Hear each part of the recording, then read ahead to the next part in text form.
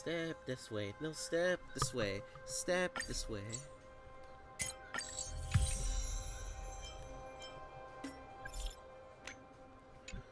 Come on, come on. Okay, Robin.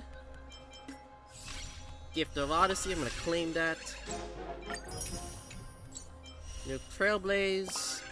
New Clocky Ignition. New Attitude.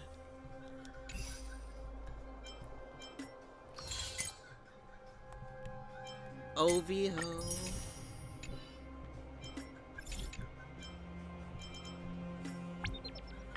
In my compensation gems. Fuck yeah, boys. Alright, we're doing 110 pull. We're doing 110 pull. Let's do this.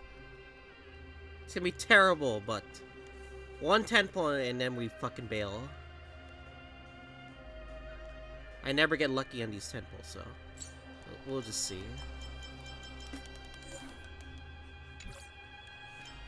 Okay, first 110 pull, 110 pull.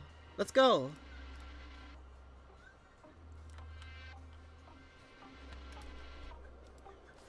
Hold up, hold up. Let me bring out the line. I'm gonna bring out the line. You bring up the line.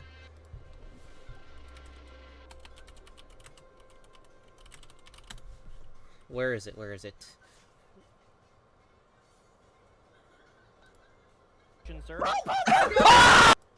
Wait, where? Oh my. Doctor, you're huge.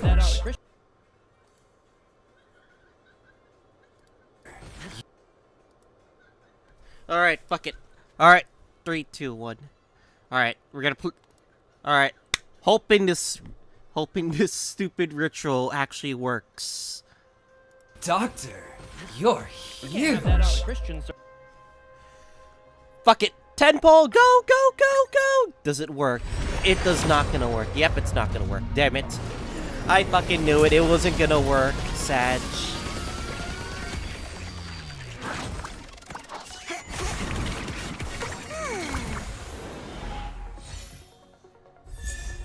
Oh, Hanya.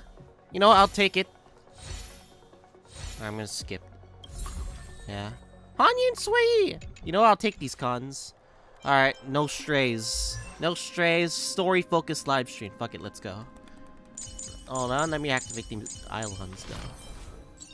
Jeez. Serving under the 10 lords as a judge of souls, I come to the world of the living to enforce their will. E2.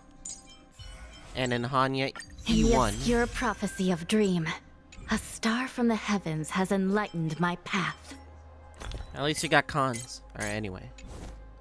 Alright, let's focus on this right now. Let's get a good team going. Lineup overview. Add preset to the interface. If only you added more teams. I'd say that, but oh well.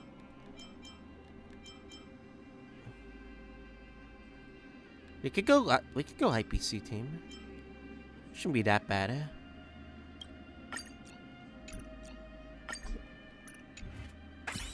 Yeah, we'll go team IPC.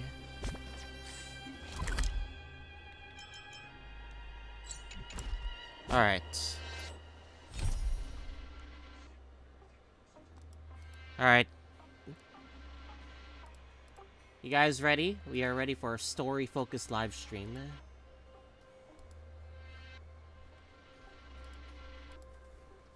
Go to your polls, Jared.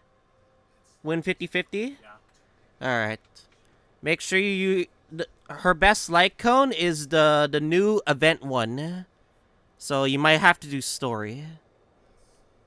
Okay. Alright. Continuing where we left off from the story. After we got cliffhangered again. Back into the express we go. 12 since now into the Charmony Festival Astro Express. Penacony's Charmony Festival has entered its countdown phase. Accompanied Don, by Clocky's what? TikToks. After 12 system hours, this grand celebration will commence with much fanfare. Why is Boot Hill here? Along with Don Hung? The fuck? I already told you! We can talk I'm sorry, Fluffy. I really have something urgent to attend to, so I had no choice but to resort to asking this favor of you all. This is already a debut. Showing up out of nowhere, trying to point the gun at Don Hung. That's gonna be a meme. Since you already know what you're doing, I'll also have to remind you of its risks. Hey, partner, what's with the hostility? I thought pulling this thing out was just a way of saying hello. For the last time, state your identity and purpose. My name's Boot Hill, and I'm a Galaxy Ranger. Booty Hill. A Galaxy Ranger? You look like you seen a ghost. Did you think we all went extinct? Well, that's the price you pay for being off-grid for too long. The righteous heroes of the hunt would never hijack the Astral Express. I ain't hijacked anything. What, chatting with someone while holding the gun is considered a hijacking? It probably is. True. Pardon my frankness, but there are plenty of rumors in the cosmos regarding the Galaxy Ranger's current status, and none of them are pretty stories. I have a hard time believing you. Oh, this is hilarious. The tale that this bunch of fools spin is getting out of hand. There's even a bit about the Galaxy Rangers being turned into gibbons by Dr. Primitive, and they're in some valley screwing around on swings. Of course, I know you won't believe me, which is also why, similarly, I have a hard time believing that you're the real Nameless. See the bullets in this gun? 9mm, an eternal classic. I may need the Astral Express's help right now, but if you're an imposter just like that one, Imposter? then this bullet might just end up in my head. Amogus hits I the can't music. allow myself to be exposed to danger. That's just the way it goes, so you all have to first prove yourselves. Huh? Where are you going?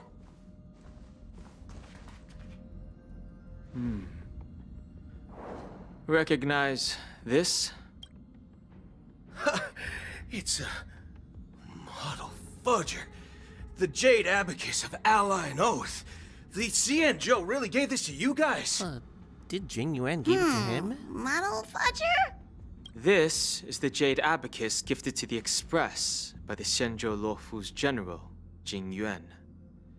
Its presence on board serves as the Shenzhou Alliance's official recognition of the Express. Is that enough? Not bad, kiddo. And across these sprawling stars, a gentle squeeze is all it takes to rustle up a whole legion of Cloud Knights. Now, I reckon that'd be one fudging sight to behold. Now it's your turn. Been ages since the Galaxy Rangers had the spotlight shown on them. And we ain't equipped with such fancy gadgets. But I've been around the block enough to know the way to handle these types of situations is easy as pie. Alright then. Feel free to toss any questions my way. And let's see if my answers can't turn your trust. If your gut tells you otherwise, still ain't too late to show me the door. And why would I play along? If I truly am a real Galaxy Ranger, you stand to lose nothing. Very Alright well then. Tell me, what kind of organization are the Galaxy Rangers? My friend, this question is a hard one. I don't think I can even consider us an organization to begin with.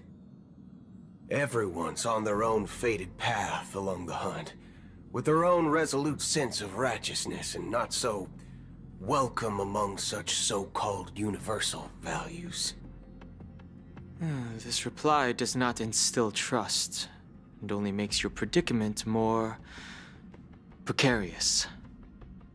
I'm guessing you're gonna ask about some form of shared faith, right? But us Galaxy Rangers don't need that sort of thing. What brings us together is a shared bottom line. Never bully the weak. Never kill the innocent. These oaths aren't some lofty beliefs, but the fundamental bottom line that one must never cross as a person.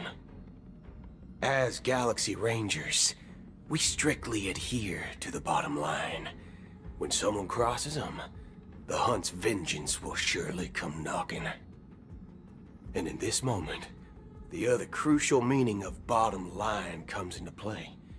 As long as you don't cross it, you're free to do whatever you please. You catch my drift? Second question. Why do you seek trouble with the Astral Express? I already said that I seek no trouble. I must go to Penacony for a matter. But I don't have an invite. And I can't even enter the family's hotel doors. If only I could borrow the Nameless's identity. The entire cosmos knows your guest of the family. Aren't the Galaxy Rangers also esteemed guests? Well, more like, didn't Acheron just took the Galaxy Rangers for herself, so... Oh, you've hit the nail on the head. This is why I'm here. Ah, It's that fine makes if a I lot tell of you. sense. The Rangers are pursuing an imposter. A son of a nice lady posing as one of us. She's on Penacony right now. My informant is a memo keeper. She's the same as all mimetic organisms, appearing Oh, one Black moment Swan? and gone the next. Ugh, she scares the fudge out of me. Still, she gave me some vital info. That explains the conversation you both had in the last patch. That Galaxy Ranger imposter. Acheron. Who is it? Is that the third question? Is it a hard question? It isn't. Just that you might not believe me. That person calls herself Acheron. And according to our informant, she could be an emanator of nihility. That's impossible. Of course he wouldn't believe it. That's what I said. Don't worry. When I first received the news, I had the exact same reaction as you. IX never gives anyone so much as a first glance, and that's perfectly normal. What reason would they have to bequeath strength unto mortals? Then you must know that emanators can also conceal their own identities, which, for many people, it's better that way. Otherwise, there'd be wanton bloodshed across the cosmos, or even, perhaps, turning their back on the path they're supposed to follow. I had the good fortune of running into an elation emanator.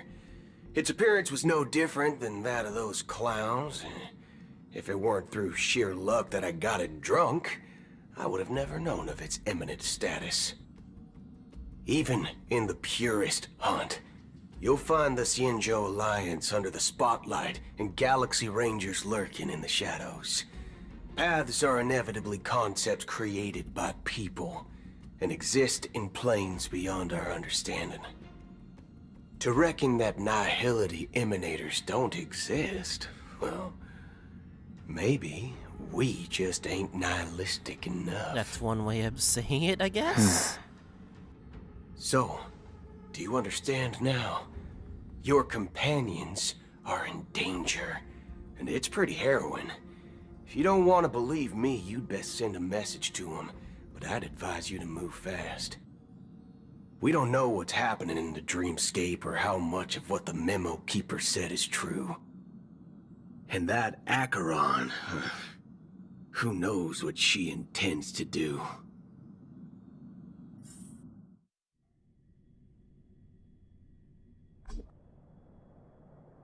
Back I don't here, intend to do anything. she sliced off the whole set when we were fighting Aventurine, but now... That's not up to you. Who are you? Did you know? People who come to the land of dreams for the first time they'll subconsciously stop to reaffirm that they're still walking on solid ground. And then they will unanimously raise their heads to gaze at the sky. Be it reality or dream, staring at the sky is instinctual for humanity. Since the day that the golden hour was completed, it's always been there, watching over every single night of decadence.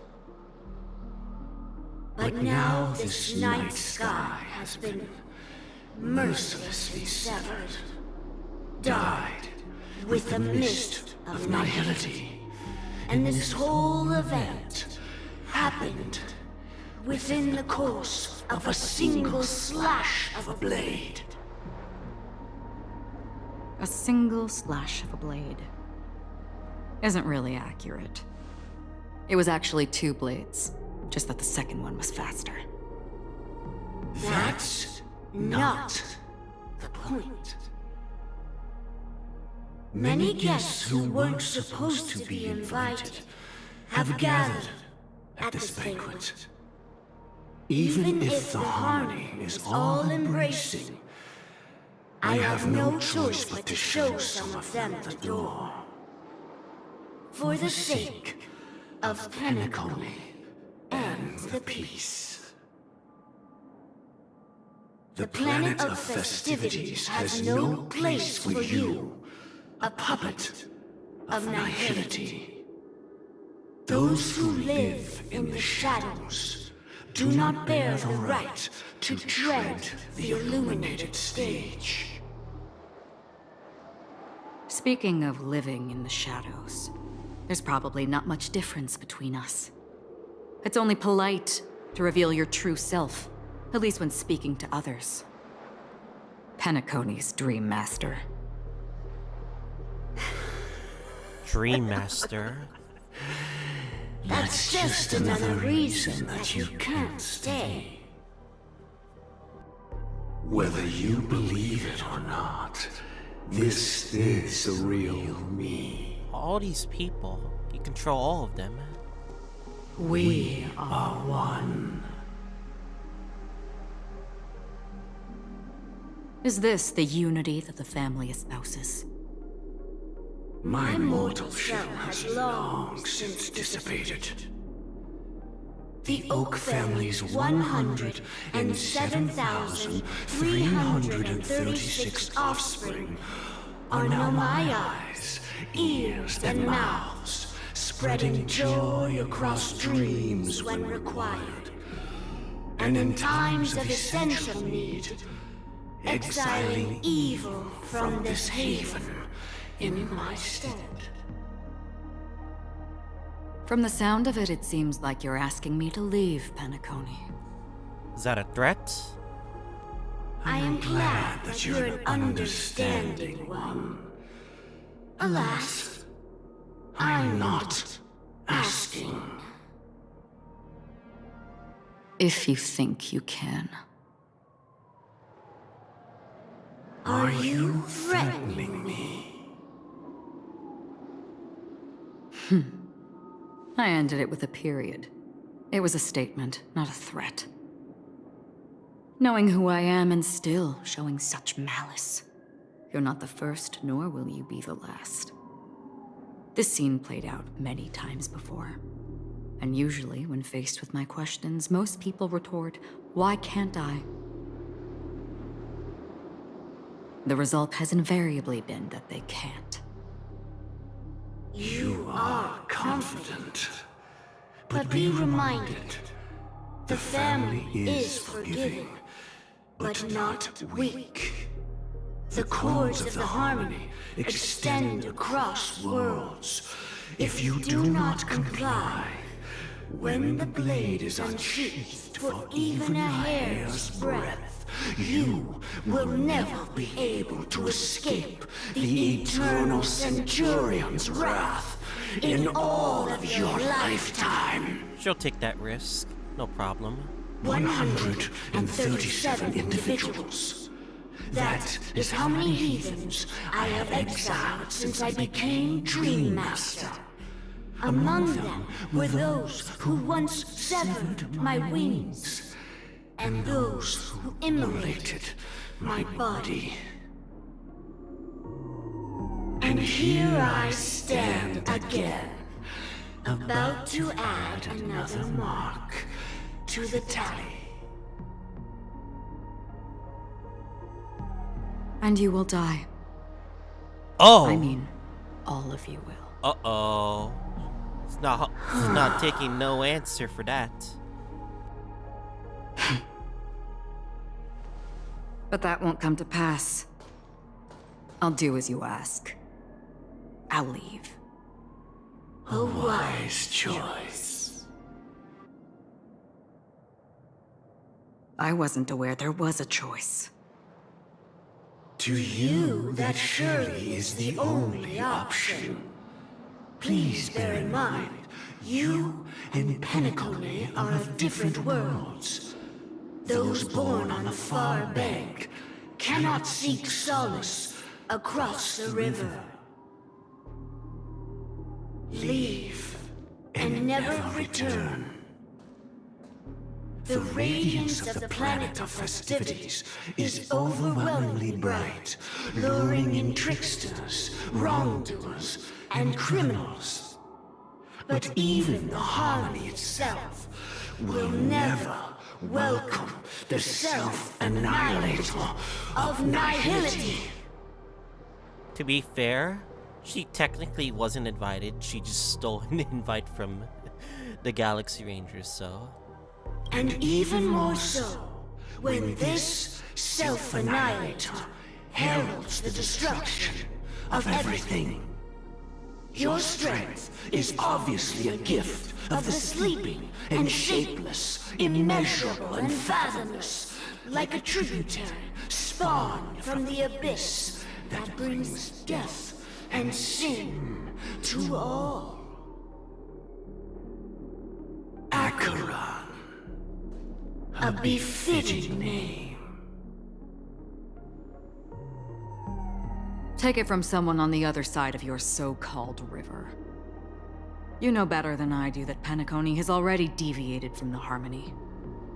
Whatever your intentions may be, I foresee only one outcome.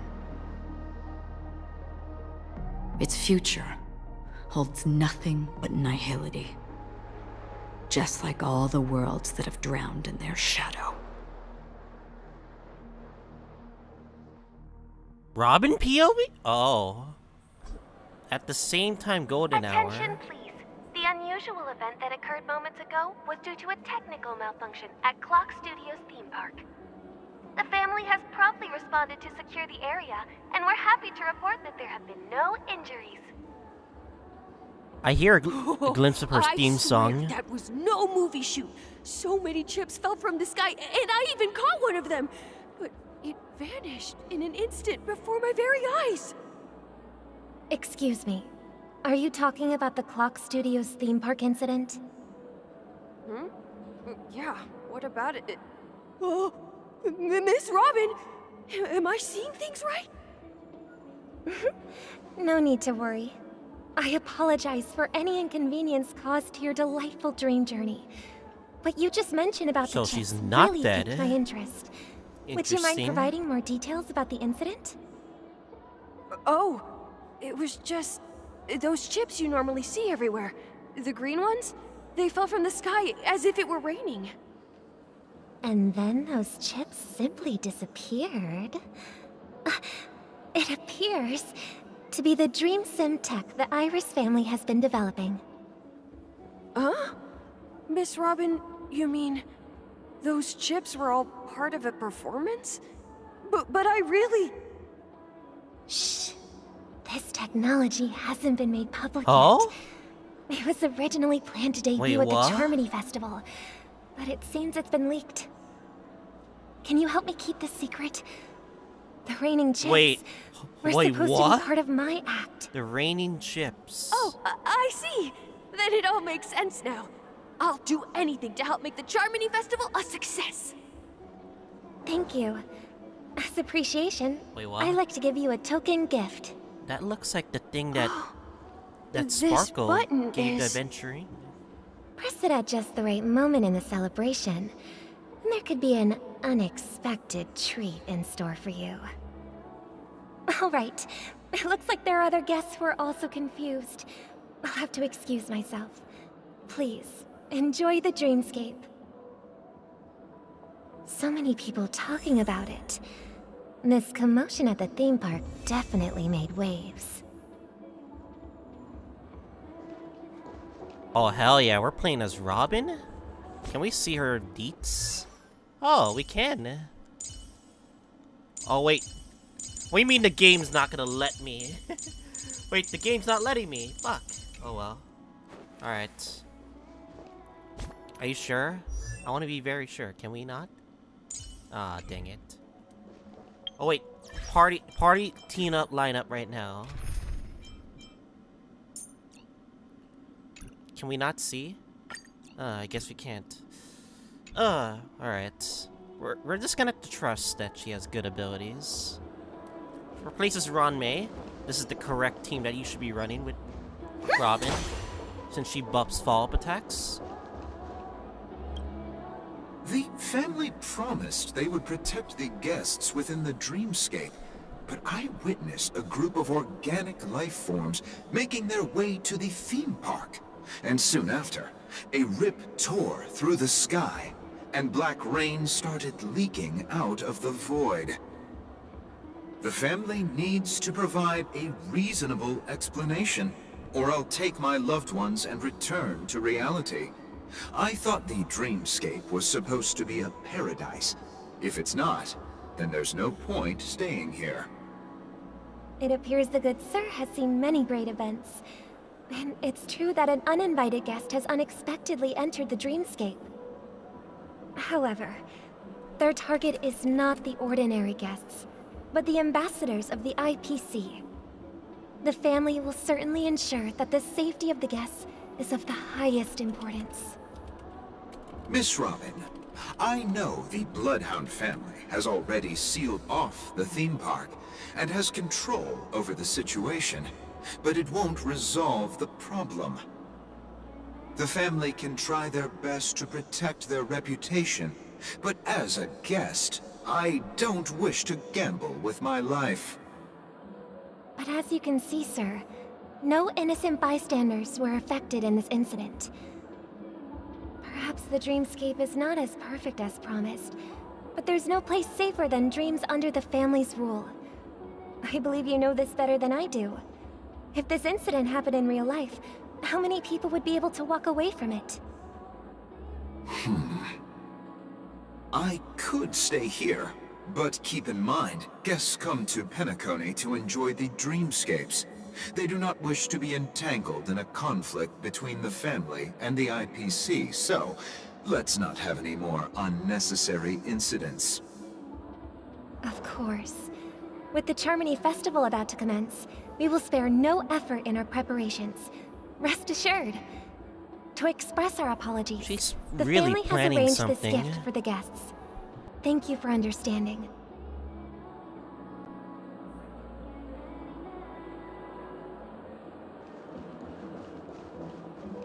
You've had This quite a guy bit to is drink. dead. Is this dude Sure you're okay? okay? I don't know, man. Alright, next one. Rookie Bloodhound family member. Hello. May I ask what happened here? Nothing to be worried about. There's been a small rehearsal mishap at Clock Studios theme park. Please stay calm. Hey, are you a fool? You don't even recognize Miss Robin? Who do you think you're talking to? I'm sorry. I've just been transferred to the Bloodhound family, and I'm still not too used to working on the streets. I didn't realize it was you. I'm so sorry. Hey, don't sweat it. You guys have a tough job. I know how it is. How's the situation looking? Oh, we've sealed off the theme park. Most guests are used to bizarre phenomena in the dreamscape, and so far, no threats have been detected. we can expect order to be restored soon. Rest assured, Miss Robin will intensify our patrols to ensure that no incidents occur. I trust you guys. But regarding what happened in the theme park, what do you hounds think about it? It's okay. Feel free to speak your mind. Well... Actually, I was there shortly after it happened. Is it true that the IPC's ambassadors came with ill intent? And that Galaxy Ranger who easily cut through the sky? Miss Robin, tell you the truth, everyone's been talking about it. The myriad factions on Penacony have already been causing unease for everyone. Thank you all for your loyalty towards the family. The planet of festivities has indeed run into some trouble. The representative from the IPC, he's trying to regain ownership of Penacony and is prepared for a hostile takeover. Of course, the family did not agree. The result of the failed negotiations is as you see it now. No wonder. So this is the main reason why the IPC staff are banned from entering the Dreamscape. Did they apprehend the troublemaker in the end? Don't worry. Mr. Sunday is currently tracking his whereabouts, and I'll have something to show for it soon. However, given the situation, the IPC surely won't let this go easily. Therefore, we are relying on you hounds to maintain the order and stability of the Dreamscape. Please be assured, Miss Robin, we take our orders seriously. We won't let those IPC cronies get away with this. Thank you for your hard work. If there are any other members who still feel uneasy, please tell them on my behalf that protecting the Dreamscape requires everyone's help. This is a small gift prepared by the Iris family for the guests. There's one for you too. Please, open it at the Charmony Festival for an unexpected surprise. I can't believe I received a gift from Miss Robin. It feels like I'm dreaming. Wait, I am in a dream. If trouble comes knocking on our door, we're not afraid to go to war. Rest assured, the Dreamscape's peace will be protected by the Bloodhound family. I feel like Sunday is really not doing his job properly. That's why every single faction is doing their own thing and he can't do anything about it. Because, like, you know. Miss Robin? That's the renowned cosmic superstar, Miss Robin! I didn't expect to meet a fan here. I'm honored. Welcome to Penacony, a world filled with wonderful dreams. I can't believe I'm actually meeting the real Robin! Shouldn't you be preparing for the Charmony Festival? Preparation is important, but the ceremony is fundamentally about sharing the Great One's harmony with everyone. If there's a chance to sing with everyone, I will not refuse. Regarding the recent mishap, I understand it negatively impacted some of our guests. As a member of the family, it's only right for me to come forward and offer my apologies to everyone. But, are you sure it was actually a mishap?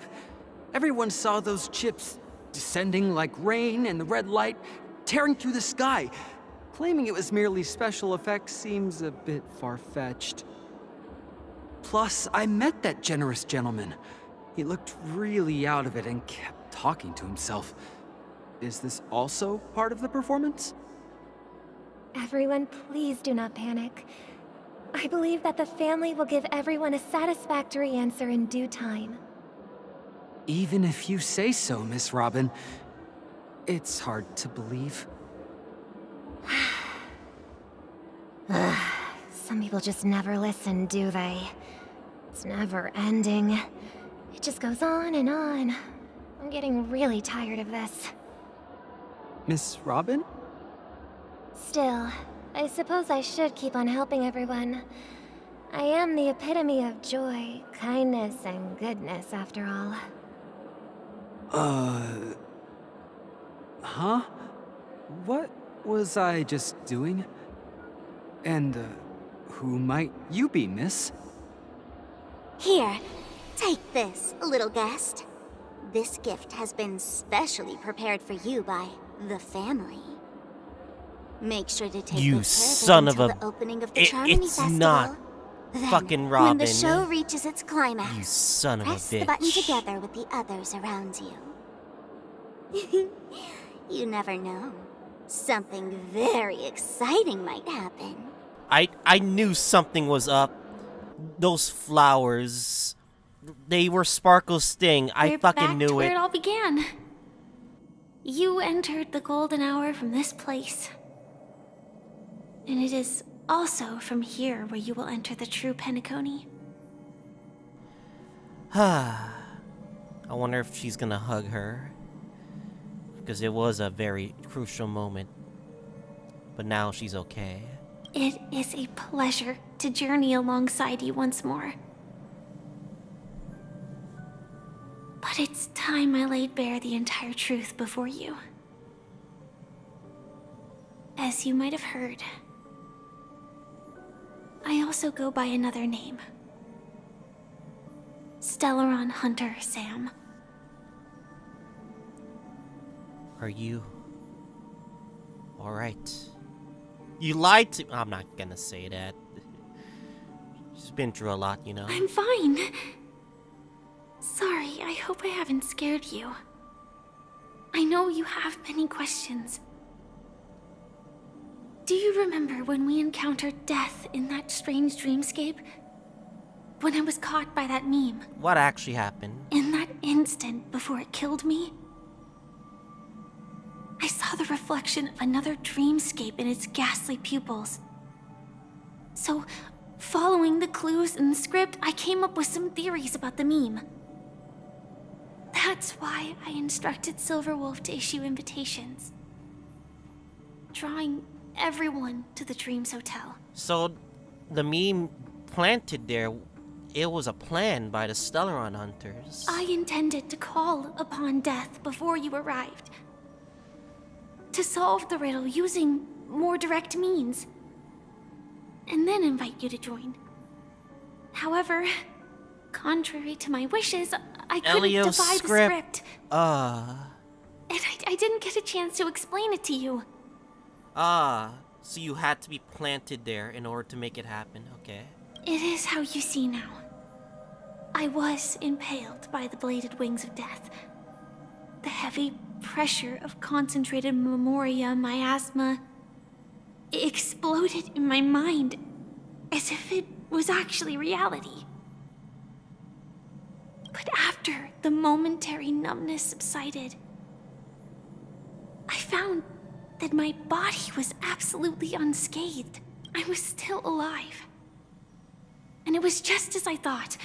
I had arrived at a place starkly different from this beautiful dream.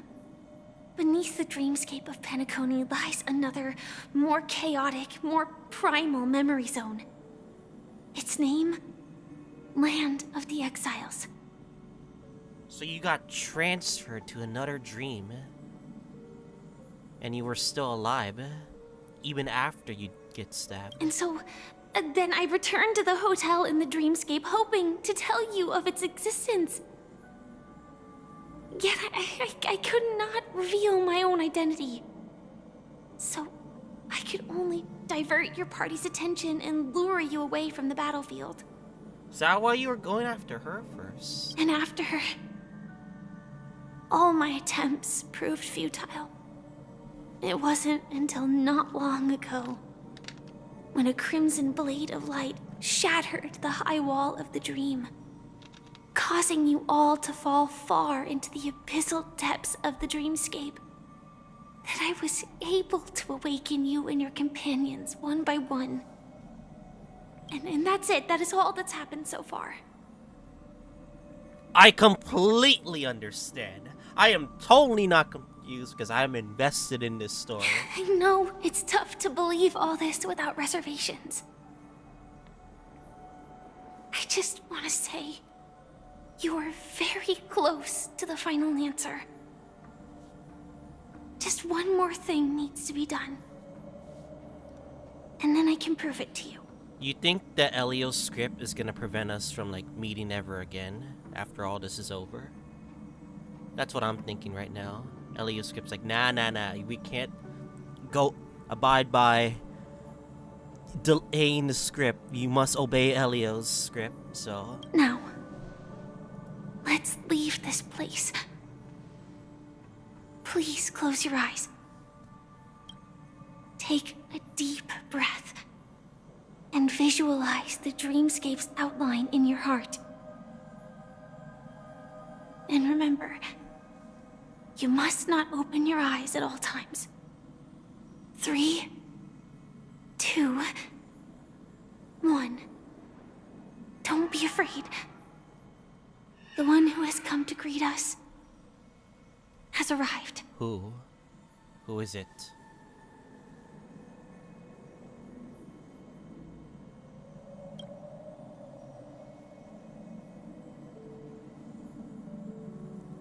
Peaceful. Who is it? Who is it? I never knew you could do this. Blade? Wait, what? Blade? What are you doing here? You have a suit. Do you have a driver's license? Oh no! Blade would be the type of guy to drive and he probably would, like, you know, crash because he's suicidal. I do. That is... surprising. Firefly, we need you to get out of this car because I don't think we should trust Blade with driving. Why? Because this is Japella, the city of sins? No, it's nothing. Oh, are they referencing the Japella Rebellion from that animated thing? I'm just thinking that you haven't slept in 20 system hours. Are you sure you're okay? I'm fine. I'll survive. Same goes for you. Don't mind me. I'm just gonna screenshot this right now, just so I can keep this for safekeeping. Okay, why, thank you very much. Let's just continue. I'm not so sure about that. Slow down a bit. Infiltration is over. Feel free to activate Sam anytime you like. There's still some time before the next part of the script unfolds. Let me stay a little longer in this body.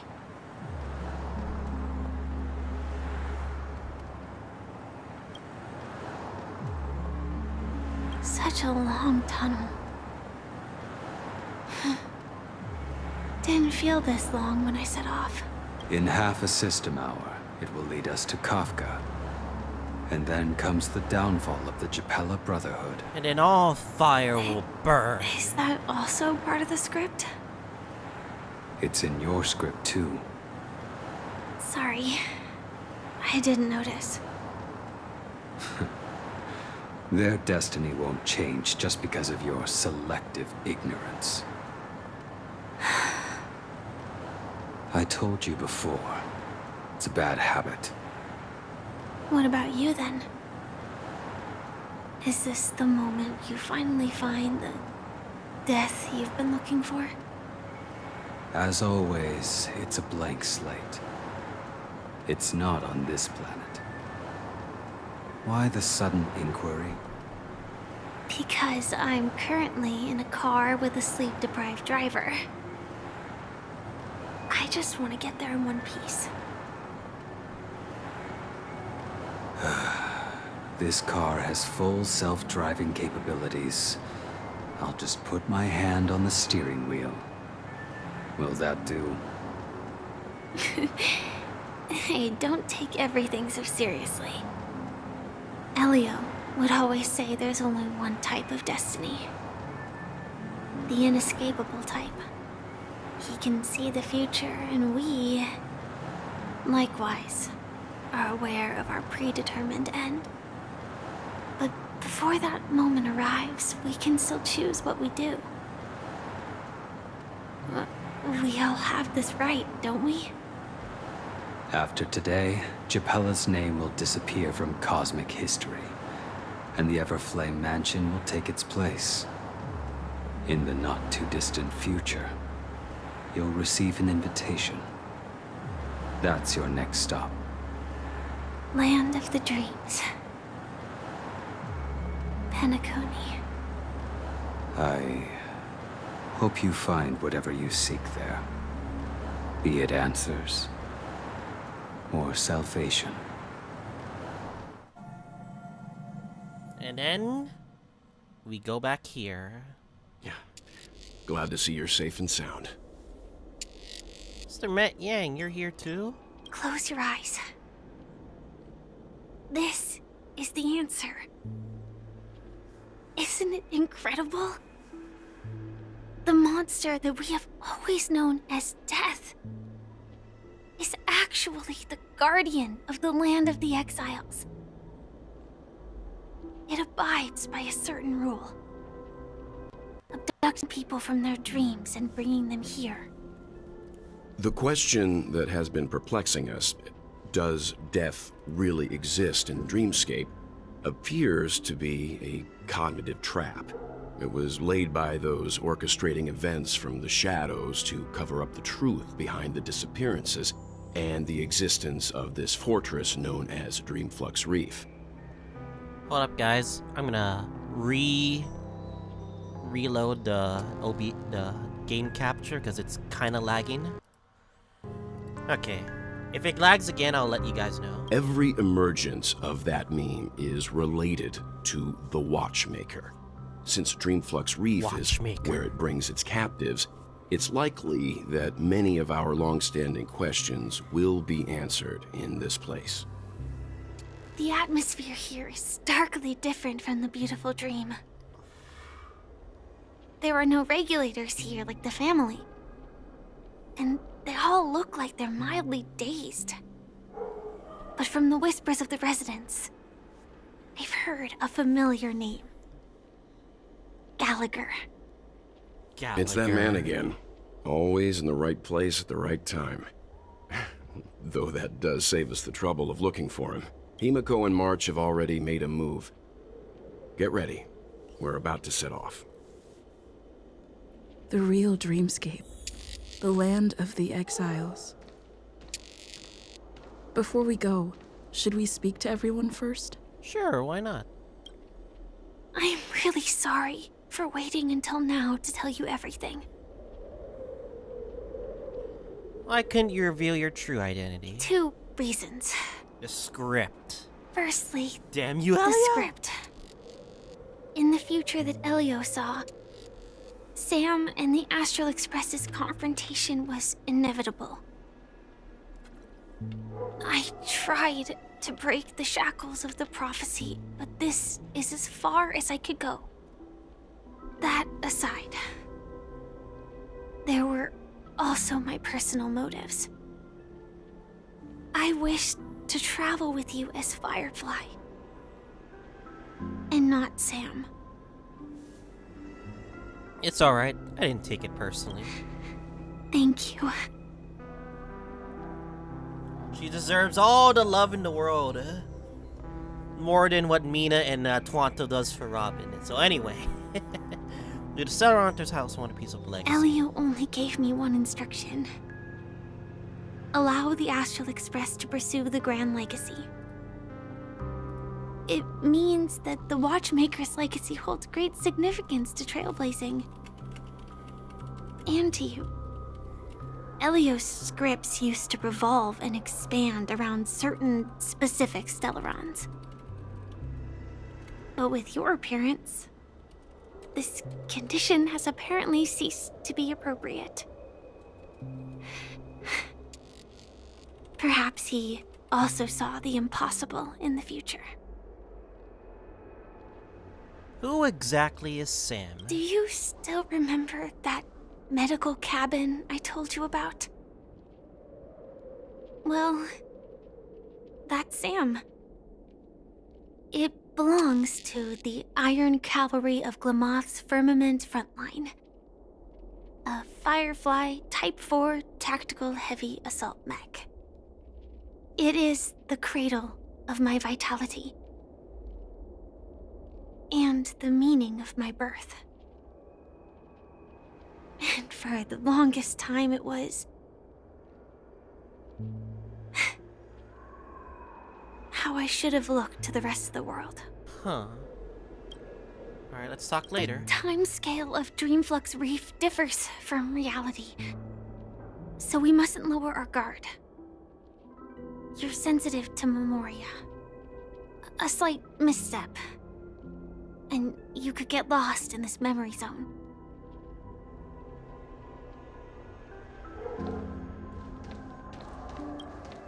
Something on your mind? Let's talk about it. Acheron's blade slash. No wonder Miss Acheron is so averse to drawing her blade. It's hard to imagine such terrifying power could reside in an ordinary sheath. If it weren't for the fact that Aventurine's power originated from the preservation, the entire dreamscape would have been affected. Don't feel burdened by this. Even without that Stellaron inside you, Aventurine would still have found other methods to accomplish his goal. Let's just believe in Miss Acheron. And given her prowess, I don't think we've got anything to worry about. What are your thoughts on Gallagher? During your investigation, he shared a vital piece of information. Mikhail, the former watchmaker who collaborated with the family to construct the Penacony we're familiar with today, had a falling out with the family for specific reasons. But this is precisely where the problem lies. You were clearly investigating a murder, so then why, as a security officer, is he changing the subject to talk about his past with the watchmaker? And now, with Firefly mentioning his name again, it's hard not to be suspicious.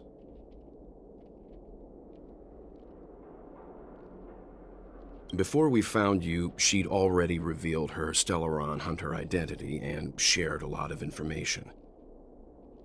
Who would have thought that the Molten Knight's true identity was actually a young girl? For her, this is a secret that she cannot allow others to know. That being the case, I think we can believe she's willing to cooperate. But she didn't reveal all her secrets. I just can't shake the feeling that her situation is different from that of the typical dreamer. And I hope that doesn't lead to any dangerous predicaments. I mean, they've clashed with the Stellaron Hunters many times, so regarding their history, it makes total sense why, so. I hope you've regained a little composure. We'll move out when you're ready. Alright, let us advance down the narrow alley. You are an owl. Oh, I have to collect these things again. I still haven't collected these from the other maps, but I will eventually do them. Paradise. Find what you're looking for. Keep going straight down this alley, and it'll lead to an elevator. It'll take us to the center of the land of the exiles. Oh, what the fuck? There's some trick to this. I'm not falling for this. Sitting down on a random couch. Alright, let's keep going.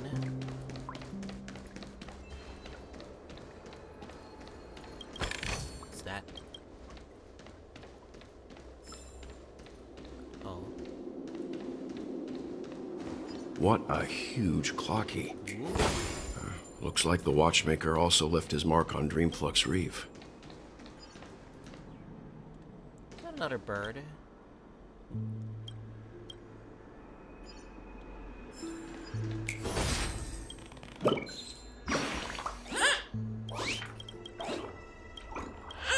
Yeah, I'm gonna have to figure out how I'm gonna get all these birds when I get the chance to do them off screen. Because I want to complete everything of all the maps, you know?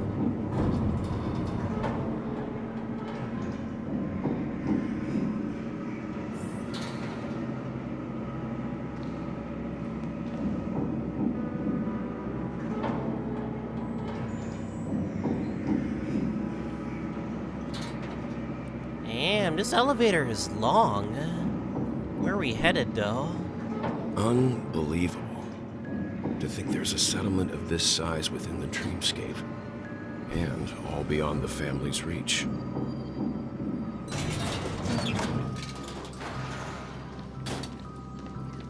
The atmosphere in this fortress is pretty different from that in the beautiful dream.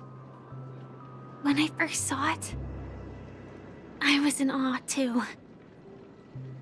The sky here, it's like a reflection of the 12 dreamscapes. What's even more bizarre is that this place is also separated into trade and residential areas.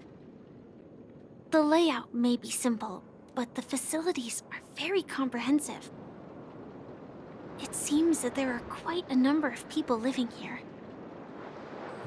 Though both dreamscapes have distinct styles, the architectural designs are quite similar. Works of the same hand, perhaps. Hard not to speculate on the connection. But there's no point in overthinking things.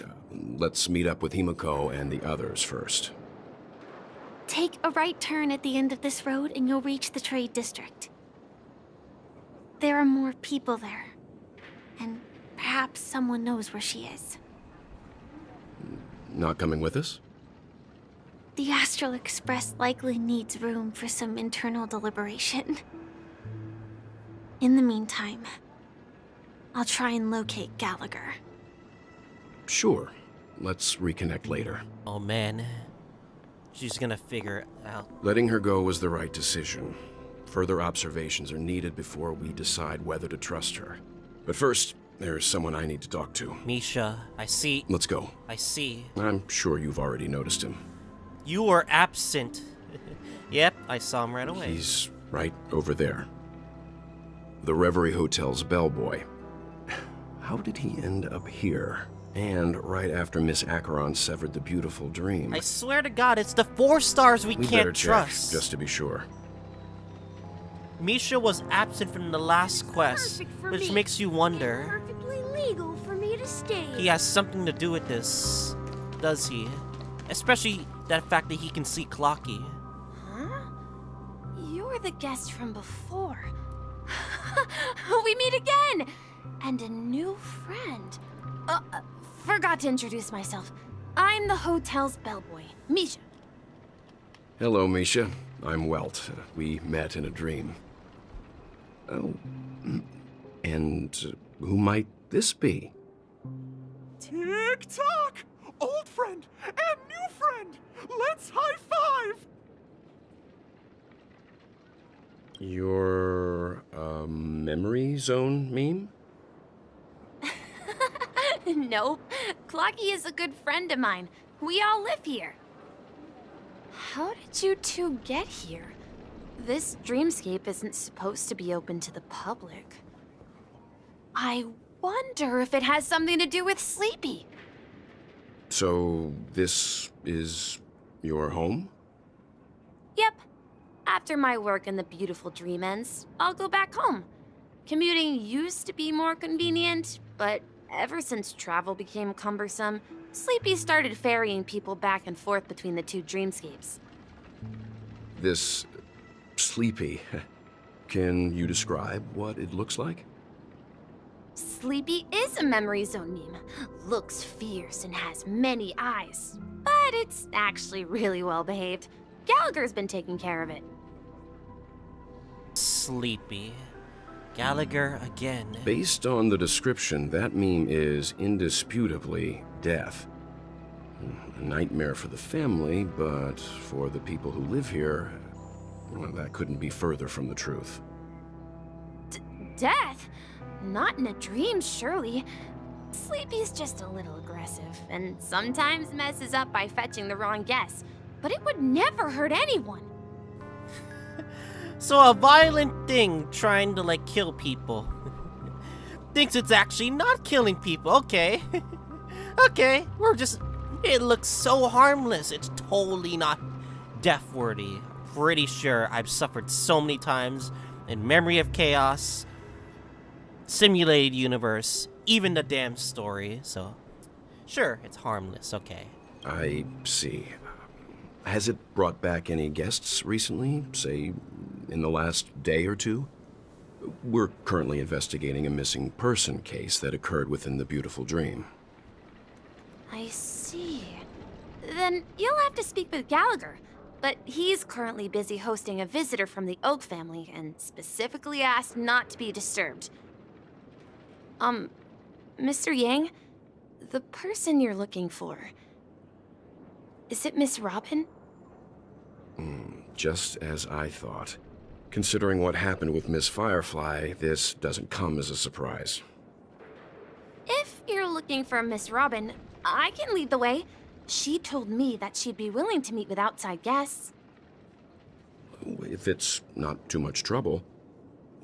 Also, we're looking for our missing companions. A woman with red hair accompanied by a girl with pink hair. Have you seen them? Oh, I haven't. But please, rest assured. Dreamflux Reef is a small place, and it's not as bustling as the beautiful Dream. But its safety is unmatched. How about this? Since it's your first time here in Dreamflux Reef, I'll be your guide and help you find your companions. And then we can all go visit Miss Robin together. She's gone to Mrs. Grace's to visit the children. She won't be leaving anytime soon, so there should be enough time. All right then, we'll follow your plan. Well, we now know the answer to both murder cases that have caused such commotion in Penacony. As for the intentions of the mastermind behind it all, we're still none the wiser. Don't worry, I already seen the lag. Let me like deactivate and activate again. Alright. Yes, that's my thinking as well. I'm not entirely certain, but we still have to find him one way or another. Say, you mentioned before that you saw a Clocky that only you could see, right? I can't shake off this strange feeling. Am I really still so young at heart? Forget it. It's not important. We'd better just follow Misha.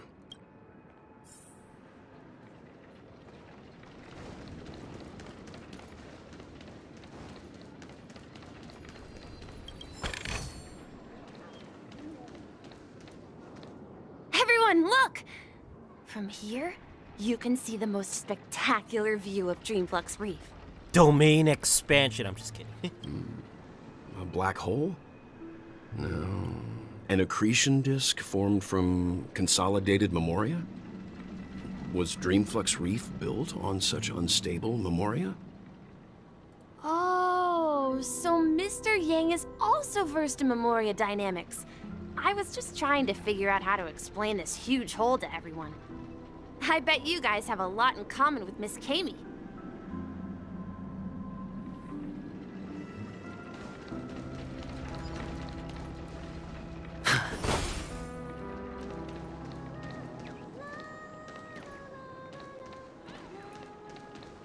Look! There she is!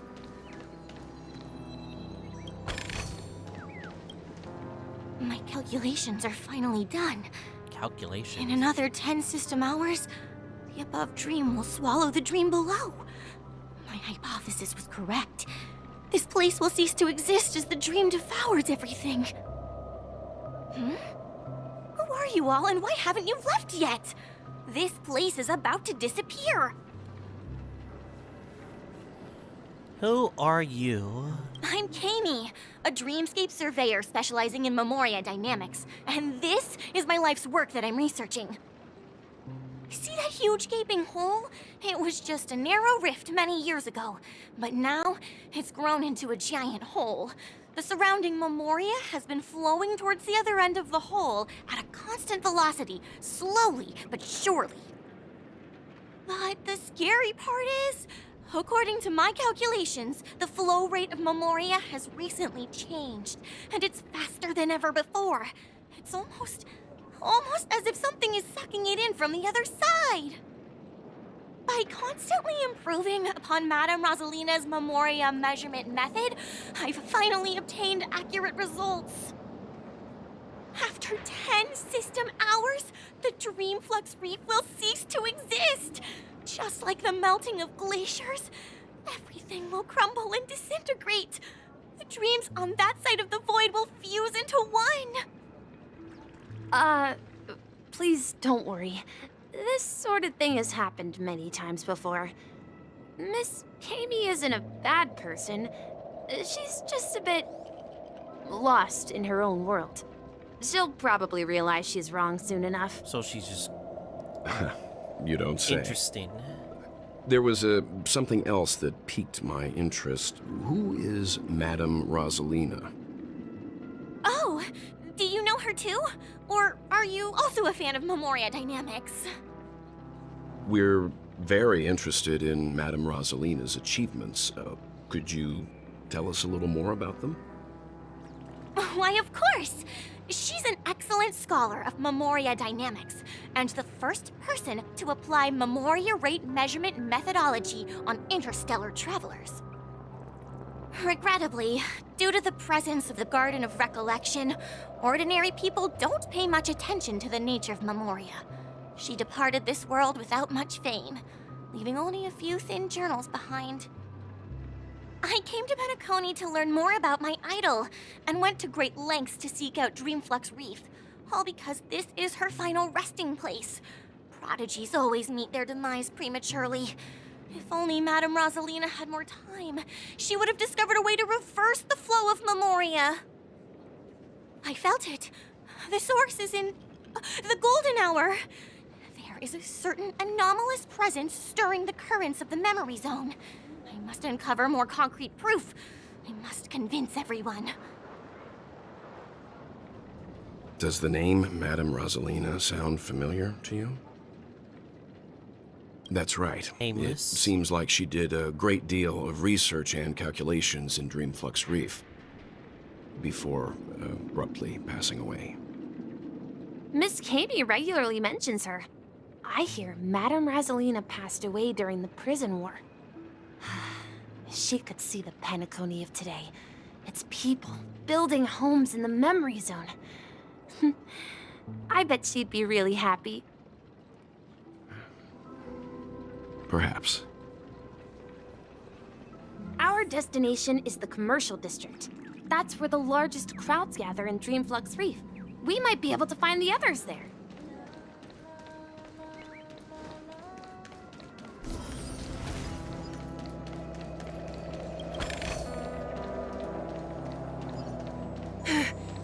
Let me go! Please, come to your senses. I'm begging you.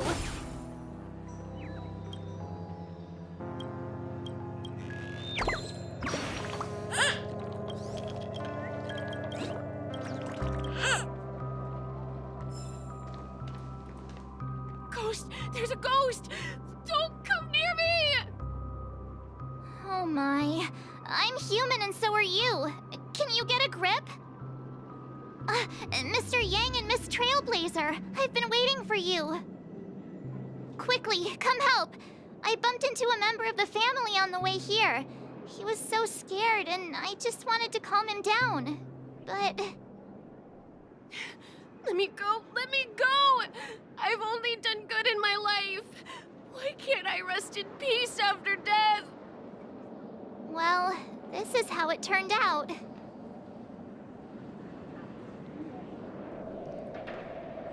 Now you should pay respect to March 7th. Me? A ghost? Don't make me hit you. He thinks he's dead. Although, when I first fell in, I also thought the same. Dear guest, this is not the afterlife. This is Dreamflux Reef. That's right. Did you hear that? Repeat after me. Dreamflux Reef. You're talking to someone invisible. If I'm not dead, what am I? I shouldn't have pushed my luck and tried sleeping in my dream. Curiosity kills the Papeshi. Visible who? You'll alert the monsters. All the dead are right here. All of them.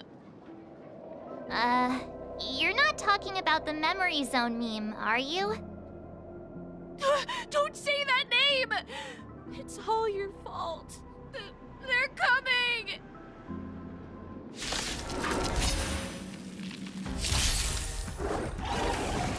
Oh, these guys aren't that bad. Eternal. Don't let me all out of them, man.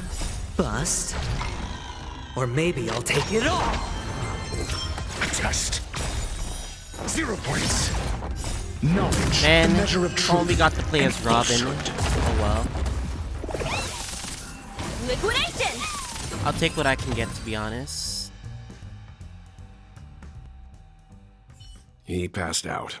His intense negative emotions attracted the nearby memory zone memes. I see. But why aren't the other people around here scared? Unlike in the Sweet Dream, people here don't see memory zone memes as dangerous monsters. And even if they pose a threat, people can easily escape by forcing a wake-up call. But we can't just leave this man here. Can we take him somewhere safe? We can ask Jessie for help. I've gotten to know many locals while waiting for you guys. Everyone here is living a self-sufficient life. I don't know how to describe it, but this place feels like the real dreamscape. Damn, I'm tempted to do puzzles, but I'm gonna wait. I want the story to be done as soon as possible. Evening, Jessie. Is it evening? Welcome, Miss March. Who might these be? These two are my friends. As for the man lying on the ground, he's a scaredy cat who fainted from fright. I see. Another poor guy who accidentally ended up here. I'll take care of him. There have been a lot of new faces lately. Things must be tough in the beautiful dream. The few remaining havens of freedom in Asdana will soon face trouble. Do such things often happen here? Not really, but they're becoming more frequent now. Guess it's one of the signs of the Sweet Dreams collapse. This man has had quite the shock. Could you help me find a Halovian lady, March? Her songs can heal mental wounds. A Halovian lady? That must be Robin. She's also here in Dreamflux Reef. Huh? Robin? But I thought she... Oh, right. If Firefly is here safe and sound, then it means Robin must be okay too. The march is a bit slow. Misha's about on to the take us to uptake. her to find out what happened. But before that, let's meet up with Himiko. You were with her earlier, right? We met some stowaways in the residential area. Most of them came from neighboring star systems. I heard that places like Dreamflux Reef are scattered throughout the memory zone of Asdana, like islands in the ocean. They existed before the family arrived. I also heard that when Dreamflux Reef took shape, it was the center of all dreamscapes in Penacony. If that's true, it's no wonder there are so many similarities between this place and the Sweet Dream. Himiko must be gathering information. Let's hurry up and get going.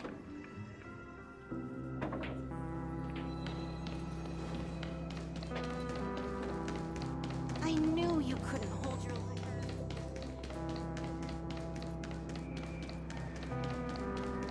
This is where we split up. She can't be too far away. So that's how it is. I never imagined we'd gather the remaining details here. To borrow Gallagher's catchphrase, what an unpredictable twist of fate. Himiko, here they are! Hold up. That voice actor. Perfect timing. Now that everyone's here, I'd like to introduce everyone to Micah, who's partly in charge of the land of the exiles. Micah, these are my companions. It's a pleasure to meet the nameless. You know us? I've been keeping an eye on you since the day you arrived in Penacony. We would have met under more appropriate circumstances if Dreamflux Reef hadn't been isolated from the 12 dreamscapes. No way. Don't tell me that's Alex Lee. That tone is so familiar. That's definitely Alex Lee. Shout out to Alex Lee, by the way, so... If that's really him, so... Anyway. Please, allow me to formally introduce myself. I'm Micah, the gravekeeper of Dreamflux Reef. I'm not wrong, right? You guys hear it too, no? Alex Lee? The voice of Luke from Street Fighter 6? Makoto Yuki, Persona 3? I'm not crazy, guys. Sung Jin Woo, solo level... Anyway. Gravekeeper? Life in Dreamflux Reef is pretty liberating. Everyone here mostly keeps to themselves, without meddling in others' affairs. My daily task involves cleaning a few tombstones. You're too modest, Micah. When lost dream chasers stumble upon this place, you're the one who takes care of them, guiding them back to the sweet dream, or showing them how to survive the wild dream chaos. So, guardian of sorts. Were you talking to me, Mr. Yang?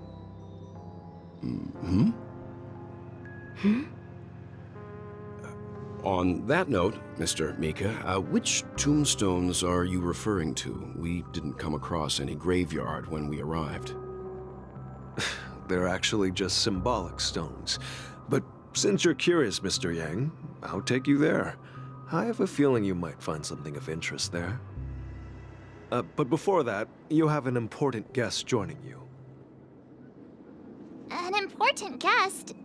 Who could it be? This way, please.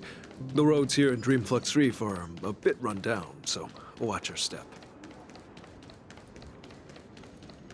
Guys think I'm not crazy. I know it has to be Alex Lee, no?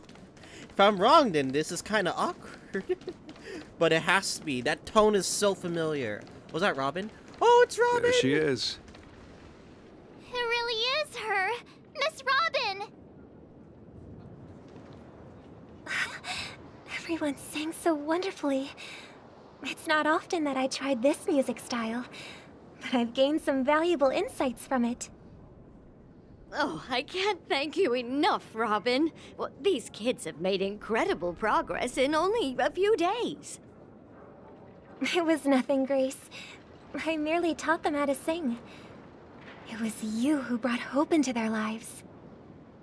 Life must be quite difficult for them in reality, I imagine. That's right.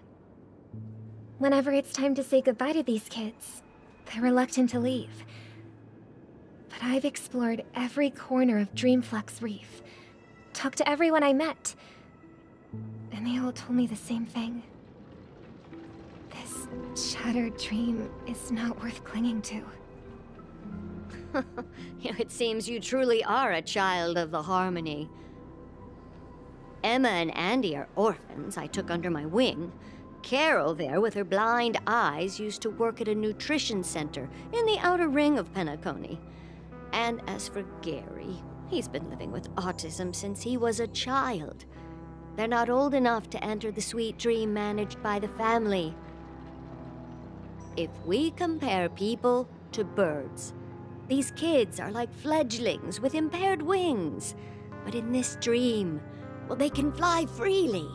Even if they stumble along the way, well, they're still relying on their own strength. And me, an old lady with no legs. Well, without this dream, I couldn't even walk toward them.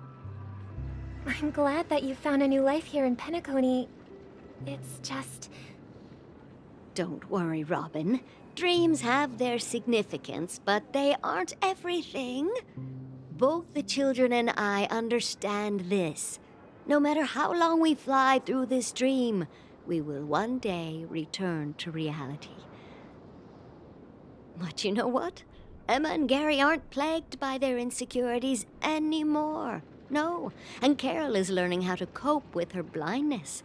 And Andy is livelier than ever. Well, even I've become more optimistic.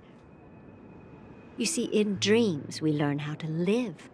Once we return to reality, we learn how to survive. And should our feathers be damaged, then we share our wings with one another. There's no need to covet an illusory sky in dreams, because we have the right and the ability to fly towards a broader horizon. It's a relief to see you safe and sound, Miss Robin. It's nice to see you all again, Astral Express crew. I heard my disappearance caused quite the commotion out there. I'm really sorry about that. Since you're here, can we assume that you're fully aware of the situation in Penacony? Ever since I returned to Penacony, my voice started to change, until it gradually faded away. At first, I thought it was a temporary ailment, perhaps due to having been away too long. I thought maybe it just takes some time for my body to acclimate to the high concentration of Memoria and Asdana. But now it seems the root of the problem goes way beyond me. There are elements around me that don't align with the harmony. Losing my voice is just one of the signs of the Sweet Dreams collapse. The Sweet Dreams collapse. That memo keeper mentioned the same thing. So it's real. While I was away from Penacony, the boundaries of the 12 dreamscapes kept expanding outward. But whenever I mentioned the anomalies in my dreams, all the family heads refused to talk about it. Only my brother was willing to respond. Later, I discovered the secret letters from the IPC ambassador, which further convinced me that there are hidden secrets beneath the surface of Penacony. So, following the clues in the Oak family's dossiers, I found my way here. The land of the exiles, concealed by the family under the guise of death. A dream within a dream, where Penacony's past is buried. Hearing you speak, it sounds as if your voice has made somewhat of a recovery. I hate to admit it, but the harmony in this place resonates more broadly than within the Sweet Dream. It's regrettable, but the family has experienced betrayal. The traitor, or traitors, abandoned their original principles and, using the name of harmony, exploited people's weaknesses to turn Penacony into the planet of festivities, trapping everyone in the illusion of the Sweet Dream. Huh. This is not the strong defending the weak, but rather the strong exploiting the weak. A world without equality won't ever be favored by the harmony. And naturally, those voices blessed by them have lost the ability to sing. Could there be another force influencing the family's shift in philosophy, Miss Robin?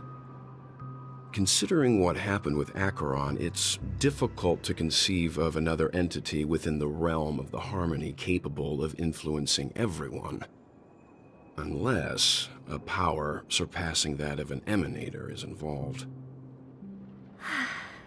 I'd heard about what happened to the Xianzhou Alliance, but as far as I'm aware, the family hasn't faced any such external interventions.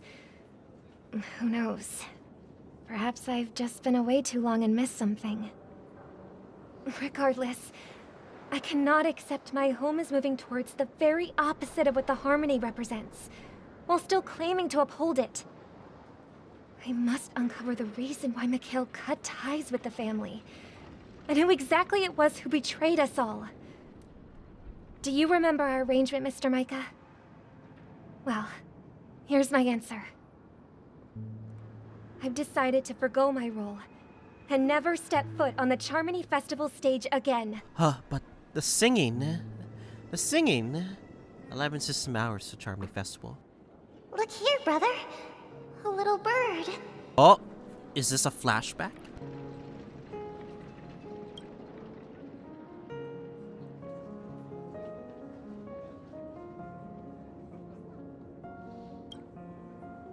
Looks like a fledgling Charmony dove. But Charmony doves don't live here. So how did this little bird get here? Maybe its parents abandoned it? It looks weak and frail. Why don't we find something soft and make a nest for it? This place is too dangerous for a fledgling. Let's take it with us. We can put it on the wooden shelf in front of your window. Okay. A bird like that must have a beautiful singing voice. But where will it live? I'll ask the family head to build a cage for it. A cage? But then it won't have the freedom to fly, right? Let's see. What is it that has captured the attention of the two best interpreters of the Great One? To the point that they've forgotten how to enjoy their dessert. Oh, poor little thing. Doesn't look like it's doing well. Do you want to rescue it? I do. But I don't want to lock it up in a cage. Why? Even if it's small and not fully feathered, and can't sing, it didn't come into this world just to be locked up in a cage. Birds, they should be flying free in the sky. That's quite the romantic idea. And what about you, a young scholar? Do you agree with your sister? I think she's right. But if we leave it out in the wild, it won't survive for more than a few days at best. Ah, I see. It seems our little scholar is still a bit unsure. Well, let me tell you youngsters a story. As you probably know, Charmony doves can fly through the air. When they fly really high, the friction caused by the flapping of their feathers against the atmosphere creates amazing lights, so that they look like shooting stars. We've seen this spectacle so many times that we think it's just something they can naturally do. But that's not the truth. Their radiant display is the result of countless struggles against nature over generations. Their ancestors were too weak to survive on the ground, so to escape predators, they started seeking new opportunities in the air. After countless attempts by many generations, one of them finally figured out how to fly. It soared into the sky and never looked back at the ground again. So, you mean birds aren't born to fly, but they find a way to do it through their determination? Why do birds Right? fly? Well, that's an idealistic way of putting it. So, what are your thoughts, Sunday?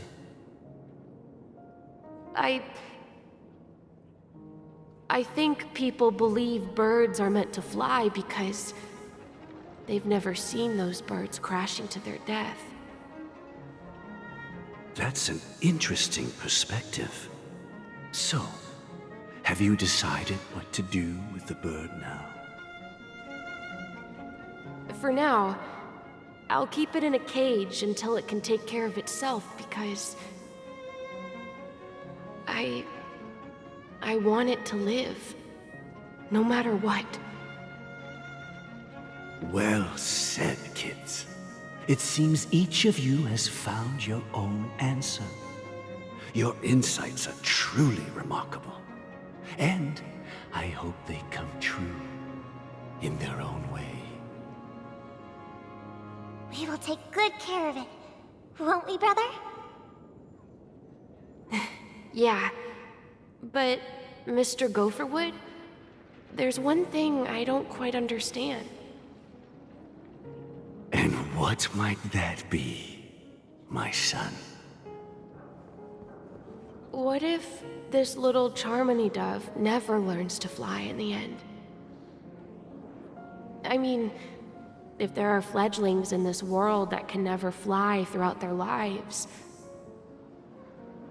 should we let them go back to the sky, only to see them crash to the ground and die? Talking in your sleep, Birdie? Time to wake up.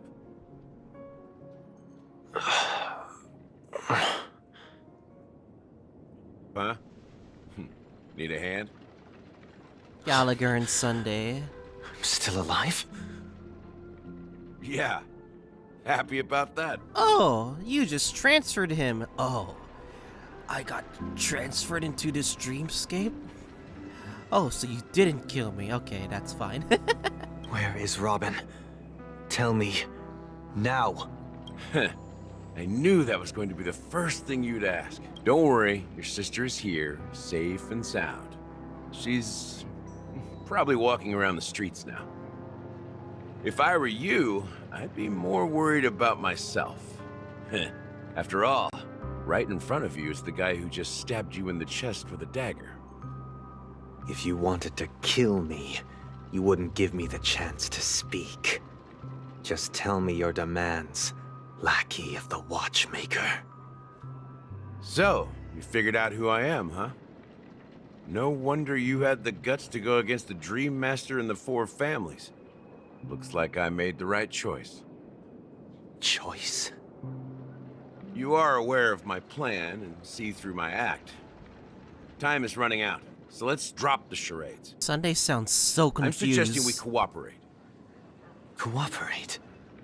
What makes you think I'd cooperate with you? Well, considering the fact that your place is all fucked up and you don't know how to run a whole area, so you might as well cooperate. The fact that the famous Robin has chosen my side. Plus, some clues about a traitor and a bright future for Penacony. Any of that catch your interest? I find it hard to believe a man who's full of deception. Fine. You don't have to trust me. What you should trust is the sense of justice inside of you. Show me Robin first. All right, as you wish.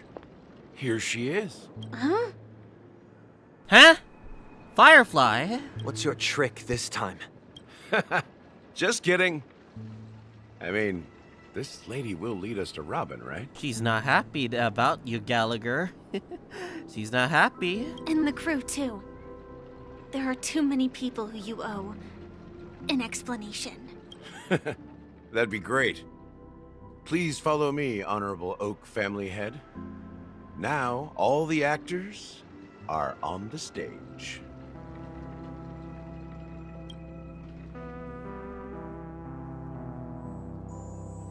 This is the monument I mentioned earlier. The names inscribed on it should be familiar to all of you.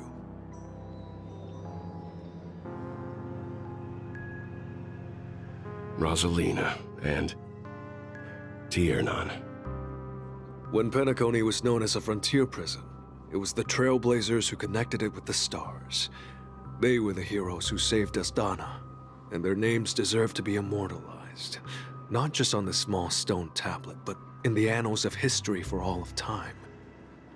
However, today, the planet of festivities is nothing but sweet dreams. That heavy piece of history is all a distant memory. Just like that prison. If their names are inscribed here, then that means... According to Micah, they died long ago. Rosalina was killed during the War of Independence. She ventured alone into the heart of the star system to investigate the flow of Memoria, but she never returned. Building your own... was a skilled gunslinger. Ignore that. That was a strong stupid and ad. reliable. He led the people through countless battles, but he didn't live long enough to witness the arrival of true peace. In the decade following the war, Penacony faced challenges internal and external.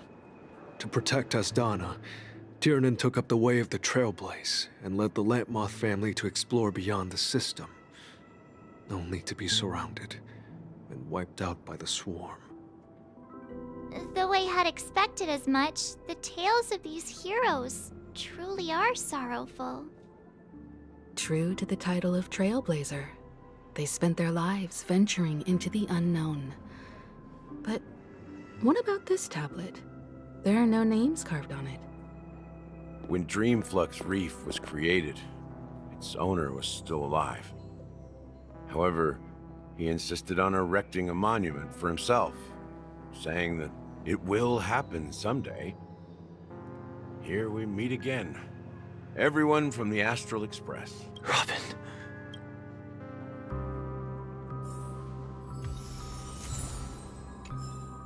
Oh boy. Tensions are rising. Anyway, let's talk to each and every one of them. Brother. There's no need for words. You're safe, and that's all that matters. I hope you learn to run your area better, Sunday. I'm just saying. Well, I did my job. I gathered everyone here. Gallagher will explain the rest to you. Take care. Huh. The atmosphere sure is livened up with all these people in here. I brought Gallagher here. It's time to face the truth. I promised to give the siblings some privacy, so let's talk about our business first. What do you say? That sounds sensible enough. Since you went through the trouble of gathering the family heads, the crew, and the Stellaron hunters, I'm guessing you have something important to say, Mr. Gallagher? Oh? Is it that obvious? The look on your face is practically screaming, I'm the one behind all this. You're right, Mr. Yang. It is indeed time to come clean on everything. The siblings already know what they need to, and they've made their choice. But you, Nameless, arrived a bit late. So it's only fair that I answer your questions. Before we begin, let me reintroduce myself. I'm the founder of Dreamflux Reef, the deputy of the watchmaker, and the one who sent out that invitation. As Gallagher, the history fictionologist, I humbly extend my greetings to you all. Fictionologist. Huh. History fictionologist? So what, everything you told us was made up? Well, don't worry. Almost everything I shared was true. Well, except for the part about the family accepting me back. I double-checked with Micah, and everything he said about the family, the watchmaker, and Mikhail is true. Thank you for your understanding. Now let's get down to business. I'm sure you're all wondering why I went through the trouble of setting up this battle for the legacy, inviting different factions and stirring up a ruckus all over Penacony. Well, it all boils down to something very familiar to all of you. The Stellaron. The Stellaron? But how is that possible? Penacony is a free-flowing interstellar hub. There are no signs of contamination whatsoever. You're totally correct. So, care to take a guess at what that means?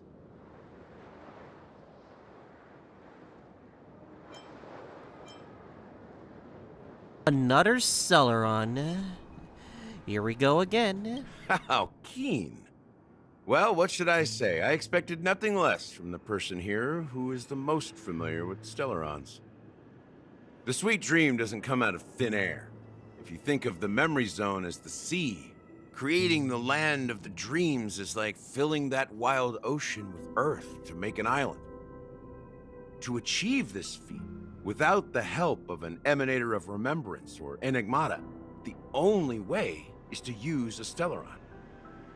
And that's not something you can achieve with a simple wish. It requires vast quantities of knowledge, time, and manpower. I'm sure you get what I'm hinting at. In Azdana, the planet of festivities itself is a Stellaron disaster. The planet of festivities itself is a Stellaron disaster? It all started a long time ago, back when the watchmaker and his crew liberated the frontier prison. They faced countless challenges as they began building Penacony from the ground up. That's when the idea of using the Stellaron came into play. It's always every planet we go to is always a Stellaron. It makes no surprise that it's the same thing. Why am I not surprised? But anyway. The Stellaron first entered the Asdana system during the war. The Nameless warned everyone against the folly of attempting to tamper with such a power, and most heeded their words. But there are always people in the shadows with ulterior motives. The turning point came after Tiernan's death. With 2 of the Nameless gone, the Watchmaker had to go to the front lines. It was at that moment his rivals saw an opportunity. By the time a representative from the Montour Systems family arrived at the Watchmaker's call, the Stellaron had already been activated and was seeping into the primordial synesthesia dreamscape. And I suppose the family happened to possess the knowledge to seal the Stellaron? Not just that. They knew far more about the Stellaron than the average person. They helped Mikhail swiftly quell the civil unrest and played a part in building Penacony under the disguise of the Harmony. Those 3 eras were known as the Age of Dreaming. The Watchmaker, who had been left in the dark, sent out invitations across the universe, spreading the hype around the land of the dreams. Then, how did they turn against each other? Remember the island in the ocean metaphor? The truth is, the Stellaron was never truly sealed. It existed in a different form within the dreamscape. Think about this. What would it cost to create and maintain such a lavish dreamland? It's people's lives. The opulent dream is built upon the decay of spirits, with a toxic elixir called pleasure flowing through the dreamscape. It tempts people to indulge in the dreamscape, and gradually their minds succumb, becoming nourishment for the sweet dream. Confusion, laziness, and cowardice, weaknesses that plague humanity, were magnified and nourished by the family. Penacony became a new kind of prison, even more impenetrable than the previous one. Sadly, we realized this far too late. By then, the family had a firm grip on Penacony, swiftly quelling any opposition that arose. At my wit's end, I had to use the power of the Enigmata, and sought refuge in this chaotic realm. Over the years, I created a meme within this dream for our use. Dormancy. That's its real name. We exploited a loophole. You see, regular people can't fall asleep again while they are inside the dreamscape. Oh. So this is the true meaning of the impossible. You sent out invitations in the Watchmaker's name to find forces capable of resolving the Stellaron disaster and draw them into Penacony to uncover the truth. It's not just that.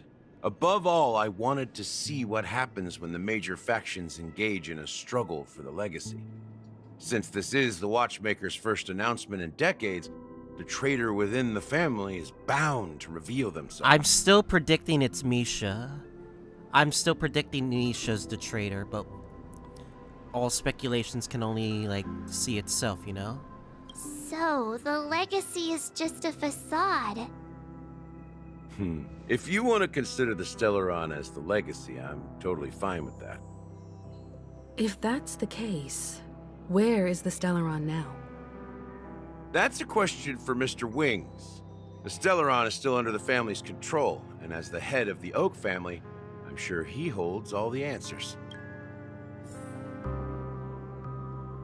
Go ahead. I'm sure Mr. Wings holds all the answers. As I suspected, the core of this issue lies within the Stellaron. You all look quite serious. Is there anything I can do to help? He's acting all innocent, but once he reveals itself, it's all gonna be over. But if I'm wrong, then this is gonna be pretty awkward. Are you done talking? So, Will you tell us where the Stellaron is? It is the Penacony Grand Theater itself. As I suspected. It's the embodiment of the family. The edifice that first materialized within the Sweet Dream. That's what turned Penacony into its current state. As for the person who employed its power, it is in fact Mr. Gopherwood, the current Dream Master. Well, that was easier than I thought. Did you conduct your own investigation already? Correct. When I was trying to track down the person who murdered my sister, apart from you, Gopherwood was my second suspect. Confronting me first turned out to be a smart move on your part. I didn't have other options. The Dream Master has been elusive, and even the heads of the families can hardly get an audience with him. Moreover, Mr. Gopherwood has been kind to my sister and me. And I didn't want it all to end like this. What do you mean by that? To be honest, my brother and I are also victims of the cancer of all worlds. We grew up as orphans, and were adopted by the family when they came to help. Mr. Gopherwood recognized our potential and brought us to Penacony. But I can't just stand by and watch Mr. Gopherwood become an enemy of the Harmony. I won't use my voice to support an evil cause. I won't step on that stage and sing, no matter who the traitor is, or what orders they give me. I won't let the Charmony Festival become an event that destroys Harmony itself, or the paradise in our dreams. Indeed. For the paradise in our dreams. As the head of the Oak family, I'm responsible for ensuring Penacony's promising future. Robin and I will head into the Sweet Dream and confront the Dream Master. And if it turns out that the family has truly strayed from the Harmony, I'll fight alongside you. We'll put the Charmony Festival on hold and make sure Mr. Gopherwood pays for his blood debt. The enemies you are about to face aren't like this old dog here, who can barely even bark. Since our interests are aligned, why don't we team up? Maybe, just maybe, we'll have a shot at success. We have always been following in the footsteps of our nameless predecessors, and there's no reason to stop now. Yeah, we Nameless won't back down from a challenge. Isn't that right, Miss Trailblazer? Nah, I'd surrender. Peace was never an option. How dare they use a Gojo phrase for this dialogue, god dang it. Exactly! It's time for the crew to save the world once more! Rest assured, sitting on the sidelines isn't in our nature. Mr. Sunday, Miss Robin, I'm willing to accompany you on behalf of the Astral Express. Having a third party present should help with negotiations, and could make all the difference if things get ugly. Thank you, Mr. Yang. Thank you all very much. The Charmony Festival is about to start, and time is against us. We must hasten. Everyone, let's gather over here. We still need to make some preparations. I may have been quick to step up to the plate, but confronting the Dream Master could be a very dangerous affair. Huh? Even you're saying that, Mr. Yang? It means a Stellaron, so... How powerful is that Dream Master? He's the leader of the families of Penacony, and he has the entire power of the Harmony behind him, not to mention the Stellaron in his possession. We must proceed with great caution. Maybe you can just stay behind this time, Mr. Yang? No, that won't do. Even if we count Robin as an ally, something felt off about Mr. Sunday just now. Although, I can't quite put my finger on it. I have to make sure he won't turn against us when things start to get dicey.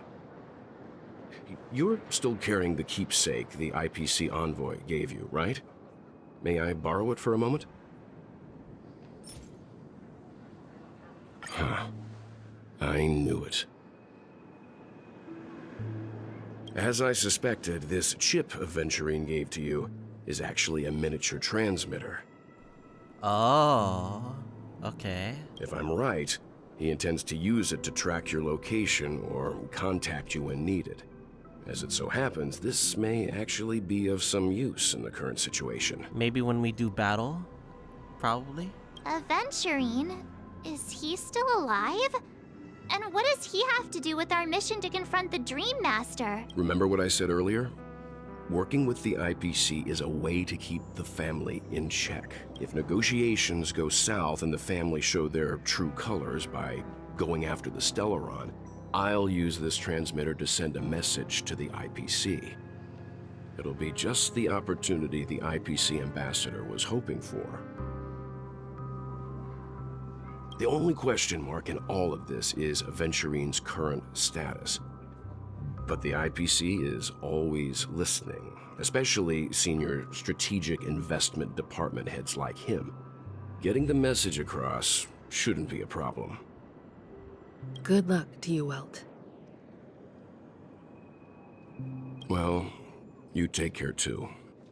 If anything goes wrong, don't worry about me. Just make sure to seal the Stellaron. Spoken like a true hero. Even if the Dream Master is innocent, the family's corruption runs deep. I won't make the same mistake Mikhail did. Let's wish him the best of luck. Don't you have something else to tell us, Gallagher? Why would you say so? Before we departed, the conductor asked us to inquire about the 3 nameless in Penacony. We've already collected intel about Rosalina and Tiernan, so the only one left is Legwork, if I'm not mistaken. We've already met him somewhere, haven't we? It's not enough to say meet, but the answer is pretty obvious. After all, I've hinted at it in quite an evident way. I've been watching over you ever since I received the reply from the Astral Express. And I've seen the great effort you all put into linking different realms together across the cosmos. And now, after getting this far all in one piece, you have truly proven yourselves. Miss Himiko, were you the one who repaired the Express and got it sailing through the cosmos again? Yes. And you two, young Nameless, you have very interesting life stories and extraordinary skills. God damn these replies. Alright, keep them coming. I don't know much about my life story, but I do have extraordinary skills. You're full of energy. Please send my regards to the conductor, Pom Pom.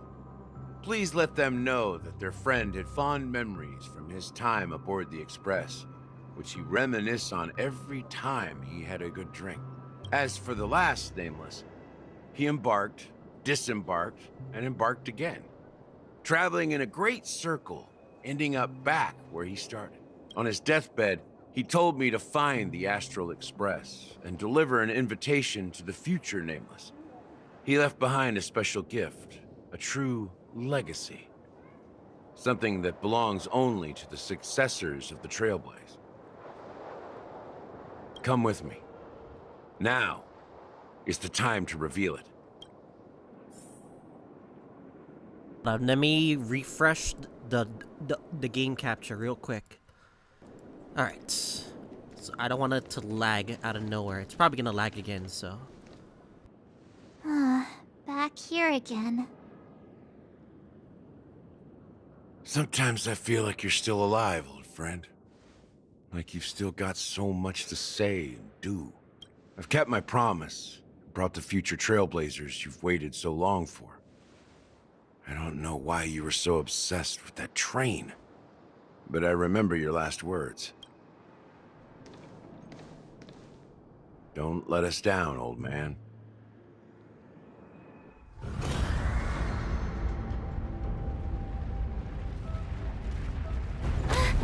What's happening?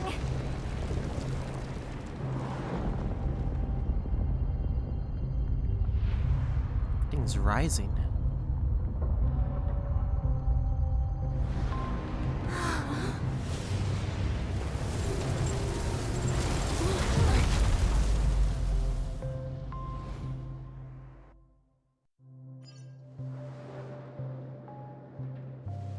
Go ahead. His resting place lies in the garden up ahead. The first and last nameless of Penacony. Mikhail Char Legwart, the watchmaker. Mikhail.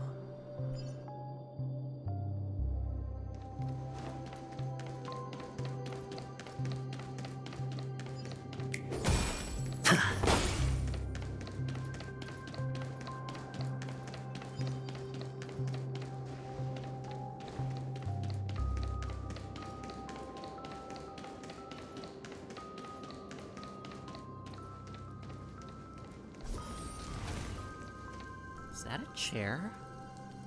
Oh man. Alright. Let me see who you are then.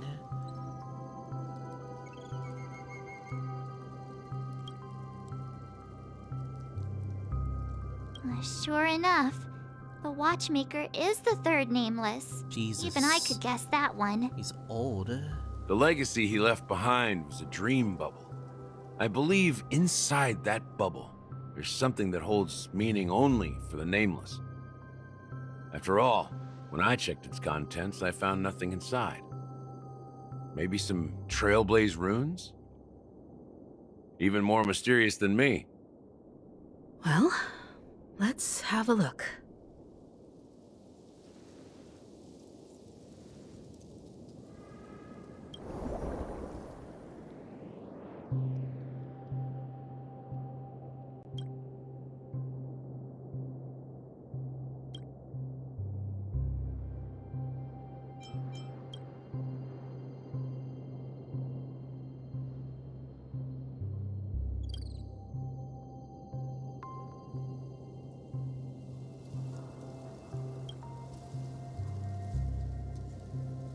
Empty? But why? Wait, what's going on? Seriously? There's nothing inside this dream bubble? How could a dream bubble be empty? Just as I suspected. That old man always had this strange belief in the nameless and the trailblaze. And I never understood where he got that confidence from. Especially since he never managed to get in touch with the Express while he was alive. I could never figure out what was going on in that old man's head. But this empty dream bubble is so typical of him. He was always full of weird fantasies and incomprehensible romanticism. That mischievous old man. Well, I didn't expect him to leave anything concrete behind anyway. Don't think that's the case, Gallagher. I'm sure Mikhail has left us the most precious thing of all. Don't start getting all philosophical on me, all right? Just as Mikhail believes in the nameless of the future, we unconditionally believe in the nameless of the past. How could they leave with regrets for the future when they were ready to dedicate their lives to the land they loved? There must be something contained in this dream bubble. It's just we haven't figured it out yet. You also have faith in the watchmaker, don't you, Gallagher? Well, I'm a follower of the enigmata. My philosophy forbids me to have faith in anything. That's why I understand what faith means in the path of Trailblaze. And I also want to know what he left behind. I'll leave it to you guys then. Can I borrow your pet? I need to make a trip back to Golden Hour and check something at the Dreamscape sales store. It's for Mikhail, and for the future of Penacony.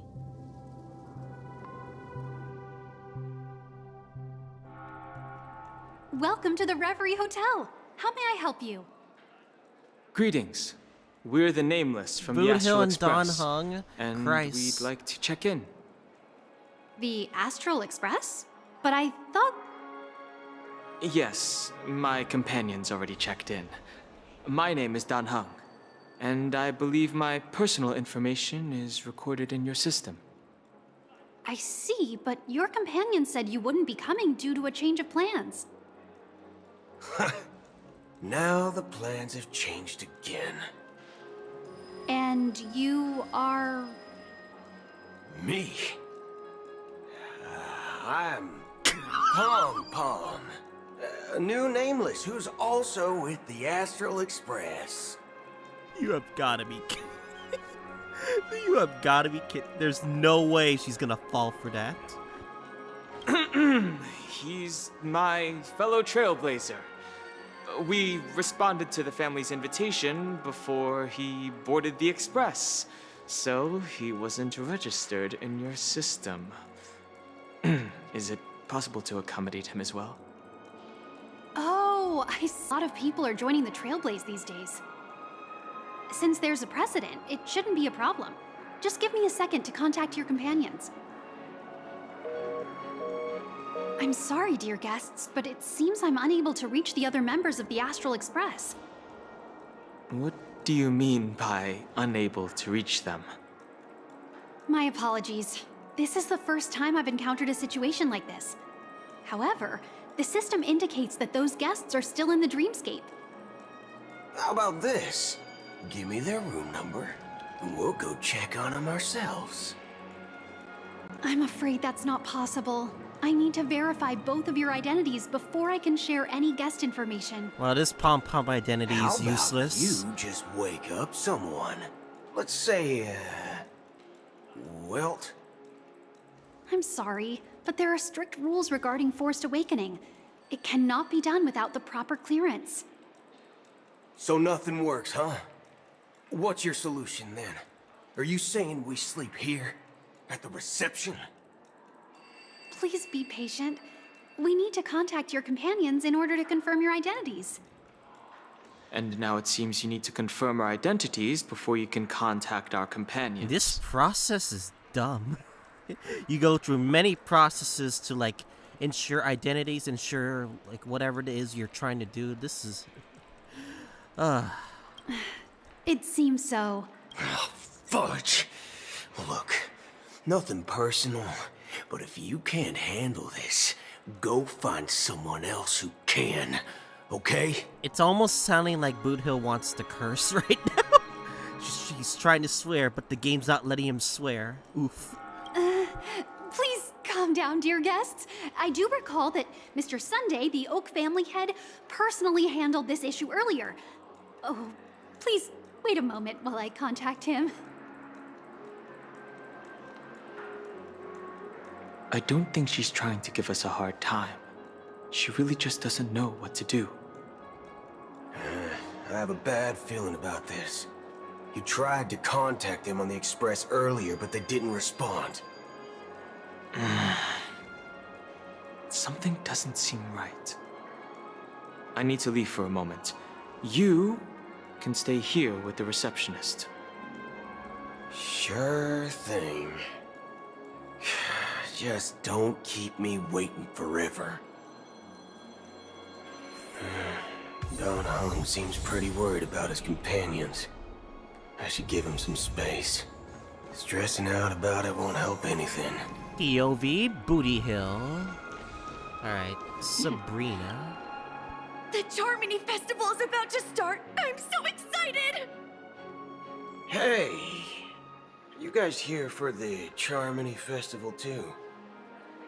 Well, I didn't come all the way here specially for the festival. Honestly, I don't really even know what it's about. But I heard it's a lot of fun! Well, back in my home world, Anaria, we have festivals like that all the time. My dad threw me a birthday party one time that was just as extravagant as the Charmony Festival. Oh, come on! The Charmony Festival is a once-in-an-Amber Era event! How can a birthday party compare? Well, you never know, right? Maybe on her world, birthdays only happen once in Amber Era. Anyway, let's forget about that. Have you heard about the, unsettling things happening in the dreamscape? Unsettling things? What could possibly go wrong? It better not ruin the Charmony Festival! I've been looking forward to it! Relax. With a big event like this, there's bound to be lots of gossip and rumors. Don't worry. If anything does happen, the family will be on top of it. Oh, that's a relief. I didn't come all this way to see the festival go down the drain. Well, looks like I won't get any fudging clues out of these two. They're clueless.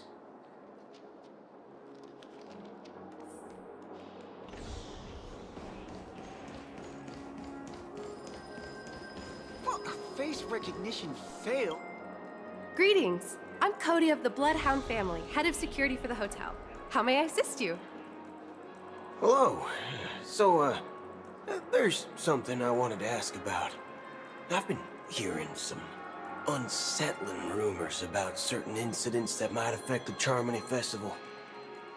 Do you think there's anything to be worried about? I've traveled all the way from the Hayaii Federation, and I don't want my trip to be ruined.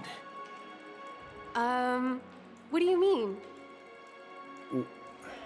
Wait. You haven't heard? I'm not sure where you heard those rumors, but they're God, completely these staff are baseless. useless. I can assure you, as a representative of the Bloodhound family, that everything is going smoothly for the Charmony Festival. At present, all of the families are focused on making sure the festival starts on time. Even the Dream Master himself has arrived. So don't worry, your trip won't be in vain. That's a relief to hear. She doesn't appear to be acting. So, it seems that even the hotel staff are out of the loop. Back already? Hasn't she returned yet? Nope. I'm starting to wonder. Sending her to contact Sunday was a good idea. Neither the staff nor the guests seem to know anything about what's happening in the dreamscape, and wherever we go, all we see is people enjoying themselves. Definitely not a good sign. I agree. Another unusual thing is that the Oak family is supposed to be in charge of organizing the council and managing everything inside and outside the dreamscape. However, I walked around the hotel, but didn't meet a single member of the Oak family on such an important day. Well, I'll be forked. If I remember correctly, the head of the Oak family is that Sunday guy, right? We shouldn't linger here too long. Let's go back to the Express for now. Not so fast. Have you ever robbed the IPC, bro?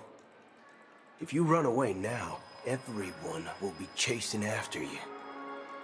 Are you suggesting we sit here and do nothing? I wouldn't say do nothing, but let's stay put for now. Even if the family has ulterior motives, they couldn't have anticipated us showing up here. We're the surprise factor for them. They don't want to attract unwanted attention from certain outsiders, so they won't do anything reckless. See? Makes sense. The IPC lackeys are keeping a close eye on this hotel. If I were a family member, I'd find an official excuse and keep the surprise factors here. If we just wait here, that would be like walking into their trap. Of course, we don't need to walk into their trap. I gave a backup plan to the memo keeper. If it turns out we won't be allowed to enter the dreamscape, she'll order a drink for me in the VIP lounge at the hotel. In reality... a secret signal. That's right. Oh, a concrete object can indeed help the memo keeper establish a connection with you. But Boot Hill, if you have more backup plans in the future, I hope you'll let me know in advance. I'm sorry, but it's one of my quirks. I have too many unreliable friends. And if I reveal that I have backup plans, things can things can go awry. And that would leave all backup plans completely useless. How do we get into the VIP lounge? This is where my street smarts come into play. Streets? Oh boy. I'm curious You're what that the means. Lobby manager, right? Yes, I am. How may I assist you? We're the Nameless from the Astral Express. We wanted to check in, but there's something wrong with your system. The lady at the front desk said she would contact the manager, but now she's nowhere to be found. Now, we've been waiting here forever, without any food or water. What the fork, man? Is this how the family treats its guests? Is this your idea of street smarts? Starting an altercation? It's called standing up for your rights. I apologize for the inconvenience. Please wait while we try to contact Mr. Sunday. I'll arrange 2 premium seats in the VIP lounge so you can rest there while you wait. See? Just like that. Just don't call yourself a Nameless next time. Wow, this bar's something else. You have got to be certainly worthy of the planet of festivities. Shaken, not stirred. Anderson. Good evening, gentlemen. Hey, I have an order for a bottle of Hasdana's White Oak. Can you help us find it? Hasdana's White Oak? I think there might be a misunderstanding. We don't serve that here. Oh, no way. Are you sure you're not mistaken? If someone had reserved such a beverage, I would definitely remember it. It sells for hundreds of thousands of credits per bottle, after all. I couldn't afford to cover for such an item if it were broken or lost. That's strange. Well, could it be that the memo keeper couldn't afford it? Then what should we do now? Oh, no need to rush. Let's grab some drinks first. Maybe I arrived too early and she hasn't come yet. Now, let's see what kind of juice malts you all have here. Well, give me a glass of Hinam Valley, 40 years. I'll have it neat. No ice. Wow, that's the most expensive one on the list. You have a taste for the finer things. It's on the house, anyway. What can I get for you? Anything you recommend is fine. Then I would recommend today's special, Glass Village. It's classic Soul Glad mixed with Laboom juice. It's refreshing and suits your Laboom cool juice? demeanor. The fuck? Just 1 minute. This flavor. Dynamite barbecue with rocket fuel. Ooh, it really hits the spot. Truly the finest sherry cask aged malt juice in the cosmos. That's when you know you're a real cowboy. Hell yeah. Dynamite barbecue with rocket fuel. Is that really something that humans enjoy? Hey, this guy doesn't know anything at all. As long as you're satisfied, dear guests, please enjoy. Let's give the memo keeper another half system hour. If she doesn't show up, we'll need to come up with a new plan. In the meantime, let's take stock of the situation. What do you think? The situation is unclear. Something must have happened on the planet of festivities, but the public is unaware of it. Someone in a position of power within the family must be covering it up. It's unusual for the followers of the Harmony to invite other factions, let alone the IPC and the Masked Fools. If what you said about the Emanator of the Nihility is true, the situation in Penacony is a little complicated, to say the least. Actually, there's something else I'm concerned about. Regarding Acheron. As you know, the faction that follows the path of the Hunt are some of the most dangerous folks in the cosmos to mess with. I mean, who in their right mind would impersonate the Xianzhou Alliance or the Galaxy Rangers? It's like asking for a death wish. Isn't there a saying among the Xianzhou people that the Rainbow Sect lets their luck's arrow do all the beating? I've never heard of that phrase, but fuck it. Talking. Do all the talking. Well, you know what I mean. Even though the Galaxy Rangers have been out of sight for years, we've been keeping an eye on this region. Even the dumbest criminals know better than to mess with the Annihilation Gang, much less the Rangers. But that Acheron lady, she doesn't seem like a lunatic at all. On the contrary, she's highly logical and organized. She knows exactly when to hold back and when to strike without mercy. And do you believe that someone like her would have an ulterior motive for impersonating a Galaxy Ranger? I'm not entirely sure, but I do have my suspicions. Maybe she knows a Galaxy Ranger, or perhaps she's trying to lure us out for some reason, which I can't figure out. Anyway, what worries me more are the anomalies within the family. They've summoned followers from various paths for the festival. No matter how generous such a gesture is, this move seems highly unusual. Unless the invitations weren't sent by them. If that's the case, it's even more intriguing that the family insists on organizing the Charmony Festival, despite the chaos. Maybe it's Shipei the Harmony pulling the strings. You find it beyond human understanding because it wasn't arranged by humans at all. People do stupid things out of irrational impulses. They abandon their principles when self-interest is involved.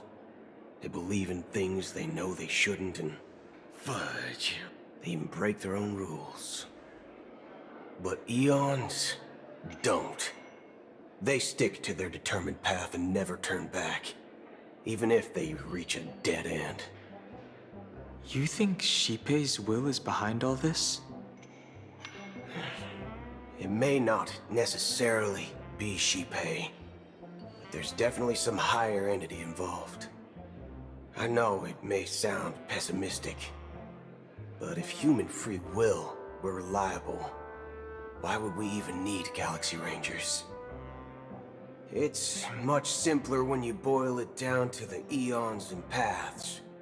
Like how Lon always follows the path of the Hunt, or how the Express stays true to the Trailblaze despite Akavili's disappearance.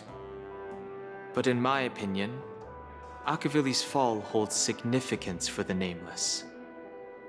Oh, so you're saying the Nameless now have to take responsibility for their own choices because their absolutely right leader is gone? Exactly. I believe the purpose of the journey isn't just about following a path that's always considered absolutely right. It's more about doing your best to choose the right path for yourself among countless possibilities, even with limited insight and judgment. I don't know what you've been through. That's some but good I agree advice. That people must take responsibility for their choices, because no one else can do it for them. That's why the Galaxy Rangers need to uncover the imposter and figure out her true intentions.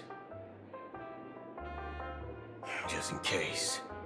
I have a backup plan if the Memo Keeper doesn't show up. This is my final backup plan. I promise. You sure have a lot of cards up your sleeve. Really trusting Black Swan to meet up with you. Going back to my old career would make things a lot easier. And by the way, when you were walking around the hotel, Did you happen to see any important-looking guests? What's your plan? It's simple.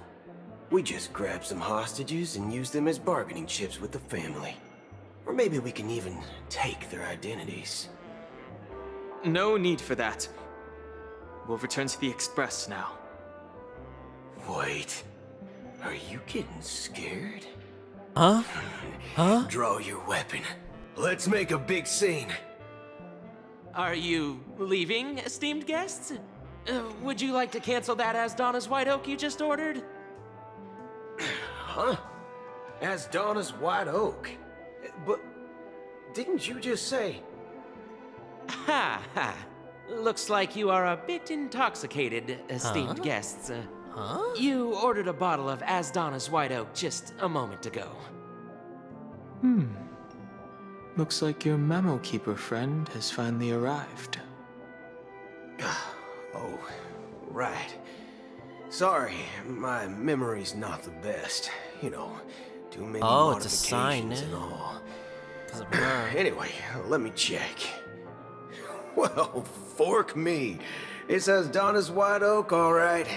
And there's a note. I'll be waiting for you on the Astral Express. No mistake. That's her message to you. She knew the hotel wasn't safe, so she suggested we find another place. Well, looks like we took a detour, but now it's back to the Astral Express. So, what are we waiting for? Let's go.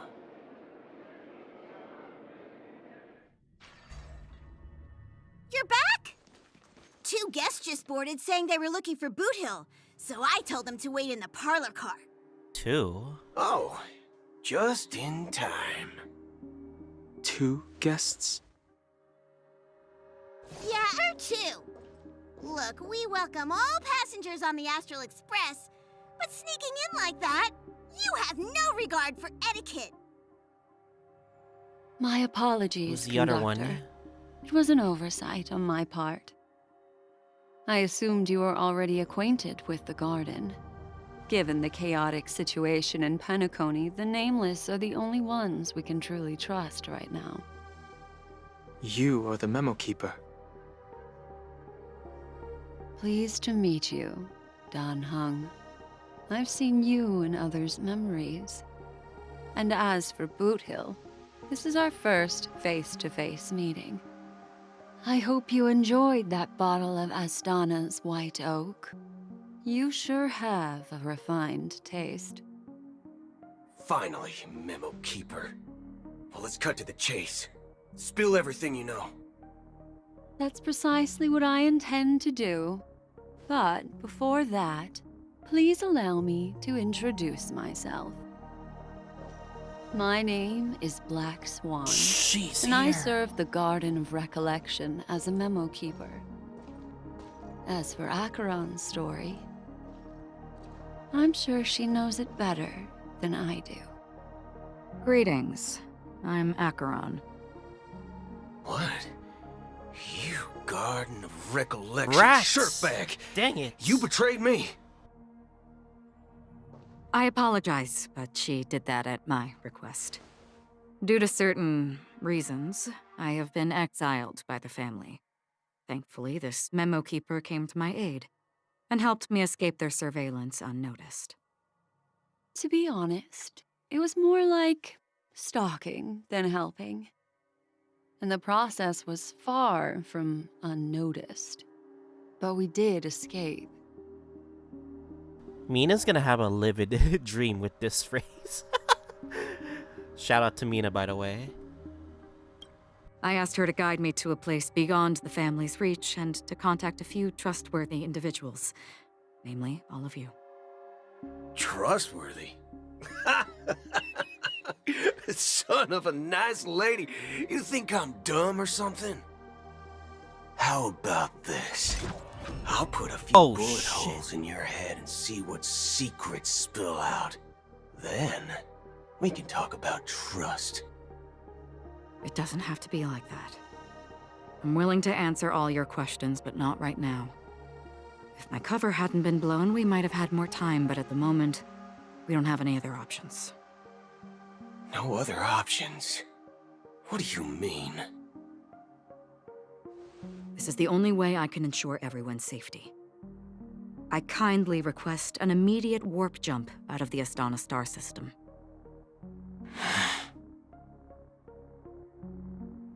This passenger is requesting...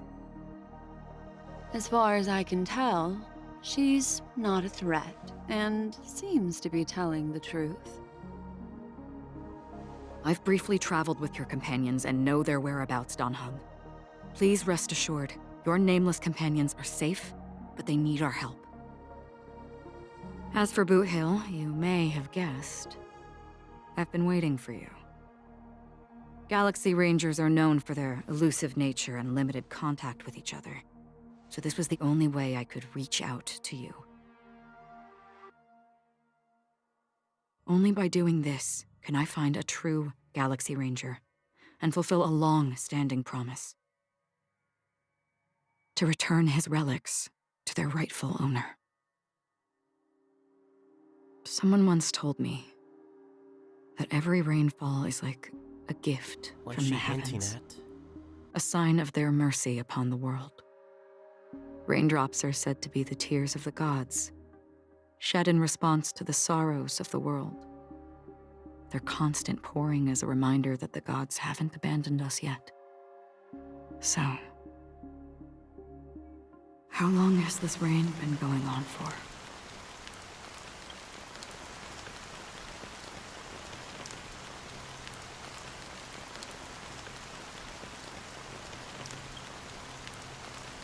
I used to believe, just Who is like that? you, that it would eventually stop. Years and decades passed. And in the end,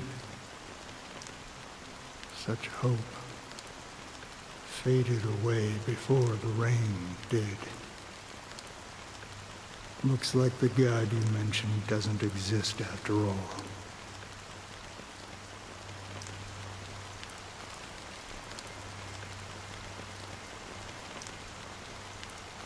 Well, let me share a story with you. Mortals who've walked the paths are like sailors on a vast ocean, leaving behind a trail that creates countless ripples of possibilities. These ripples last longer than the fleeting lifetimes of humans. And for some, their presence leaves such a strong mark that it's reflected in the waves. Like those shadows on the ocean. Sin-thirsters, the obsessions of the Pathstriders, they emerge from the depths of IX, seeing themselves as masters of their own destiny, unknowingly repeated the actions of their past lives. They emerge from the nihility and head toward it, leading purposeless lives. However, these hollow phantoms, they were once my dear companions. A group of Galaxy Rangers. Are you watching over them? Watching over them? No. I'm guiding them toward transcendence. It was a brutal war. A crusade that shook the universe. The universe witnessed the fall of Zulo, the Lord Ravager, but it came at a price. A price so hefty that only those who were there still remember. The unwavering determination of the Hunt followers persists even in death. So someone must guide these lost souls to their life beyond. They were heroes in their time, and they shouldn't be reduced to mere puppets of nihility. As for me, I've suffered too many losses on that battlefield to advance any further. And that makes me the most fitting person to carry out this task. But you know, these sin thirsters, they're not who they used to be. Does this seem pointless to you?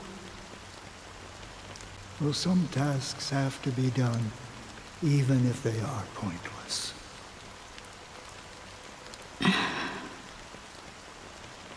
I can help you. For what? For the meaning of the nihility. That's what I've been seeking. I see. After all, this realm is off limits to ordinary souls, right? Thank you, stranger. I wish that you find what you seek. Before we part ways, I have one more question. It is true that their actions and even their entire lives may seem pointless from our perspective. But if, and it's just an if this is what the departed ones expected, should we try to change it? A good question, and a profound one. I don't know the answer. What I do know is that one day, I too will pass away. And when I bid farewell to this world, someone will stand at my grave and place a bouquet of flowers on it.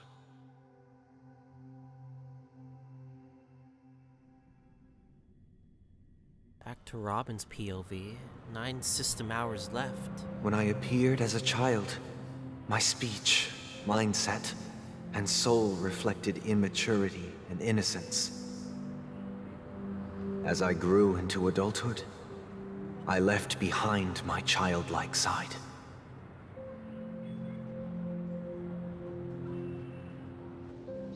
I humbly request your blessings, esteemed advocate of Shipe. Come to me, my kinship. I have sought their presence with us.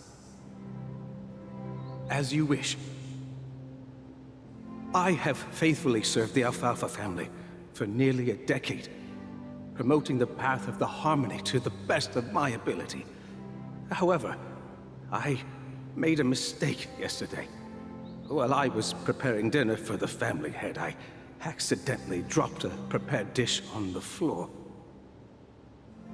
Out of laziness, I lied and claimed that everything was ready. Although the head has dismissed me as punishment, it has been tough to sleep with the guilt still gnawing at me, as I worried that the seeds of evilness may have taken root in my soul. So, I confess to you now, to seek atonement for my sins. Do you sincerely repent and vow to change your ways? Yes. Have you examined your soul and confessed all your sins? Oh, yes. Are you willing to accept the process of atonement?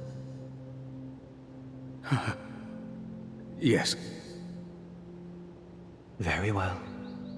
Show your dedication and goodwill to the family, and you shall be reinstated among them.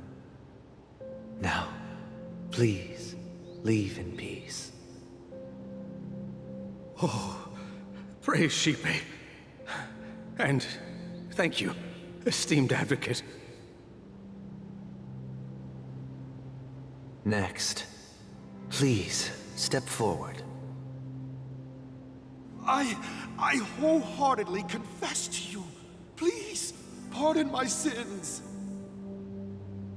Rest assured, I have implored their presence to be with us. As long as you are sincere, absolution will be granted.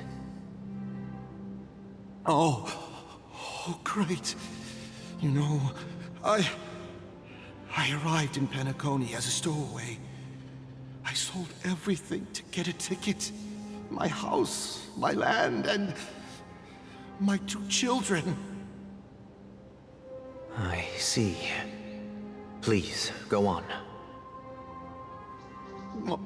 My children were starving, and I hoped they'd have a chance at survival if they became slaves here.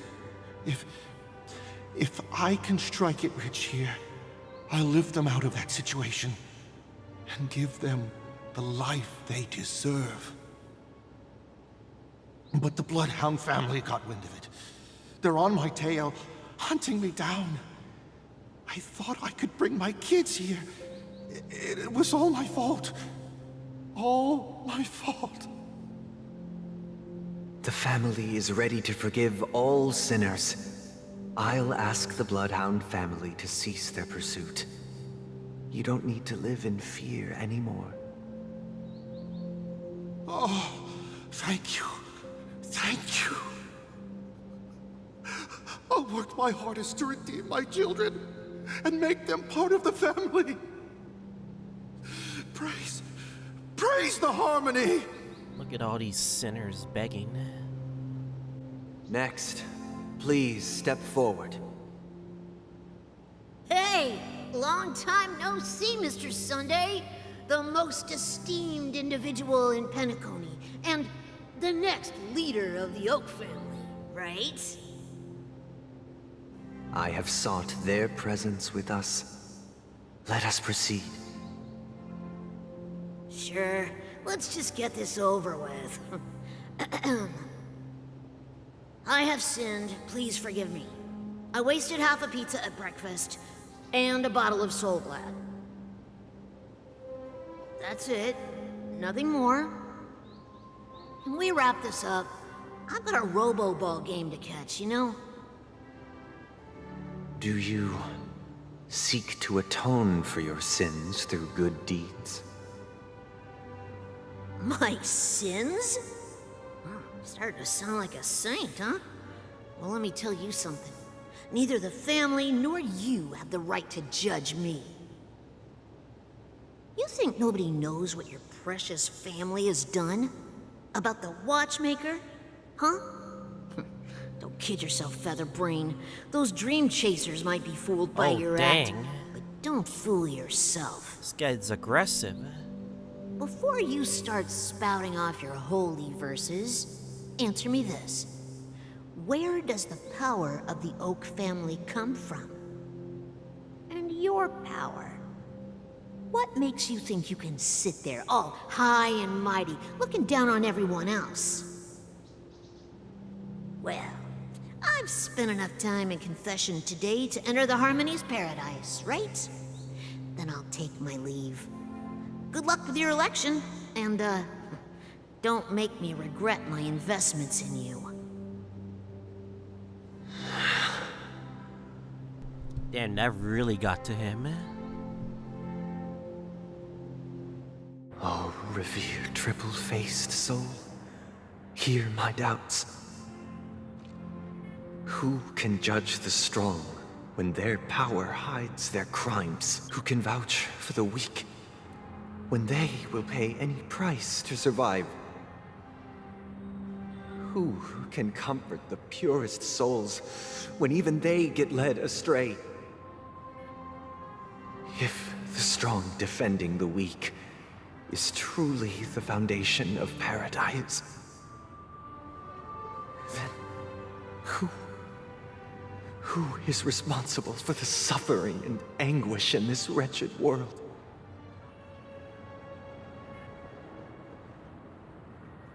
Brother? Brother? Brother, are you all right? I'm fine. I've been working long hours, and I just made a trip to Dreamflux Reef and back. So, I'm a bit out of sorts. But it'll all be over before we know it. You've been working non-stop on the Charmony Festival, Mr. Sunday, and no one could have predicted this incident. Even if the Stellaron does pose a grave threat, I still feel sorry for all the trouble we've caused you. No need to worry about troubling anyone. The Charmony Festival was meant to spread joy and harmony across the cosmos. But now that we know the truth, I'm afraid we'll have to cancel it. I feel like Sunday is setting up some death flags. It's a bit too... I know it's a bit speculation, but setting up a lot of death flags right now. It has always been our wish to make everyone happy, so... we'll do our best to explain everything to the Dream Master. I'm sure he'll understand. Even if the negotiation does not go smoothly, I'll refuse to go on stage. Without the Chord Master, the Harmonious Choir would not arrive, and the Charmony Festival would be just a grand performance, and nothing more. I'm relieved to see your determination. You know, since arriving in Penacony, we haven't had any contact with this Dream Master himself. I'd heard of the heads of the 5 major lineages, but the Dream Master is a mystery to me. The Dream Master rarely grants an audience, even for us. But, given the urgency of the situation, he's agreed to meet us in person. Perhaps you'll be the first guest to meet the Dream Master in years, Mr. Yang. Let's hope we can reach a consensus that satisfies everyone. Indeed. Let us hope so. It's about time. We'll have to get ready for the meeting. I apologize for any inconvenience caused by the urgency. Don't worry. I'll be waiting here. Oh, dear. It's Mr. Sunday! Hey, come over here! Looks like someone needs help. Let's go check it out. Alright, we're gonna start from Robin's point of view, huh? Hold on, let me refresh the OBS right now. There we go. Alright, let's continue where we left off. Thank you for everything you've done. I'll be waiting here.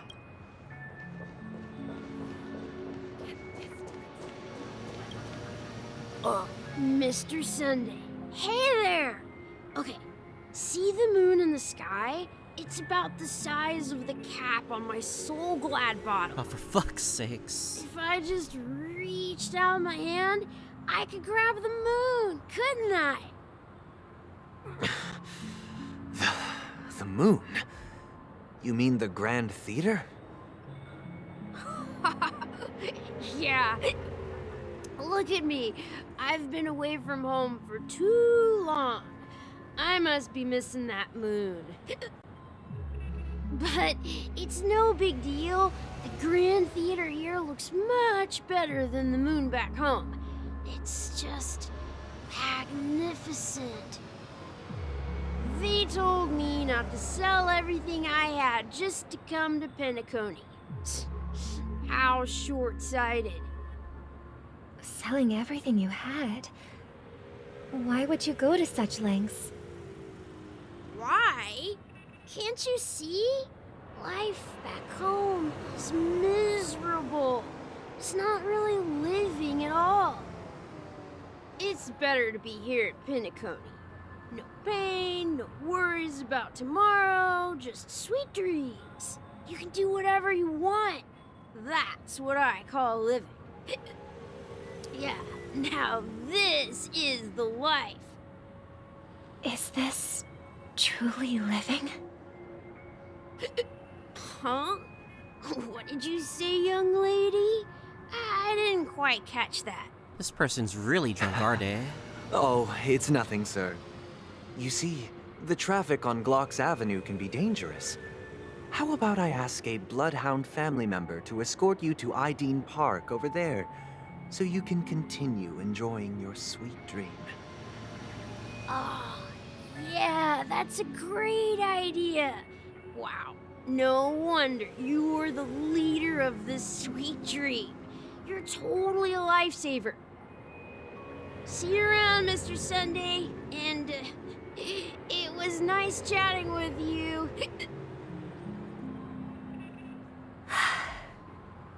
What's up, sister? This is the land of the dreams. But why do they live like this? The man we ran into, he doesn't seem happy at all. Even though sweet dreams are nice, they're just illusions. But for him, they're the only way to survive, even if it means giving up on reality. That's not really living at all. That person rather live on reality, no, on that illusion than, like, go through reality itself, you know? I suppose you have a point. But, in my opinion, that's how most people live their lives. Why do you say that? That's up to them, no? You think that man is not actually living, but that's not quite accurate. Even without Penacony, people create their own illusions called self-value. People believe they have a predetermined value to fulfill. Gaining value means gaining power, and those deemed worthless are seen as the weak. However, value doesn't come out of thin air, and there's a limit to it. To accumulate value, people have to take from others. So, the weak get exploited and oppressed. Are you suggesting that this is not how things should be? Exactly. But, ironically, people don't think there's anything wrong with it, because they uphold the illusory notion of self-value, and even the weak believe in it. The survival of the fittest. That's where all the tragedies in the world come from. People come to the sweet dream in Penacony to escape from that reality and find solace.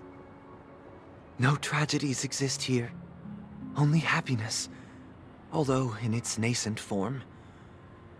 Isn't that the same paradise we yearn for in our dreams?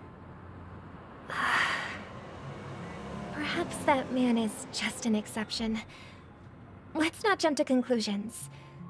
We should experience the dreamscape ourselves. Just as I did at Dreamflux Reef. Yes, seeing is believing. I'll accompany you. The Dream Master hasn't shown up yet, so we have some time for a stroll.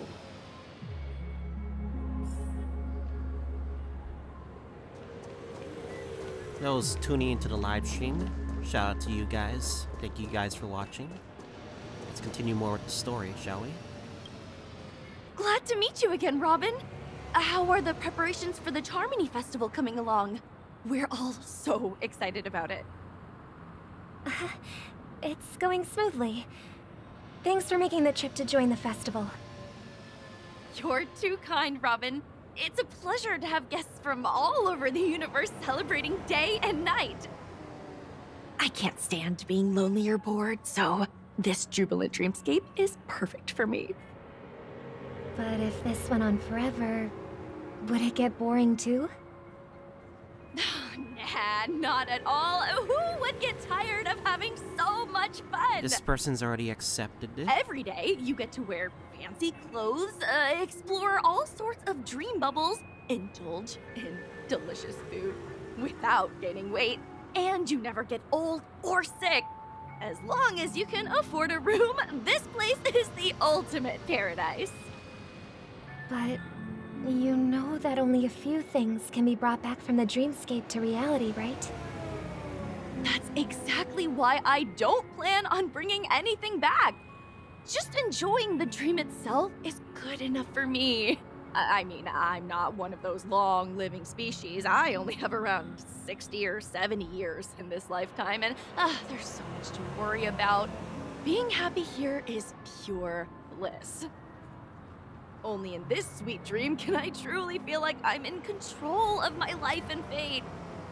Who would want to go back to reality after experiencing this bliss? That person makes a point. If they're happy, let them be happy, no? I see. I genuinely wish you all the happiness in the world. And I wish you a fantastic performance, Robin! I'm off to the Blue Hour for the ball. See you later.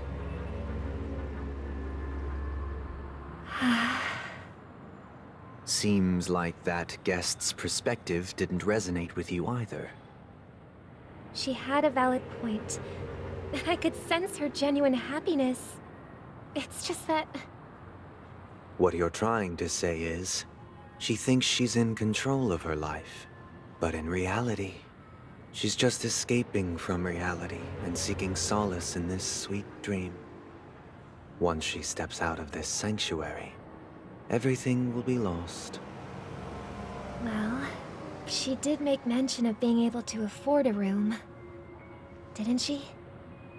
However, the paradise in our dreams, it doesn't have to end. No.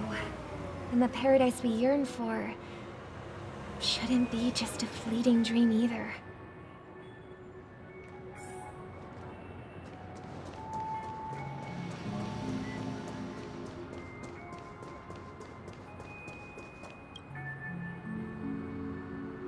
The scenery in this dreamscape is truly breathtaking, isn't it? Oh, Robin. Can't believe I'm meeting you in person here. What an honor. You're right. Even though time stands still in this dreamscape, it always feels fresh. I find something new every time. A philosophical mind. I hope I'm not intruding. Oh, not at all. No. With little time left, I yearn for meaningful conversations, especially with someone as esteemed as you. Do you mind if we chat? It's my pleasure. No need to be formal. Just speak your mind. You said, with little time left. Please, forgive me for being blunt. But is that why you came to Penacony? Yeah. I was part of a war, and while escaping from the Sarkosian mothership, I got exposed to some radioactive materials. And then, all my comrades died, and my hometown was wiped out by neutron bombardments. I couldn't bear to live with everything I knew gone. That's when I heard about a possible solution here, so I came. How heart-wrenching. I hope the family has been able to help you. They have, and I'm truly grateful for that. They provided me with a comfortable room, the most advanced life support devices in the cosmos, and a stellar team of caregivers. My physical body is now in the dream pool, sustained by life support. The me you see here is whole, rational, and no different from any other person. But I can't say the same for the me in the hotel room. My true appearance? No. I hope you never have to witness it, Robin. So, you'll be living forever in this dreamscape, right? Just being able to live at all is good enough for me. Whether it's in this dreamscape or not, well, I don't really have much say in the matter. My world has been torn apart, and my life could end any second. So, even if this whole place is an illusion, it's still my paradise. And I'll treasure every moment I spend here. This guy's based though. How I envy those everlasting things. That old man's story. It's so tragic. Fortunately, this sweet dream gives him joyful memories to hold on to for the rest of his life. That's precisely why this sweet dream in Penacony exists. However, even this sweet dream has its limitations. While it provides solace to the disillusioned, it can't completely eliminate pain in reality. There will be a way out. Penacony is already on the right track.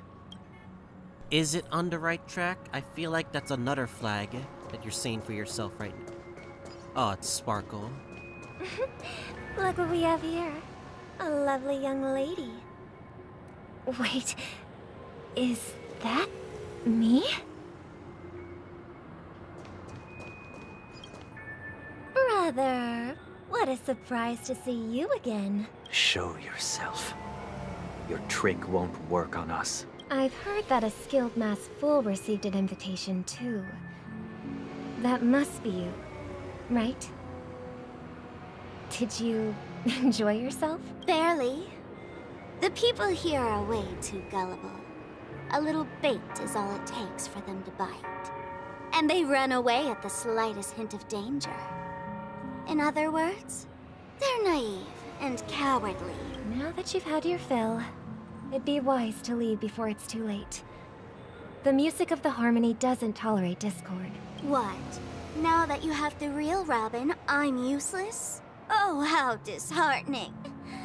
I've done so much for the family.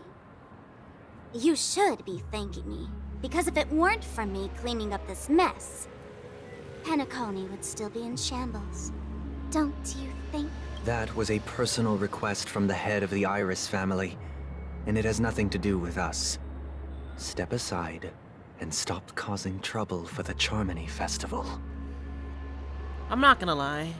I was still not a fan of Sparkle's, inclusion in the quest, but it is what it is, so. The Charmony Festival?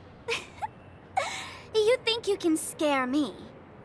You think I've no idea what you're planning? I don't care what you're thinking, chicken wing boy. But I'm pretty sure our lovely Robin won't be appearing on stage. After all, you're well aware of what a sorry state this dreamscape is in under the banner of harmony. Penacony, the land of the dreams. Is this truly the paradise you desire? Stop it. What's the rush, chicken wing boy? Did I get to you? Our paradise is none of your concern, masked fool. Leave now, or the family won't tolerate you anymore. All right. I'll go. But Robin, I suggest you seriously consider this. Do you really believe those living in dreams can escape pain and find true happiness? Truth hurts? No. But if they're happy, let them be, no? Well, I've done my part. And now I'm simply waiting for the fireworks to begin. Here, the last 2 gifts for both of you. And don't lose them. If by some unfortunate chance the Charmony Festival starts against all odds, remember to use them during the show. And it'll be thrilling. Bang! I heard a raven cawing in the distance. It seems the Dream Master will arrive soon. That's cute. The way she attacks. Let's wait here for the Dream Master to arrive. Okay. By the way, brother, I heard you no longer have a sweet tooth. Back when we were kids, you used to steal my desserts. Seems like a lot has changed during my absence. What exactly happened? Well, someone has to stay awake even in this sweet dream. But that someone doesn't have to be you, or anyone in particular. You're carrying too much on your shoulders, brother. The paradise in our dreams. It shouldn't be like this. Penacony is nothing more than a dream. It can't erase the worries and pain of reality, or bring true happiness. It only offers an escape from reality. Nothing more. Remember the old man we met earlier? Without this dream, he might have completely lost himself. That might be true, but even without Penacony, he could have chosen another path. As far as I know, the Intelligentsia Guild has been promoting their rehabilitation techniques for a long time now. That path may have been more ordinary and challenging, but now he is receiving hospice care in a comatose state, and his fate is sealed. Is Penacony granting these people a future? Or is it taking it away from them? Well, don't forget this. Not everyone really has a future. The future for humanity is like the sky for birds. People mistakenly believe that flight is inherent to birds because they've never witnessed those birds crashing to their death. Do you remember how we took in that little Charmony dove when we were young? Yeah, we took care of it. Provided food and water, groomed its feathers. And later, when I decided to leave Penacony, I opened the cage and set it free. Well, I didn't mention what happened to it in my letters because I didn't want to upset you. Shortly after you left, it crashed to its death right in front of your window. I had surmised as much. I knew you wouldn't have avoided mentioning the bird for no reason. Despite that unfortunate outcome, I still believe it was the right decision. Birds aren't meant to spend their lives in cages. They belong in the sky, even if they can't fly. But here's the thing. If there are birds in this world that can never fly, can we really assert that they belong in the sky? Are you implying that the same goes for humans too? Uh-oh. Let's take the Astral Express as an example. The Nameless made tremendous efforts to bridge worlds, gaining fame across the universe. However, only a few extraordinary individuals can endure such a perilous journey.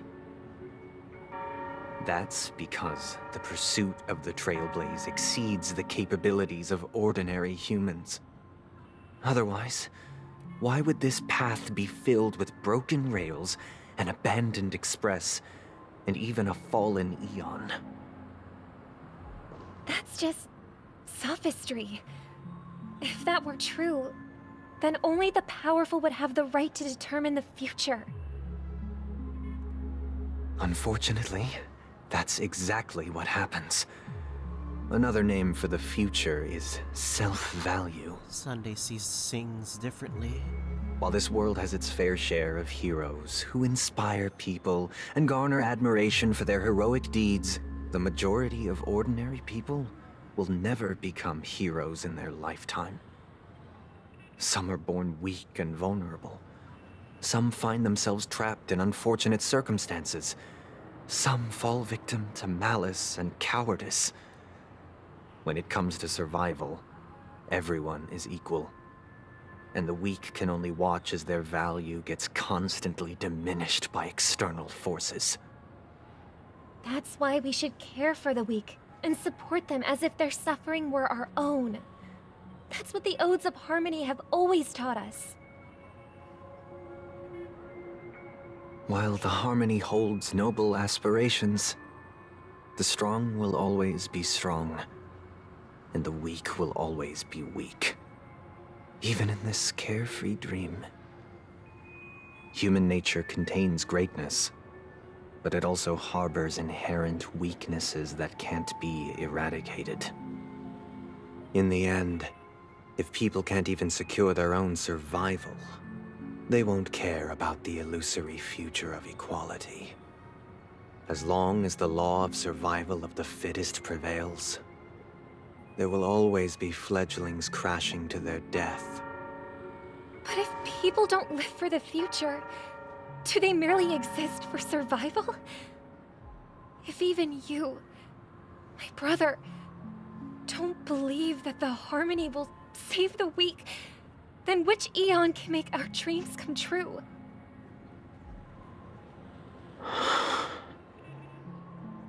People often forget that when the first bird took flight, the entire world envisioned a future where no more fledglings would ever crash to their death. Are you reading, sister? What are you reading? Mr. Gopherwood gave me a picture book. It's about the story of the harmonic strings. If I could become a chord master, I'd like to summon Dominicus, the harmonious choir. I want to sing with everyone and spread our wishes so that all can feel happiness and joy. I see. Then, I would summon the harmonious choir too. Don't you have a wish of your own, brother? Of course I do. It's just that it includes your wish and everyone else's. I long for a true paradise where everyone can find peace. Then, let's build a stage there and invite everyone to our performance so that both our wishes come true through the power of the harmonious choir. It's a deal then. Yeah, it's a deal. But how can I become a chord master?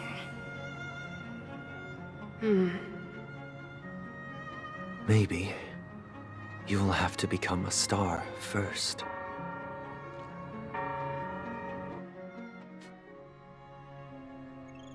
Back to the Trailblazer. You're back sooner than I thought. Any results? Yes. And now, it's up to us to forge ahead. Since he's already carried out his last wish, my final mission is complete. But pardon me if I sound curt. It's good to have determination. The path Mikhail left for you is not an easy one to tread. Why else would he have chosen to sleep in solitude, staking everything on some nameless in the future? But you have the numbers, and in numbers comes strength. So that might just delay your inevitable a little more. Got any more encouraging words? As I see it, relying on Welt's negotiations alone is far from enough. Regardless of whether the other party will be compliant, negotiating simply allows us to meet them as equals and won't grant us an upper hand. Penacony is our rival's home turf, and we already have very few chips left to play with.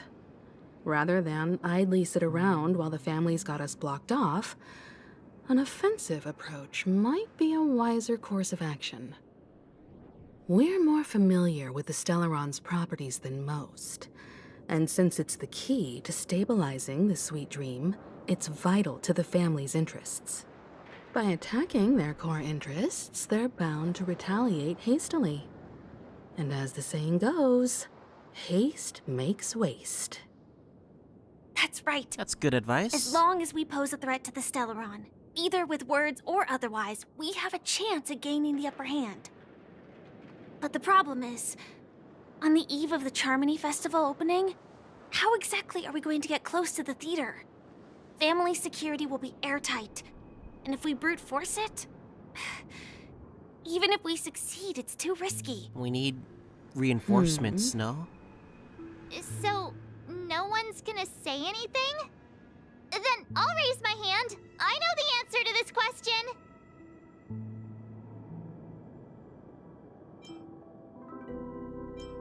We have one more ace up time for the Masters. They're doing this on prep. I know. Jing Yuan. Why are you speaking like the the General of the Law Fu? Because he's coming, is he? So, I heard that before the Charmony Festival begins, there'll be a pageant to kick off the festival. It's called the Soul Glad TM Festivity Auditions, or something, and it's going to be held in the moment of Scorch Sand. As long as we clinch the top spot, we'll be able to attain the title of Festive Superstar, and be able to personally bask in the graces of Miss Robin. Not that that's important. What's crucial is that we can enter the Grand Theater before the audience arrives.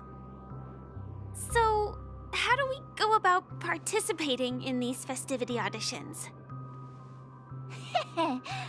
I've already procured special invite tickets from Miss Robin's fan club. To tell you the truth, I had been preparing to join the auditions all along, but now it looks like even if I scrape through, I probably still won't have the chance to shake Miss Robin's hand. So they're still running this thing, huh? It was originally just a publicity stunt, set up by Mikhail to drum up attention. But it looks like it might be worth a shot. We'll follow Marge's plan. Mr. Gallagher, will you be joining us? I'm afraid I won't have the time. As a virtual character, I've already completed my final mission. Whether Penacony can awaken from this dream is all down to you. Should we ever cross paths again? I'd love for you to visit the Express. All right. I'll have to add to that data bank of yours you've got on the Express. And Miss Firefly, we thank you for all your support. We're faced with a formidable enemy. As long as the Astral Express and Stellaron Hunter's objectives are aligned, we're willing to cooperate with you. We've already come this far together. I'd like to join you for the rest of your journey on Penacony. I'm pleased that we can finally fight shoulder to shoulder. I couldn't ask for a better ending. This is also the spirit of the Trailblaze. Now everyone, let's prepare to move out.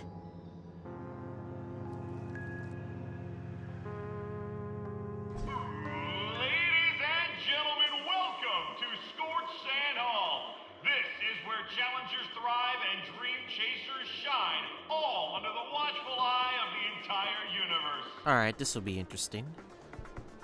If you have ambition, dreams, and the drive, dear friend, the next superstar of Penacony's Look at those TV screens, they're beatboxing.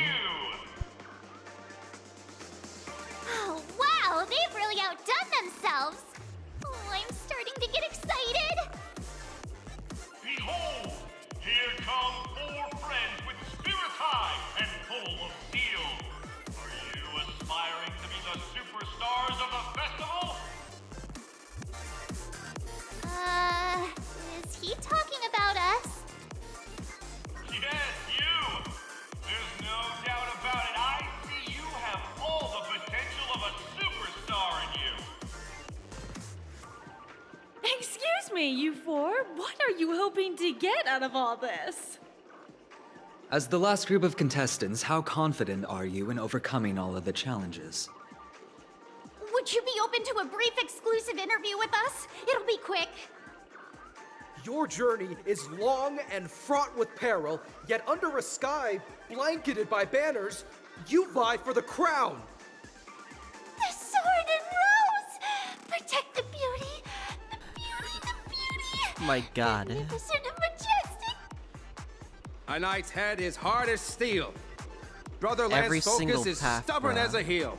We don't all have to be winners. But if we don't have fun, we'd all be sinners. People are pouring in. Kinda feels like all sorts of baddies are showing up. Let's get in there quickly and enter the competition.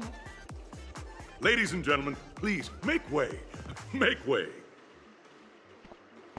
Coming towards us now is one of Penacony's top 10 wealthiest tycoons and the soul-glad business empire founder, Mr. Ideen.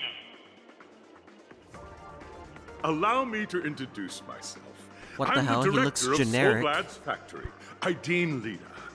My four friends, introduce yourselves to the audience across the cosmos. Hello, everybody. I'm Himiko, a nameless from the Astral Express, and these are my companions. Don't you guys need to hide your identities? Can't hide it anyways. Penacony is plastered with our posters. And because the Astral Express is so well known, the family won't dare to make any rash moves. Hello, everyone. Hello, everyone. Alright, fuck it. I'll just be nice. Hello, everyone. I'm March 7th. I'm an ordinary girl who loves adventures. Hello, everyone. I'm Firefly. I am also an ordinary girl who enjoys adventures. You're just copying the thing that March said, are you? So it's a bunch of nameless guests. This final face-off is bound to be spectacular. Time is precious. My four friends, come with me. Grab a bottle of Soul Glad and make your dreams a blast.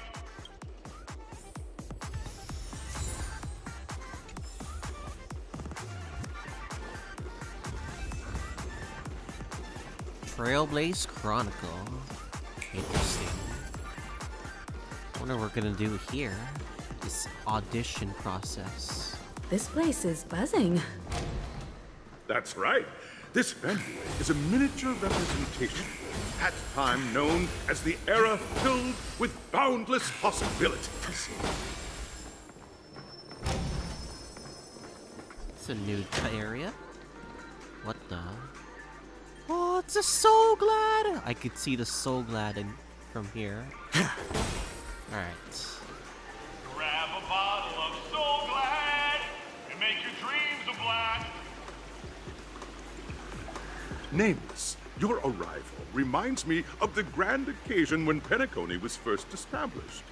I was still a young, bright-eyed lad back then, lured here by the watchmaker's ads, full of zeal and ready to make my first fortune in life. Once, during a particularly grueling day, I passed out and was resuscitated by a drink from Mr. Sousa. That sweet taste has since been etched in my mind, and that was what drove me to create the Soul Glad that we all know and love today. The dream-chasing era was truly a wondrous time. Oh, I miss those days, and the watchmaker. Scorched Sand Hall is my homage to that time of boundless possibilities. I wholeheartedly hope you make it to the finish and emerge as the next superstars of Penacony. Now then, is there anything you'd like to say before the competition officially begins? Nah, we win. Nah, we win. I'm Gojo, by the way. Haha! That's the trailblazing spirit. How about you, Miss March? Hello, everyone! Next up, get ready for the Mega March 7th adventure, where I'm going to break the speedrun world record! Trailblazing into the uncharted and challenging the limits. That's Miss March 7th for you. How about Miss Firefly? I hope that by the end of this journey, everyone will have achieved the outcome that they hoped for. Ah, a wonderful wish! Miss Himiko, what are you expecting from your team? Safety first, everyone. Simple words, but full of warmth. Waiting for you are 3 stages, each connected to that era. The first 2 stages offer 2 distinct paths to choose from, with unique challenges on each route. I'm saving that meme that we did before. I'm screenshotting the moment this story gets done. And in the last stage, you will face off against a champion who has defended the title to this very day. A beloved contender whose noble virtues are unrivaled. Those are the rules. Simple. Everyone clear? Now then, I hereby announce that the 33rd Scorched Sand Festival of the 20th season, sponsored by Soul Glad Enterprises, has started.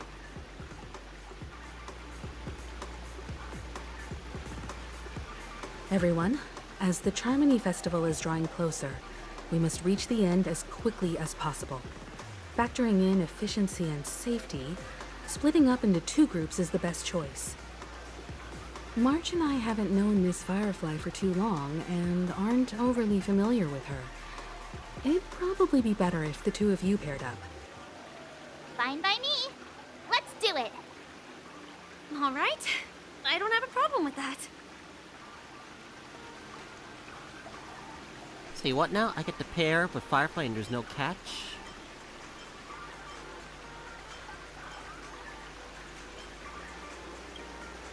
We'll split into the assigned groups then. Let's not waste time. Alright. Where do we begin? Get this treasure chest first.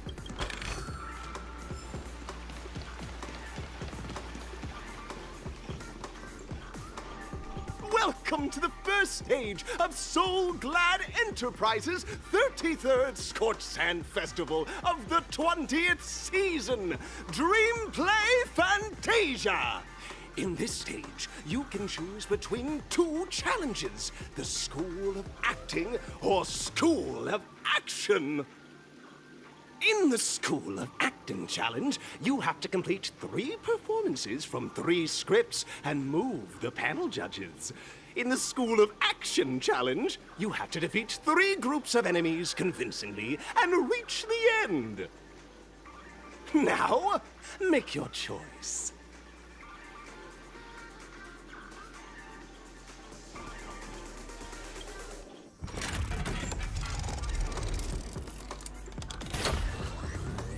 Wait, are we actually playing pinball?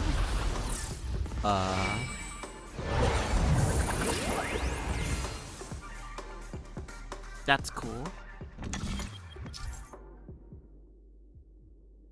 Press the button to track, select the challenge arena to go to. Here? Action challenge. The party acting challenge. Fuck it. I'm serious. What does this do? The stage of dreams for those who dare to dream. Welcome to the School of Acting stage. Competitors, allow me to introduce the rules of this challenge to you. There are 3 stages up ahead. On each, you will find an outline of a script. These 3 scripts were written by the legendary filmmaker, the Watchmaker, and depict various stories from Penacony's era of pioneering. Your task is to bring those moments to life, find the right words, and act convincingly to make the judges feel the script's intended emotions. Oh, I wish you a successful performance. Also, a bit of trivia. The record score for this stage is held by a participant with fiery red hair. His Red exceptional hair? performance brought even the strictest judge to tears. Wait. It's like he wasn't even acting at all. Don't tell me. Is it Argenti? We are running out of time, so let's get this over with quickly.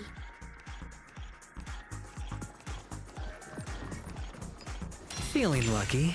Sound lingers. Just take a look at this pair! Such star quality! Since you come as a pair, I'll prep a 2-person scene for you. You 2. Are you ready? Ready. Envision that you both, driven by the spirit of exploration, are arriving at the land of dreams that is Penacony for the first time. But instead of lush lands, you find yourselves amidst swirling sands and desolation, far from the paradise the Watchmaker described. You're driving an old clunker through the wilderness of the dreamscape, braving the cold wind, choking on the dust, and suddenly, a fierce memory zone meme blocks your path. Now, Miss Greyhair, What line would you deliver to express your disappointment in Penacony? What an incarnation is this? The watchmaker is a big fat liar. What the fuck? Living on the fuck it, we going meme. Very good! Now, though you're disappointed, your screen partner is conversely very enthusiastic. Now, young lady, you will say... This is great! I love living on the wild side! Very good! Very intense! And then we see. cut to the story's next scene. You find a job mending the rails, but the days are long, and your endurance can't keep up, and you finally collapse in the endless expanse of desert! Suddenly, sweet rain falls from the sky, wetting your lips and rousing your spirits. Now, Miss Greyhair, what line will best express your surprise at this moment? Perhaps we were never meant to succeed. Just let me die after. Wow, we Penacony might you truly abound with opportunity. Just let me die of thirst instead.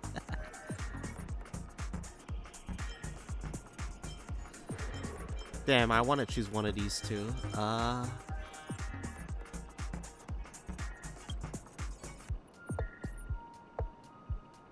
already at the next scene. You need to convey surprise now. I'm sorry. Not disappointment. Just let me die of thirst. That's not right. That line doesn't sound very surprised. Fine. But at this moment, your partner yet gazes into the sky, both her eyes closed. The raindrops fall, blurring her vision, and she tragically says... Perhaps we were never meant to succeed. Right? That was my line! Fantastic! Both of you have an incredibly solid foundation in dialogue delivery. However, lines aren't everything in a performance.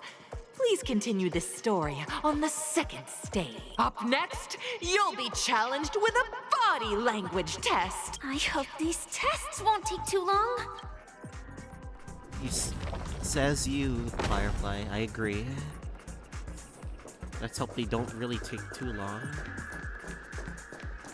Alright. Yeah. Here, you two are required to skillfully utilize body language to portray the story context I've laid out for you. Picking up from where we left off, a heavy downpour saves you both stranded in the desert. This rain quenches the anger in your heart. You look to your companion, now completely devoid of fighting spirit, wanting to comfort her. At this moment, what should you do to make her laugh? Tell a dad joke, stand up and prepare to move out. Roland is about it. I'm patting her head. You seriously think that would make someone laugh? Aw. Roll about in the sand. What?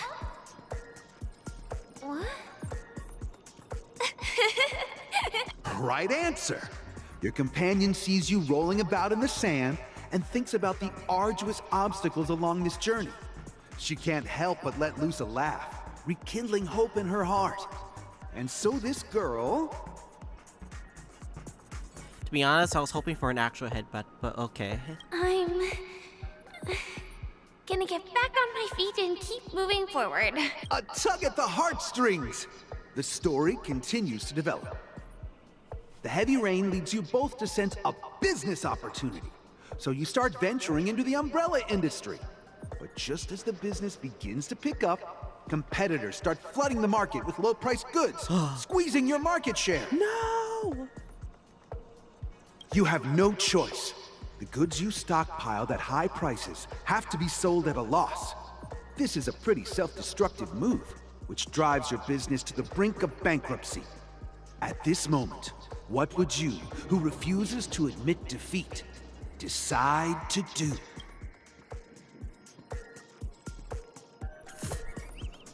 What are these? Leave dejectedly. I'll smack the fucking table.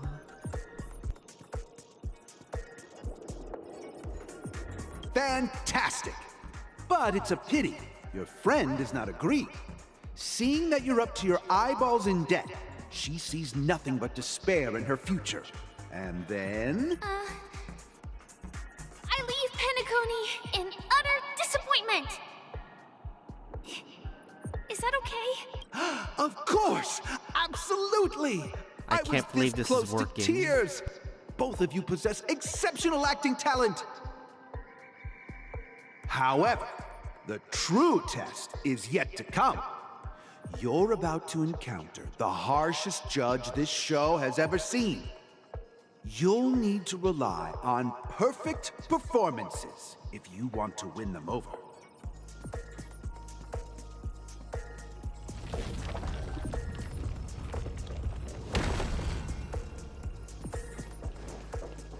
Alright, next round. What's the plan this time? There's a treasure chest there. Go to the treasure chest! Fuck. Dang it, game. Welcome to the final stage. Actually, all the scenarios that you previously encountered were all from the film Once Upon a Time in Dreams. Two companions arrive on Penacony with nothing but a dream. Their desire for achievement is met with continuous setbacks. Ultimately, one continues on, despite spiraling into debt, while the other concedes defeat and leaves. Many years later, their paths cross once more in the thriving Penacony. Yet, they refuse to acknowledge each other because... I fell into poverty. She's leading a normal life. No, poverty! Against the backdrop of a revitalized Penacony, the joy of reunion mixes with the sorrow of past separation, the awkwardness of being strangers, and the shyness of a long-awaited encounter, all converging at this very moment. Shout out to Octopath 2. The poverty is one of the biggest enemies of Octopath 2, so anyway. Give it a shot. Try and convey this bittersweet scene to me. Bring it to life with precise and emotive acting. Is this ever going to end? I know! Why don't you try that clockwork thing you used before? Okay. Your performance is far from satisfactory.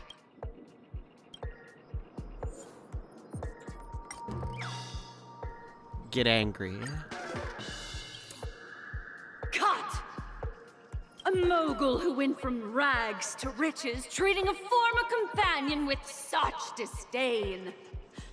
It just makes my blood boil. Huh? But we haven't even done anything! Is her imagination running wild again? Oops. Brilliant! Your portrayal outdoes the original. It's simply beautiful! We have passed the test. We ought to hurry up. Wait, seriously? Acheron is at stake. Yeah. I see enemies over there. Yeah. I'm not touching the enemies. We're fucking focusing on story. Unless there's enemies in our way, so.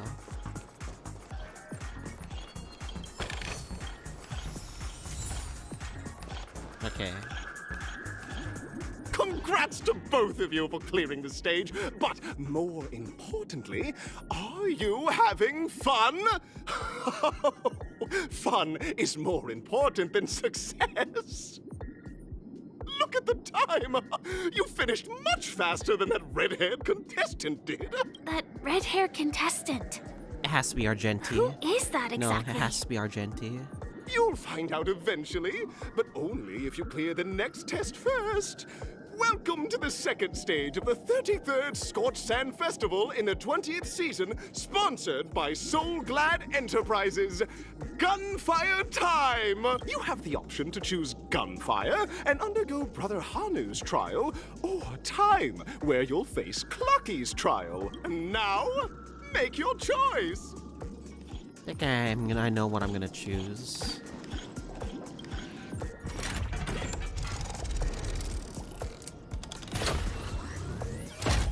I think it's not too complicated.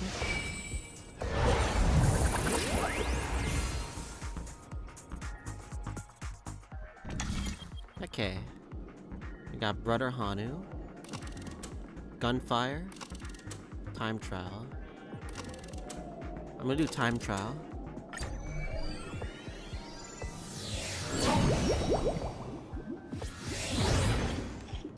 Dear friends, welcome to the wonderful world created by the Watchmaker. Awaiting you up ahead is the titular character from the beloved Clocky animation, Clocky! It's said that the Watchmaker dreamed up the idea of Clocky when he was just a boy. Back then, he was merely an apprentice in a clock shop, and one night, he dreamt that all the broken clocks started sprouting arms and legs. Like a skilled pilot, he steered them towards the right path. As a classic figure who grew up with many, Clocky truly shaped a generation, solidifying the Watchmaker's pivotal role in popular culture.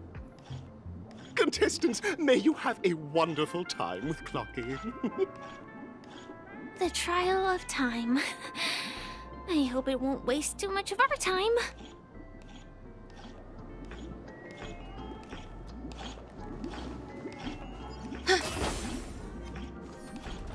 Sound lingers. Fuck it, we might as well get it to our first battle. Existence is unity. All will be swept away by the wind. Don't worry, my team is super strong, Investing in so... victory means playing the long game! Spend freely. Answer me.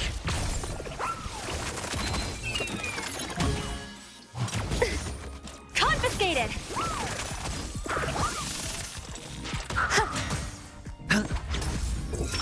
Just 0 points.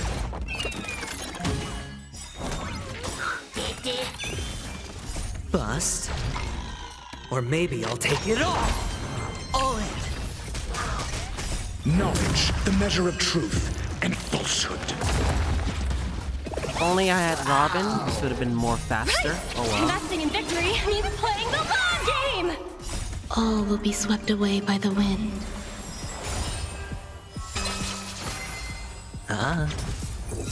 Answer me. Fail.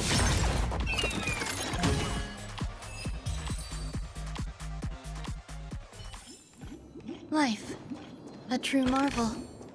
A few decorative designs were the bonus. Am I just a failed experiment? That statue. Did it just speak? Am I just a failed experiment? I'm just an expendable failure of a clock. Oh my god.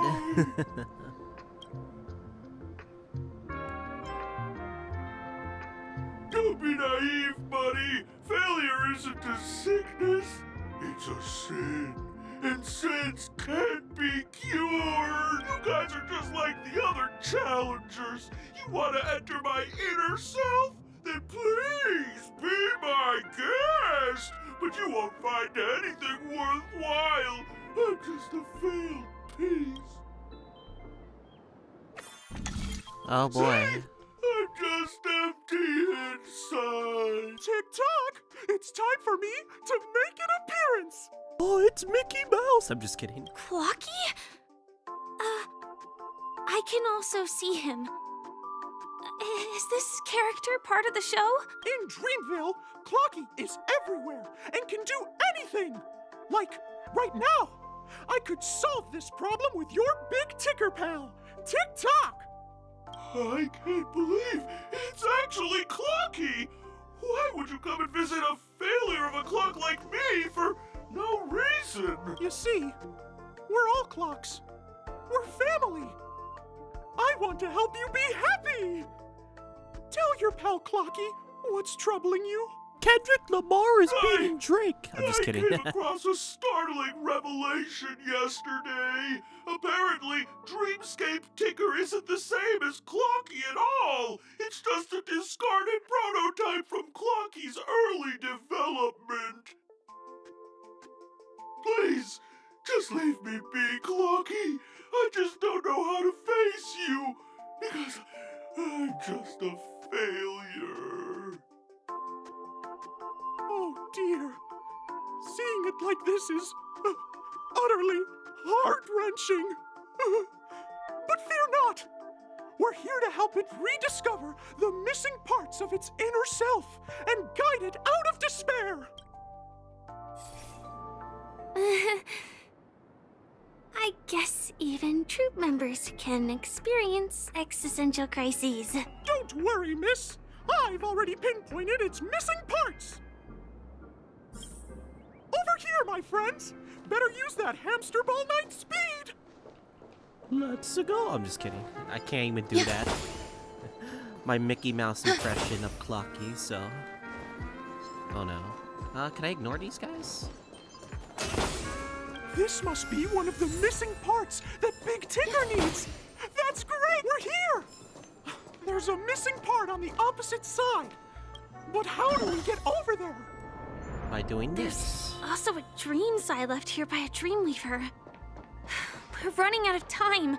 We'll have to use it if necessary. It's been a while since we've used this.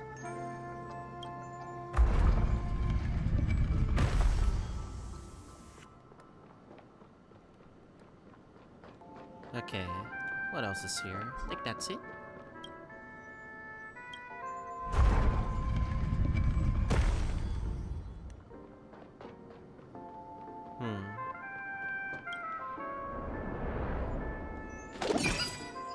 Sound lingers. Hopefully I'm going the right way.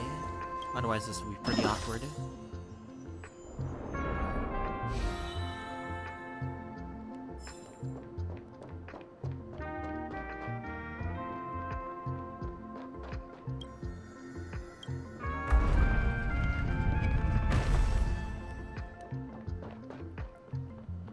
Oh man, I know puzzles would be the bane of my existence.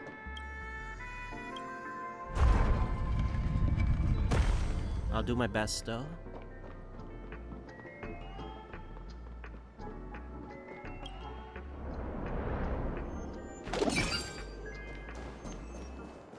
Ah shit. I'm gonna ignore you guys.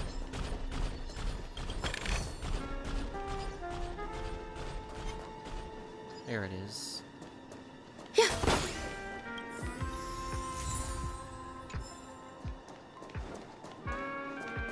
Oh no, we have to go to the other side. Fuck, we have to do the other side too. Oh wait, we could do this. Okay, okay. Fuck. Dang it, I didn't think this was gonna take that long, but fuck. Oh no. I'm messing up so badly. I'm choking right now.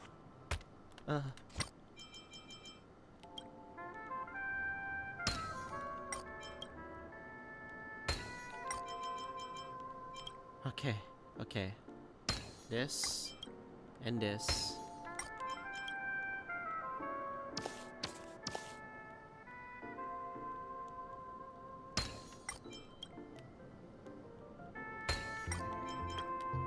Sorry, I'm going as fast as I can. I apologize, everyone.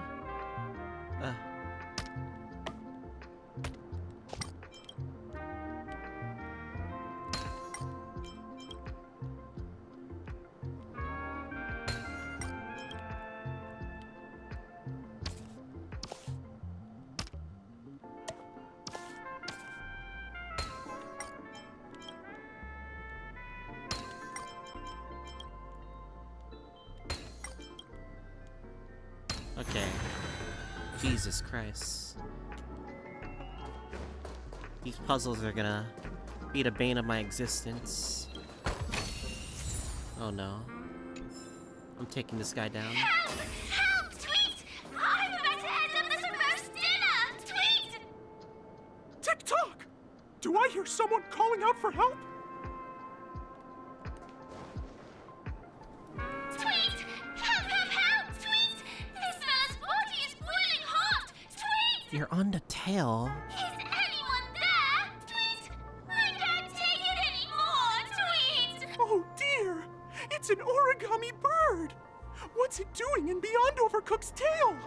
Is that Cookie? Tweet! Please save me! Tweet! I'm being roasted alive! Tweet! A roasted bird? Oh! This is horrible!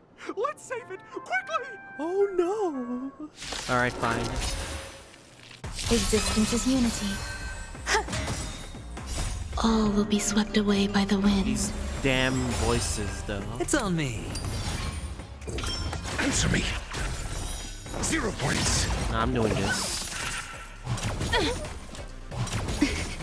Let the valuation go, Nebby! Better cut our losses. Ooh. All in. The dice have been cast. Bust. Or maybe I'll take it all. Watch your head.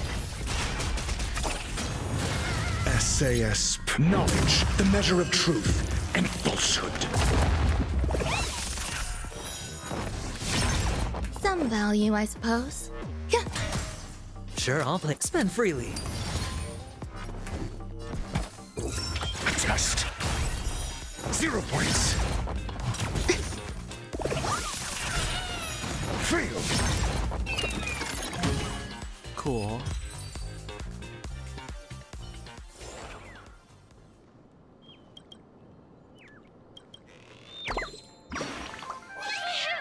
Thank you, guys! Tweet!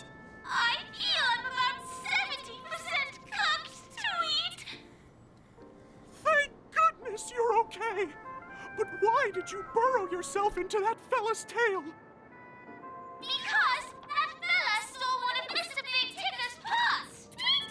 I wanted to help retrieve it, but I accidentally got myself stuck in the oven! Tweet! Go ahead and get it, but be careful! It's hot! Tweet! An inner self fragment belonging to the Sweet Dreams troupe? This is just too surreal. Alright, let's see what's next. It's right over here.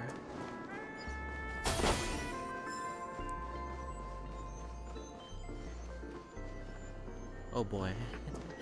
Alright, activate Dream's Eye again.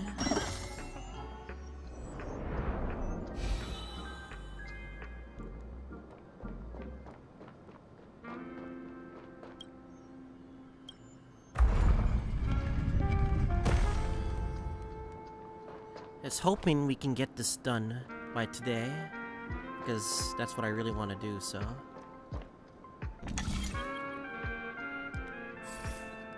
Alright. I think we're almost done here.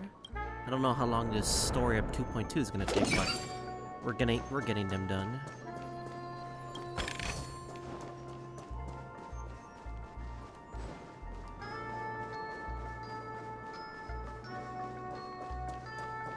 We're back! As long as you have these, you'll be able to find closure. Tick-tock! Wow! This sudden surge of joy! It's working! Tick-tock! Next, we just need to enter its emoscape, help connect its pathways, and we're done! Oh, these puzzles. Okay. Okay. Let's hope I know what I'm doing. Okay. It's been a while since I've done this, so...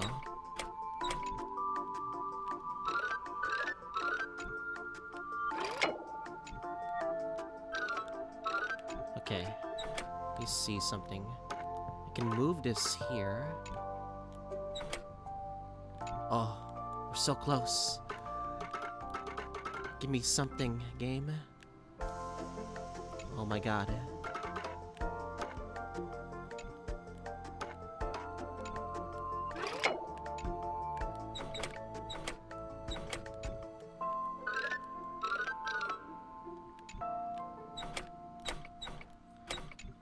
Oh god, I'm trying to figure this out. Oh no, I'm choking right now. Fuck. Oh. There we go. Oh, dear! Oh no. What's going on in here? Your inner self is a mess! I'm not qualified to be the real Clocky! Just give up, Clocky! No! Hell no! This is unacceptable! You have to face your fears!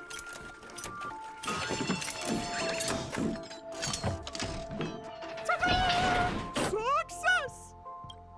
Okay, last one is over here.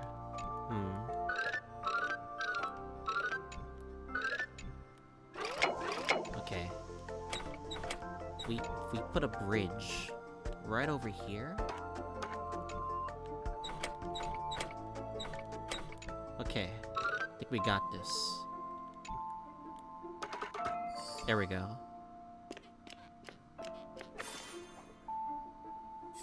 Boom, first try, hell yeah. Thank you, Clocky. If not for you, I'd never be able to connect with people like this. You helped me find myself again. No problem at all. As the guardian of Dreamville, it's what I'm here for. Tick-tock! Tick-tock. Oh, my friends, you still have other important things to do, right? Go forth, my friends! When the moment comes, all the Dream Tickers and I will cheer for you! It's all done! Victory's in sight! Let's head to the final stage. I wonder how everyone's, like, doing with their Robins, to be honest. Sound lingers. I couldn't get here because I'm staying strong for Firefly. Feeling lucky. But I hope everyone's enjoying their Robin. Existence is unity. All will be swept away by the wind. Right! Investing in victory means playing the long game! Spend freely. Answer me! I'm like way ahead of like a lot of people, so that's why I'm bum rushing. Bust. Or maybe I'll take it all! Watch your head. Ribbon drift!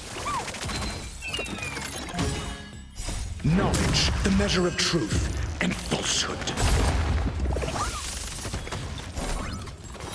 0 points. I don't think people can level their Robin unless they do story. So yeah. Enjoying yourself? All will be swept away by the wind. So I'm curious, like, who got the Robin built? All in. Right! Investing in victory means playing the long game!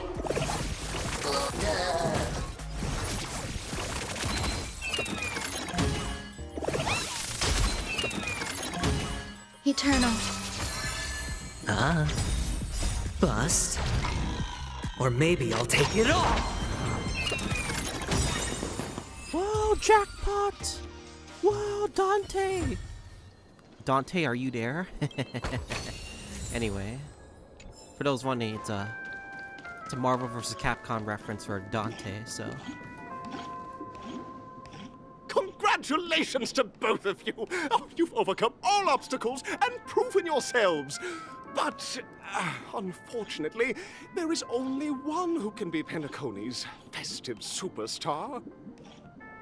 In the final stage, you will face the defending champion.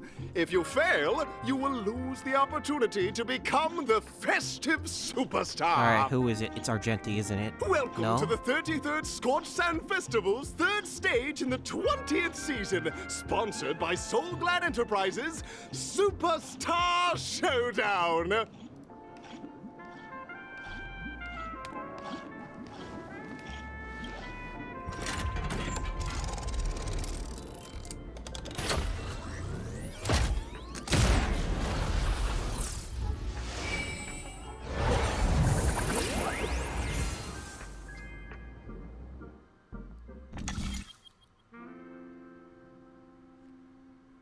Alright. We got Arena 1, Arena 2. What does that even mean? Arena 1, Arena 2. Is there a difference between the two? Fuck it, I'm choosing Arena 2.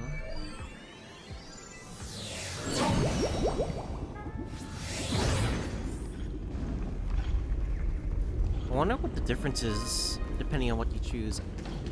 Yeah, it's Argenti, I knew it. No way. I think I just saw someone. Someone extraordinary. Feeling lucky. Sound lingers. I don't know if I have the right team for it, but fuck it. We'll see.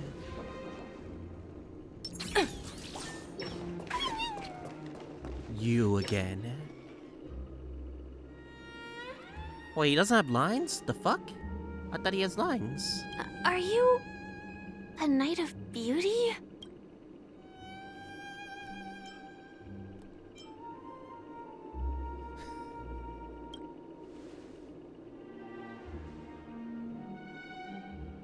Oh no. Did they forget to give him lines? Or is this bugged? Oh my god, they forgot to give him lines. I'm pretty sure this is bugged.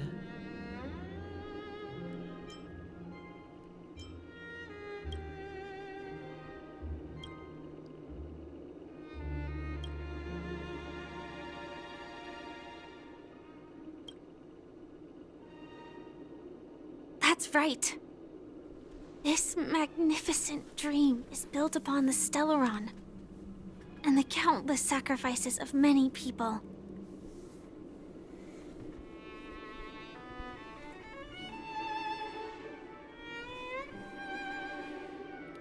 Tell the truth about the watchmaker and the Stellaron.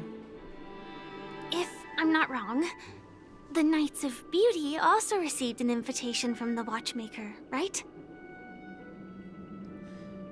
This is so... Actually... This is like awkward without his lines. We've already met the watchmaker.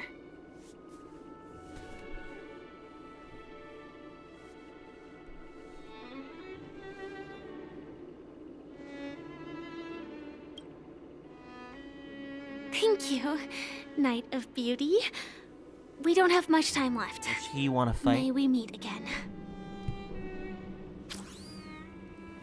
In that case, let's make our way to the end. Wait, we just convinced him. Penacony's really thronging with talent.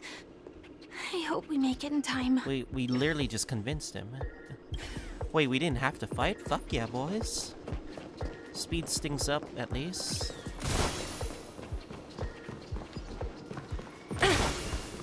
Damn, Argenti has become an NPC. Reduced to an NPC status.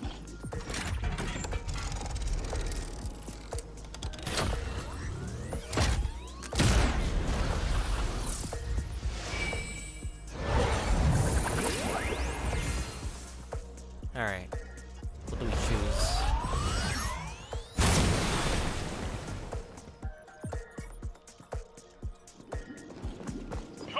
Congratulations to the Galactic Baseballer and Firefly on becoming this Scorched Sand Festival's champions! We look forward to their amazing entrance in the Charmony Festival! Let's give a round of applause to our aspiring... We're here now. Congratulations to the both of you on becoming the festive superstars of this year's Charmony Festival. Sunday? Before entering the Grand Theater, I, on behalf of the organizers, extend my sincere congratulations to you, wishing you joy under their radiance. What are you up to, Sunday?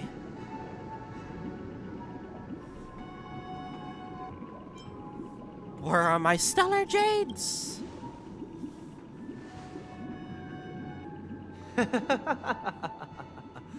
Your endeavors are worthy of extra recognition. Give me stellar and I've jades. taken steps to ensure that.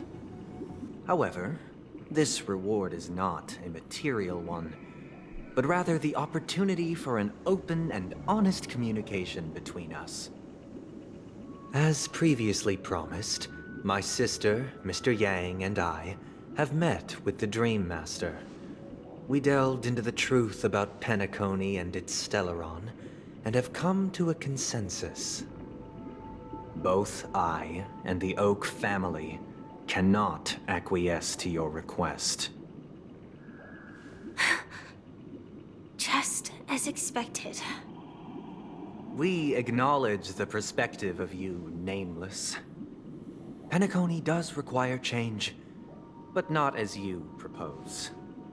The planet of festivities cannot and will not revert to a place characterized by chaos, disorder, or anarchy. Through your journey of overcoming obstacles, you must have glimpsed the essence of that era. The vulnerable ruthlessly eliminated, equality non-existent, common folk living precarious lives, eking out a dreary existence.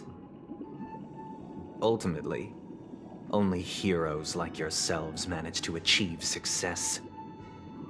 But I would dare ask, if you did not possess the special status of having a Stellaron, and you were but an anonymous and frail member among the masses, which Penacony would you prefer? A dystopia for the survival of the fittest, or a sweet dream paradise for all? I feel like there's no wrong answer, no?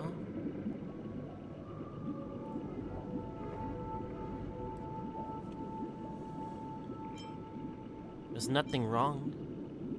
Why are you asking me this anyway? That's not the point!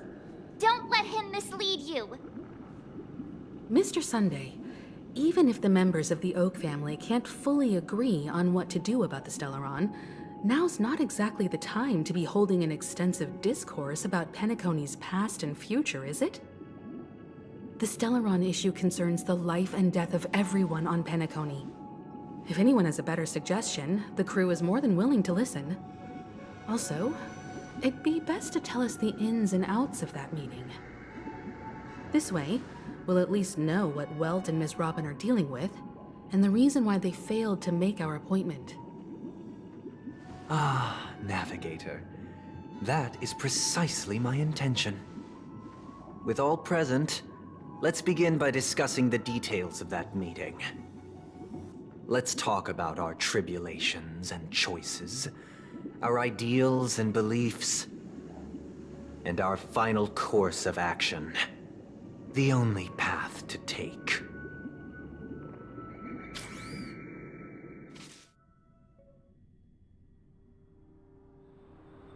Oh no, Don You Honey. mean to say that for the longest time, there have been scoundrels who would use the Charmony Festival that I have bequeathed to the masses as a tool to realize their ambition?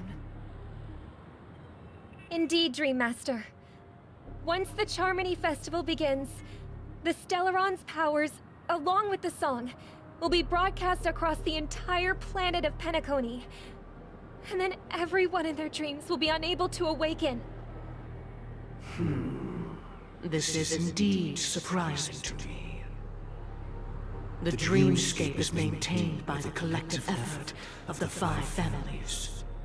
If someone were to use the Charmony Festival to recklessly disseminate the power of the Stellaron, this individual must hold a position of great authority. Do you have any suspects? I'd like to ask, did you really not know of the Stellaron's existence? I would have never thought that this nameless would point the spear at me. Quite astonishing indeed.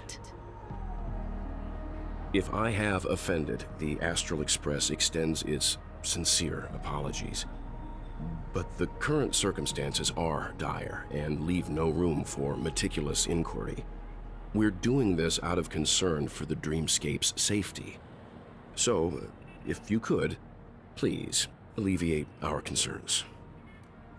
Dream Master, it's just to prove that the Charmony Festival has nothing to do with the Stellaron.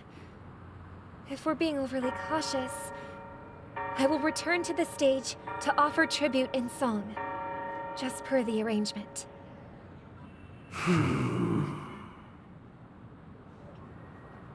Sunday, Robin. I've watched you two grow up, and know your dispositions like the back of my hand. Both of you, right now, can surely be lauded as their most devout advocates.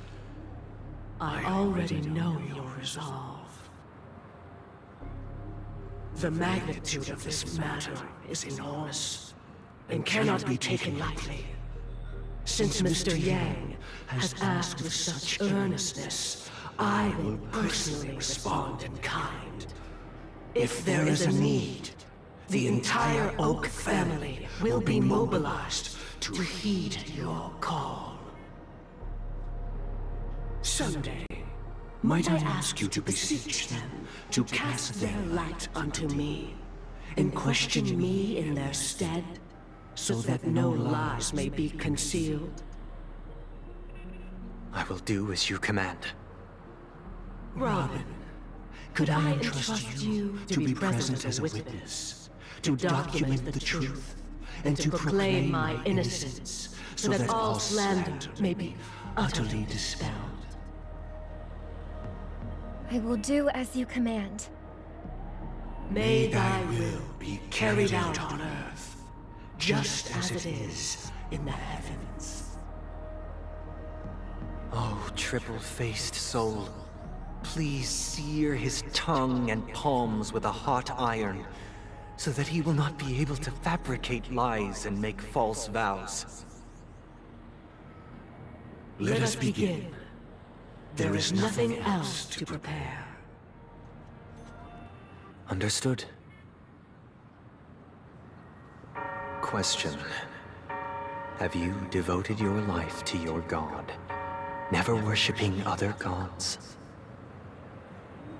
Oh, he's using his power.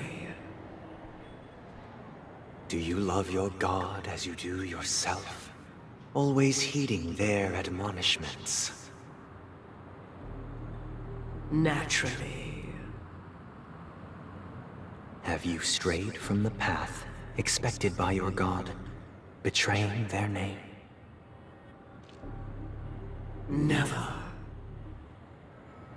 Have you ever been inordinate with your asks of your god, coveting more than the foundation of the creation itself? Never. Then, a final question. Do you swear to fulfill all vows, past, present, and future?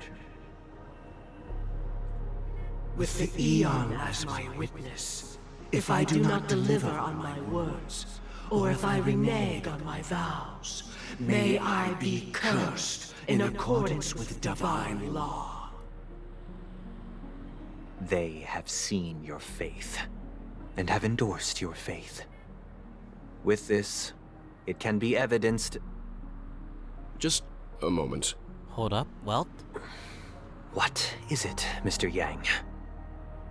I have another question I hope to have answered.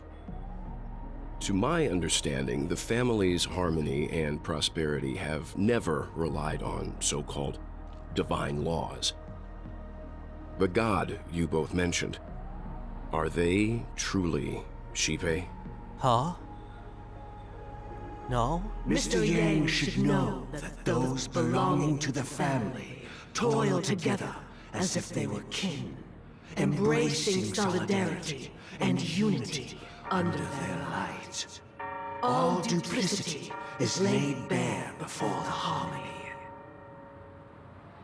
Such a delicate and complex symphony. Which other god could perfectly harmonize this, if not for the Great One, Shipe? Perfectly harmonize. Therein lies the problem.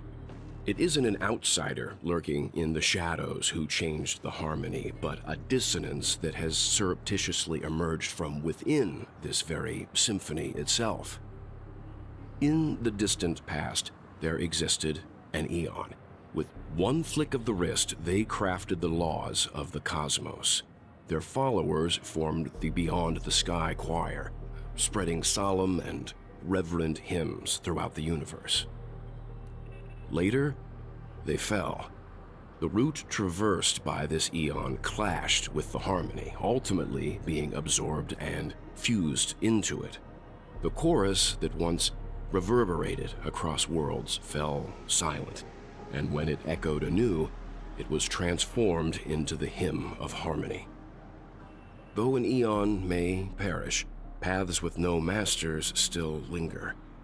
In the all-forgiving harmony, echoes of bygone dissonance may subtly arise. Mr. Yang. Being overly astute can be a detriment. Especially when you find yourself alone and without allies. So this is how it is. That's not good. For the sake of our grand cause, Sunday. Oh no! Please Oh, allow no. these two an opportunity to rest. What? No betrayal! You betrayed us. No! Fucking A. Sorry, Robin. It's just you. I did not wish for you to know this. It's a pity that things have turned out this way. So, this is the true reason I can't sing? Sunday. The shadow that envelops Penacony is actually... We were never children of the harmony. Our ideal paradise could not have been crafted by Xipe. True bliss can only be guaranteed by the one who transcends the many.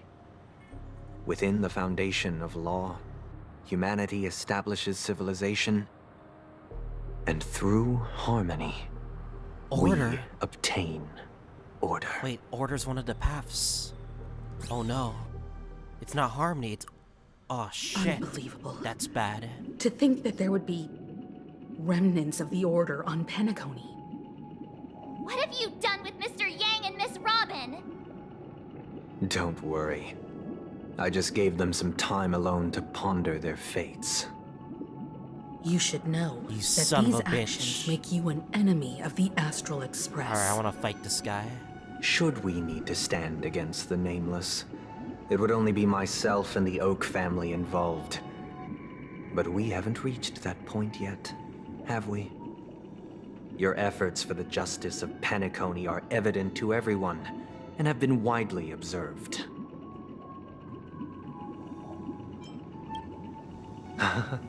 Patience is a virtue.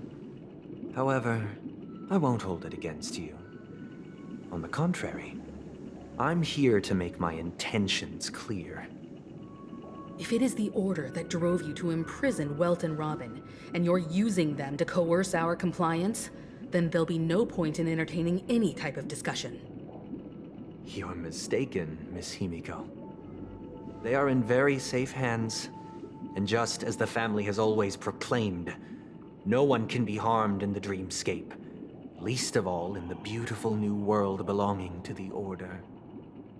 Penacony and the Fucking, I hate his entire smug universe face. have witnessed far too much innocent bloodshed. The strong wield their blades against the weak, and the victors push the vanquished to the brink of life. Natural selection. The world abides by this principle, establishing the well-being of humanity atop the corpses of the downtrodden. Only we, or rather, I, possess the power to put an end to this farce. So you've decided to resurrect a dead Eon? No one's ever done such a thing. It's forbidden, no? If Miss Himiko is interested, let's draw back the veil and speak candidly. I've always firmly believed that people can understand one another through peaceful means. I'm willing to divulge the unembellished truth as to the intentions of the Order's Pathstriders, so that you will make better judgment for the Astral Express, for Penacony, and for this stretch of the universe. Words can hardly do justice to the beauty of that ideal. So, come with me, everyone. Let us retrace our steps and see once again where this road leads. Huh? Where'd he go? This guy. Welcome. This isn't any location in Penacony's dreamscape. It's my inner world. The reason the scenery before you remains unchanged is because your consciousness has drawn on similar concepts to fill in the gaps.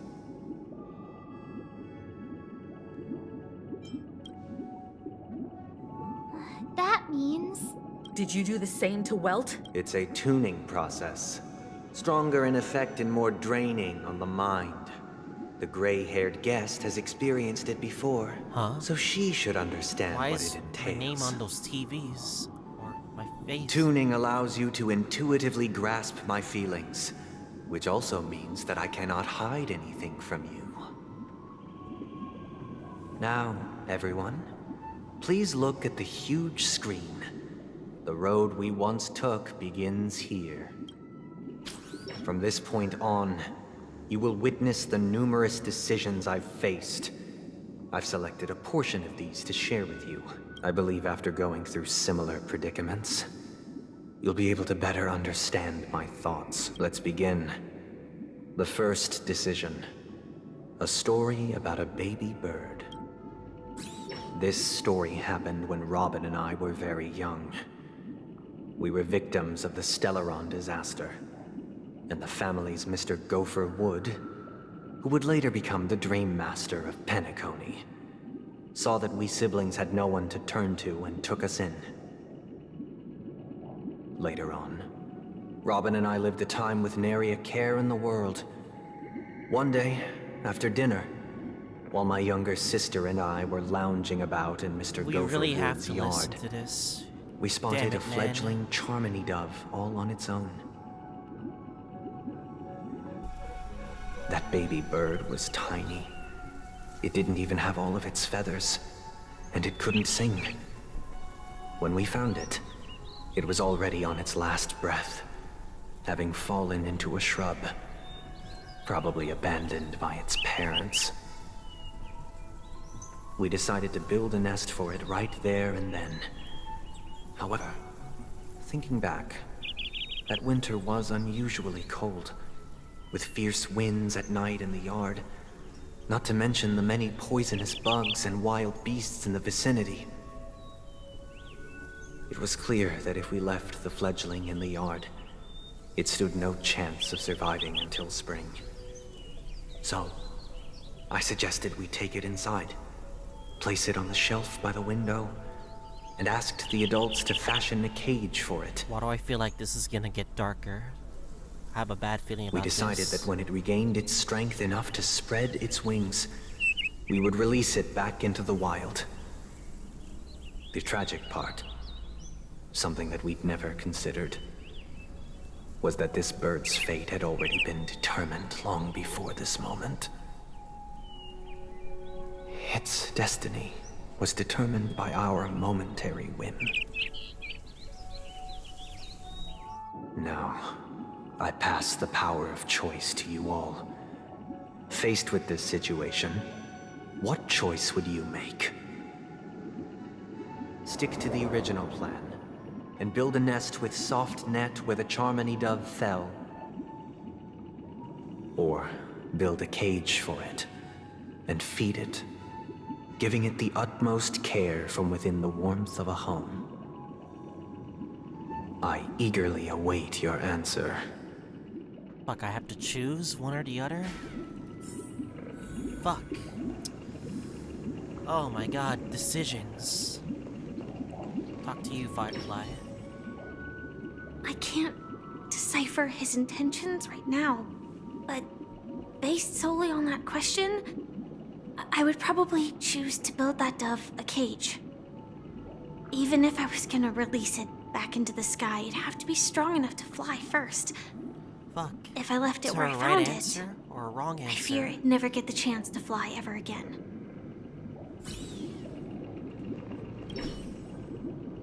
It looks like he really has no intention of imprisoning us. If it's just a quiz, I suppose it's fine to humor him. Back to the question. I would personally choose to build the little Charmony dove a cage. No special reason. I do think that a fledgling should have the right to fly into the sky. But if it can't even live to that point, then there's nothing to talk about to begin with.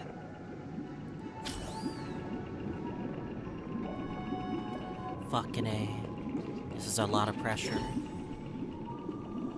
That guy just casually throws this kind of question at us? What exactly is his deal? But fine, I'll answer, I guess. If it were me, I guess I'd choose to build a cage for the little Charmony dove. After all, leaving it there, it's bound to get hurt by wild animals or something. And that'd just be too sad. Everyone's thinking it's the cage. Fuck. That's what everyone... Oh my god. Fuck. Cage or bird nest? Cage or bird nest? Fuck. What do I choose? I don't know what I should choose. Oh my god. They want me to choose this. But...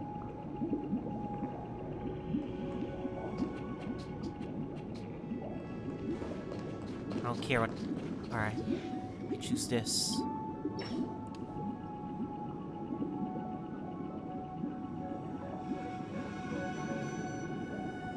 Interesting.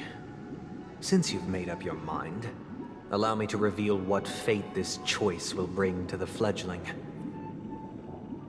From what I've observed, there are at least 3 predators in that yard that prey on small birds.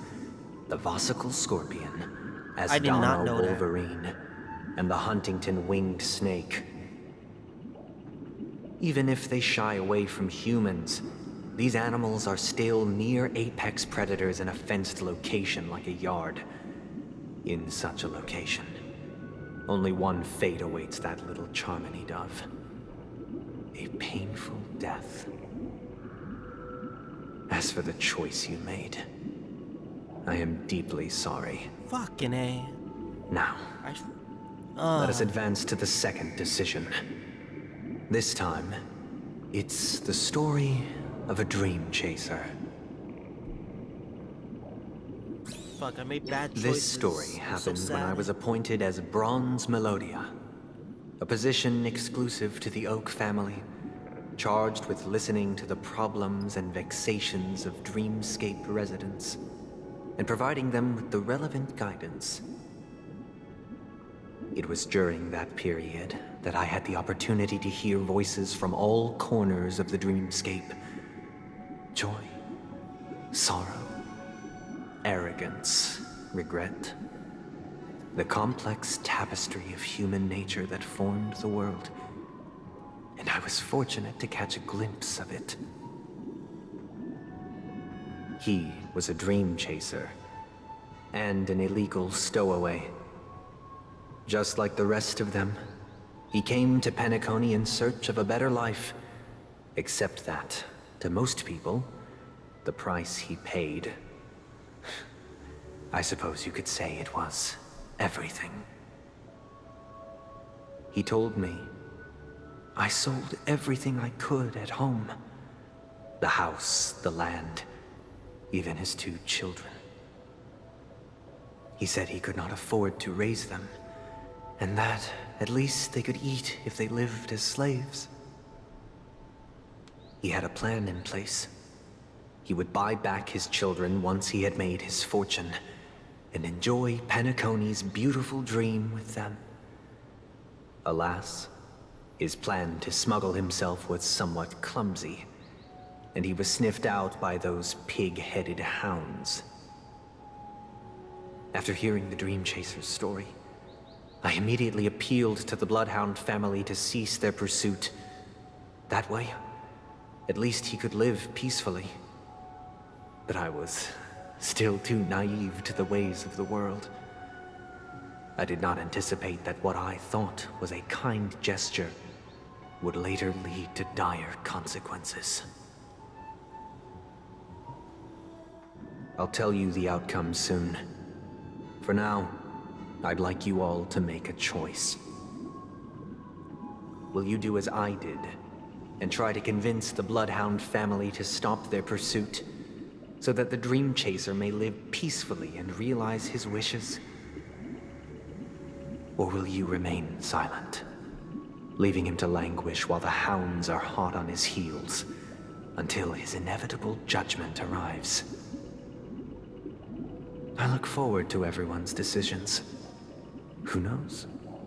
Perhaps they might even alter the outcome of this tragedy.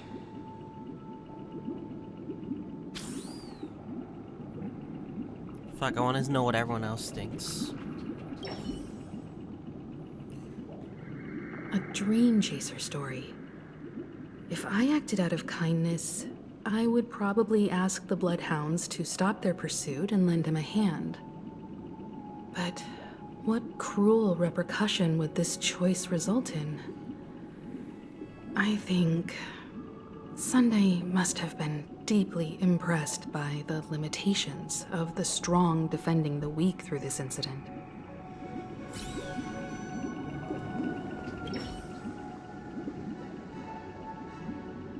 This question... Surely it has some connection to the baby bird story. And this connection is precisely the breakthrough Sunday aims to use to persuade us. I'd probably choose to ask the Bloodhounds to cease their pursuit. Everyone's choosing the same thing. What about you, March? It seems illegal stowaways are really quite common on Penacony. But that guy in the story, I don't think he deserves any sympathy at all. He sold his kids to chase a dream. Even if he intended to go back for them, it's still insanely irresponsible. With that thought, there's only one choice. Let the Bloodhound send him back home. This person deserves to be punished. Oh, March's different. Answer is different. Alright. I'm gonna choose this. Yeah, you don't sell your children, obviously.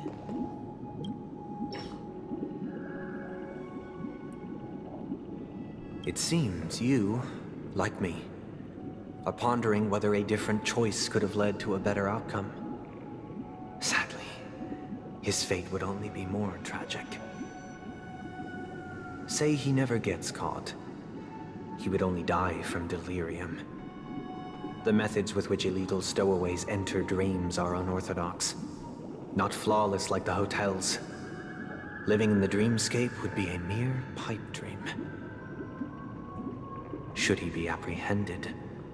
Could the hounds afford to turn a blind eye? The answer is a definitive no. They couldn't bear the resulting consequences, and thus wouldn't dare extend a helping hand. As to your choice, I once again offer my heartfelt apologies. Next comes the third and final decision. I feel like I'm just making bad decisions. And the story this time is my own. This story happened the day I was appointed the Oak family head. At that time, Mr. Gopherwood was the current Dream Master. And as per his wish, we had a private conversation. What surprised me was that the Dream Master had only come to deliver a letter to me. He let me read its contents, and it was a letter from my sister. The letter contained the usual pleasantries, anecdotes from her travels. Nothing out of the ordinary. Just as I started wondering how this letter related to our discussion, the Dream Master began to speak. Do you know who wrote this letter? My sister, of course. But why would you personally visit me to hand me a letter from my sister containing mere trivialities? To help you grasp the full scope of this issue. Do you know where Robin is at this moment? From what the letter indicates, she must be in Caspelina 8, correct? She's touring there right now. Correct. Has she mentioned anything about a stray bullet? A stray bullet? Huh? What? A war has broken out on that planet. It is because of this very reason that Robin chose this destination. To spread the word of the Harmony. And to save the lives of that planet. She personally made for the front lines. She hoped to ease the people's suffering with song, and was willing to brave mortal danger to deliver the IPC's medical supplies. Unfortunately, stray bullets show no such compassion. Is she all right? If the operation was successful, she should probably be recovering in the field hospital. By the eon above, the bullet struck her neck directly, yet possibly as a reward for her consistent deeds of harmony. It didn't hit any vital arteries. Once you've attended to your outstanding tasks, it'd be advisable to write her back as soon as possible. Those damned savages! I'll pack my bags right away. My gratitude for bringing this to my attention, Mr. Gopherwood. Now you understand why she always wears such elaborate neck ornaments, don't you? How could this happen? That's how she lost her Robin. voice. Did she? It's all in the past, so please don't worry. I share this in the meager hope that you will understand the Harmony's limitations and predicament. As grandiose as the strong defending the weak sounds, many times, it is nothing more than wishful thinking. Likewise, I've prepared one last question, one last choice. But rest assured, this choice will not have any grave consequences. Because this is merely a figment of imagination, a nightmare that has haunted me through countless nights. If you ever had the opportunity to make a choice like I did, would you still support Robin's journey on the path of harmony?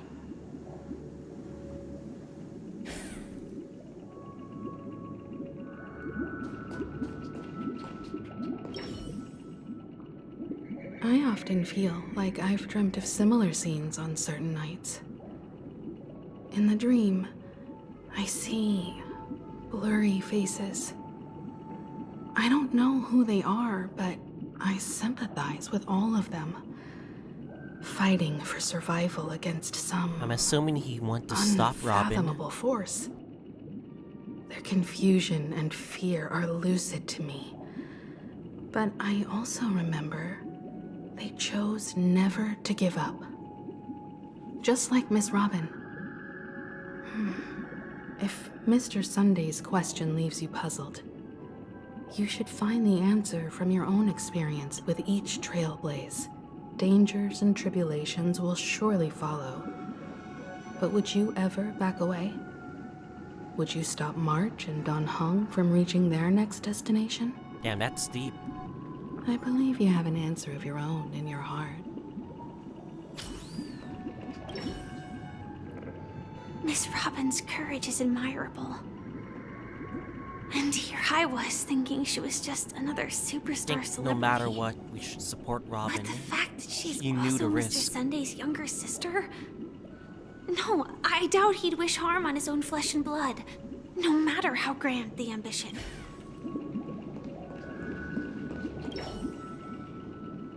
I can't believe that happened to Miss Robin. The strong defending the weak is a great mantra, but if I had to pay such a price, I don't know what I'd do. I think I figured out what I need to choose. I think, like, Sunday chose this to stop Robin. But I think we should just support Robin. She made that consequence of a choice she wanted to do on her own. So be it then.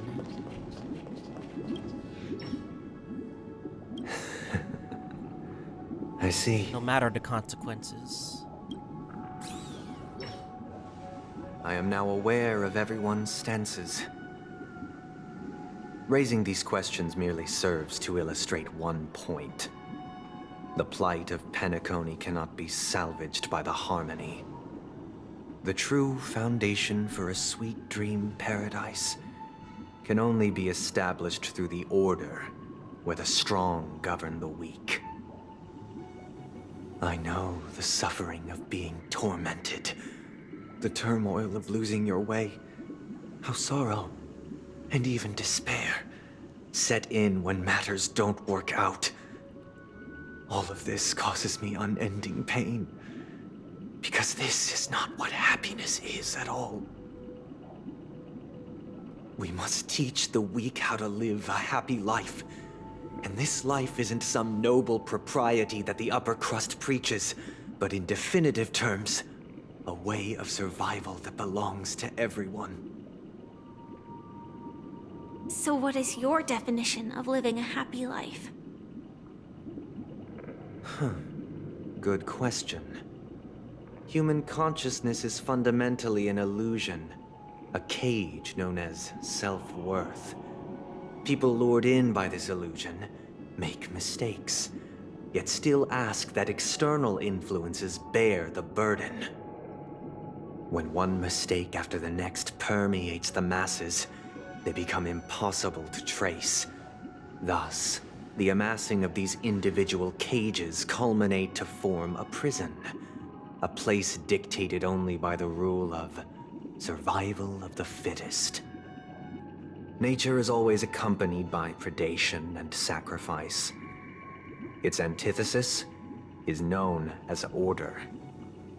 That is what I want to do. Unite people's happiness under the banner of order. They won't need to make bitter choices any longer, nor face the weaknesses of humanity. They can cast aside their primal instincts to build a haven for mankind. Simply describing thoughts is far too abstract, so allow me to provide a simple example. As you all may know, there are societal norms like weekends and long weekends that exist on some worlds. During these hard-earned rest days, people are given the chance to extricate themselves from the stresses of everyday life, allowing a certain tranquility to return to their souls. And it is only on these days that people do not have to adhere to the law where the strong prey on the weak. They can live out their lives happily during these brief intermissions.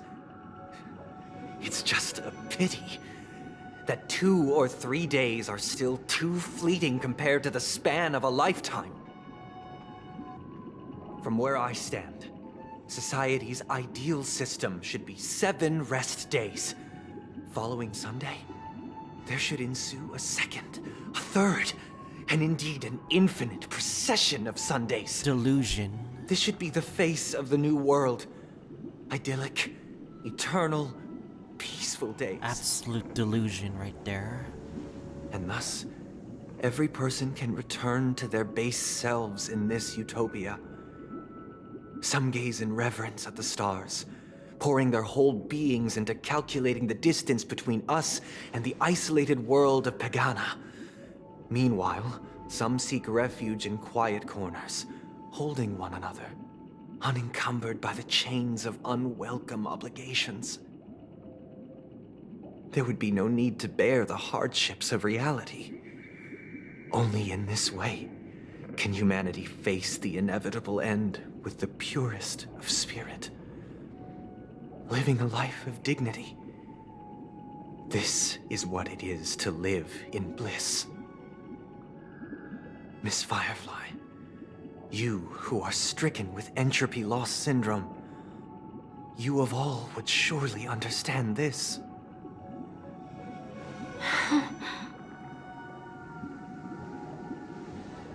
It sounds like a flawless theory.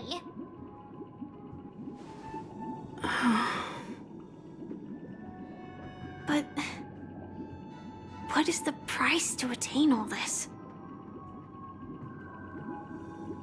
The cost is minute, merely a personal and eternal sacrifice.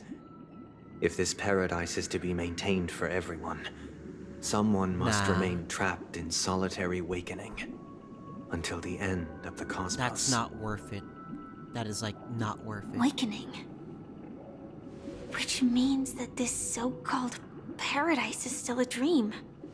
Stepping into this paradise means forsaking reality, correct? It is not forsaking, but transcending. Flesh, blood, sorrow, weakness. If the physical is the root of spiritual suffering, it is only logical that we defeat it. He's out of his mind right now. But in this supposed bliss, people won't have defeated their demons. The chance to overcome their tribulations would be forever lost to them. In other words, it is an escape. That's another way of understanding it. But there is no shame in escape. On the contrary, the seeds of escape exist in everyone's hearts. Don't you agree, Miss Firefly? And as to why we sleep, it is because we are afraid to awaken from our dreams. But this is not in conflict with the grand plan. Only in acknowledging this can we truly understand the frailty of human nature, and from there, show compassion and protection.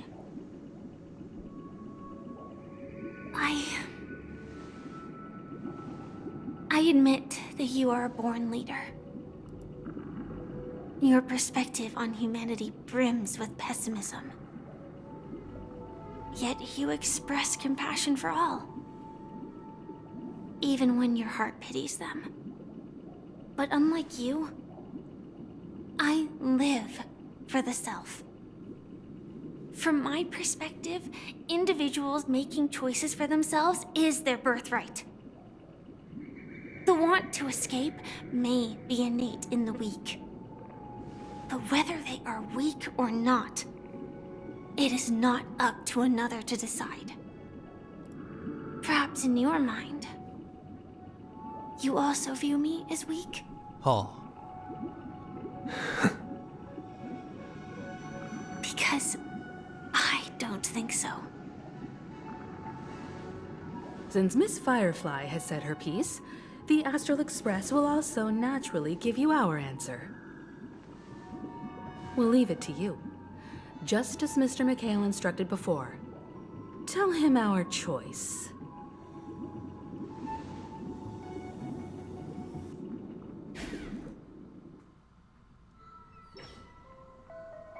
What is this place? Does this place ring any bells, Misha? I don't know, but I feel a sense of deja vu. What is this place? It's the realm within a dream bubble. This was left to the Astral Express by a nameless, but weirdly, when we entered it, it was completely empty. Dr. Edward from the Dreamscape sales store told me that dreams are formed from memories, and a dream bubble can't take shape if its core is empty. So I thought you might be able to help us in unraveling this mystery, Misha. As a hotel doorman, you know Penacony best among us.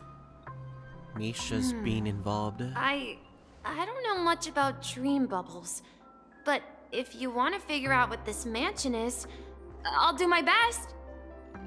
I'm counting on you then. Himeko, I still don't get it. Why were you so sure that Misha had a connection with this dream bubble? I wasn't sure. It was just a hunch. He's the watchmaker. But since Misha feels familiar with this place, my hunch might be correct. Exactly.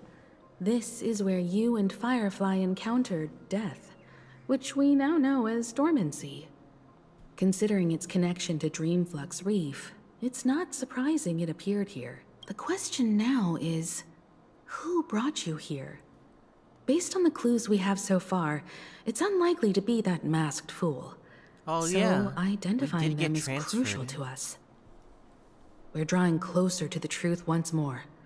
Let's give Misha some time, as I believe he'll unveil the secret of this dream bubble. All right, but there are doors all over the place. Which one should we choose? Do you have any idea, Misha? I guess... maybe this way? I'm not entirely sure, but... let's give it a try. Wait, you managed to choose the right... Weird. This place is quite different from the hotel. But I feel like I've been here before, and even lived here for a while. If I remember correctly, there should be a fireplace down that hallway. Clocky and I used to sit by the fire, listening to the crackling of firewood. And the room on the other side was the toy room. Yeah, I see it, guys. I feel the lag. I loved spreading out all the toys from the box on the floor and making up stories for each of them. Hold on. This doesn't make sense. Didn't I grow up in Dreamflux Reef? So, what is this place? This could be a case of amnesia. Don't worry, Misha. It's common for everyone to forget certain aspects of the past. Those memories haven't vanished. They're just lying in the depths of your mind. We can surely get them back. Since this place seems familiar to you, why don't we explore a few more rooms and see if you can recall anything more? Yeah, then let's check out the rooms I just mentioned. Jesus, this story has been going along for quite some time, man. I'm all for it. I'm gonna keep going no matter what. That's the name. Now we all know him as the watchmaker. So, who is he talking to? Do you know anything about it, Misha? I'm sorry. I don't know much about the watchmaker. But, Mikhail... Anything special about that name? Mikhail is Grandpa's name. Grandpa? Grandson. Do you mean you're the watchmaker's grandson? But we haven't heard anything about the watchmaker having descendants. And the name Mikhail is not rare. Perhaps it's merely a coincidence. Could you tell us more about your grandpa, Mikhail? Yeah, sure.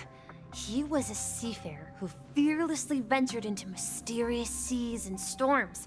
He was always on the sea and had lots of friends who accompanied him on his travels. He didn't want me to call him Grandpa because that would make him sound old. He believed he was still young. The name Mikhail was given to him by his parents, Mihaly and Elise, both renowned seafarers. Every time he came back, He'd share his logbook with me and tell me about his adventures at sea. I want to become a great adventurer, just like him. It appears that the seafarer has nothing to do with the watchmaker. So, perhaps it's just a coincidence? So, where is your grandpa now? He went off on a new journey. And it's been quite a while since I last saw him. Sus. So, where has Clocky gone? Did he leave to protect Dreamville? Tick-tock. That was creepy, in a way.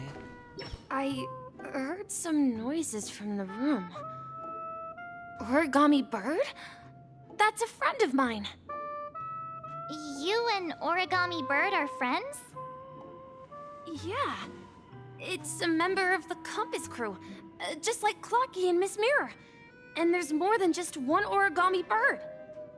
They are a big family with lots of brothers and sisters who look the same. They follow Miss Mirror's orders and handle all sorts of jobs on the ship. They're the best sailors. Sailors? Can origami birds be sailors? Could you tell us more about the compass, Misha? The Compass is a ship bound for the New World. Clocky and his partners travel through layers of fog to the depths of the sea. Whenever there is danger, Clocky will use a compass and guide the ship in the right direction. That's a great story. But in the Penacony cartoon, Clocky and his partners have always lived in Dreamville and never ventured out, right? Huh? Oh, that does seem to be the case. Weird. I clearly remember Clocky arrived in the New World in the end. Perhaps Clocky has a hidden past. I think I hear the sound of water. You once mentioned there's a magnificent fountain up ahead.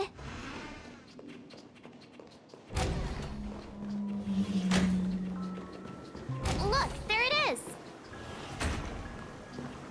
The water resembles a precious jewel, embedded in the dreams of all seafarers. Every time I gaze at the shimmering lights beneath the waves, it feels as though I'm back in this place, standing by your side. Have you recalled anything, Misha? Yeah, I saw these sentences in Grandpa's logbook. He used to say that despite the perils of the sea, whenever he stood on the deck in the afternoon, overlooking the sparkling waves, he would think of this fountain in front of his house. He often said that those moments felt like returning to his family's side, and the difficulties at sea didn't seem quite as challenging. You know, I quite understand such sentiments.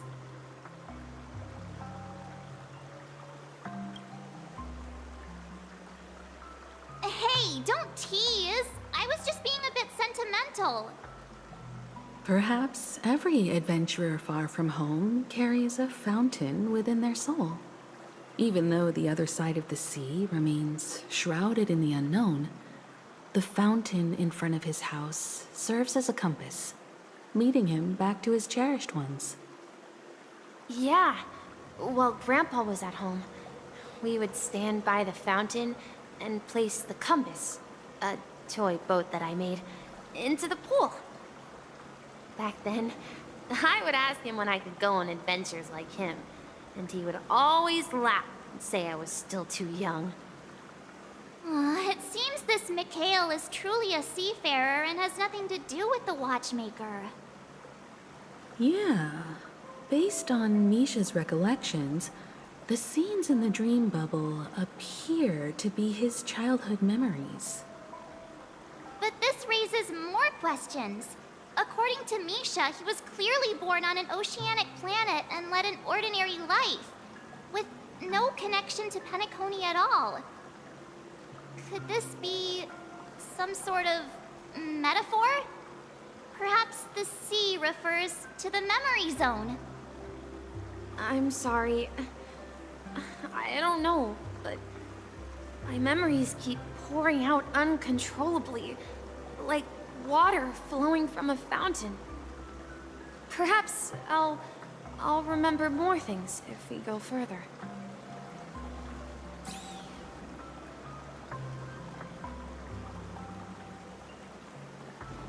I wish to share your burden.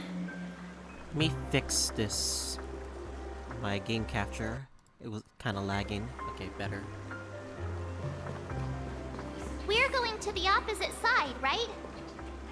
No, we should turn left here. Uh-huh. Something feels different about this place. This is it. Up ahead is Grandpa's study.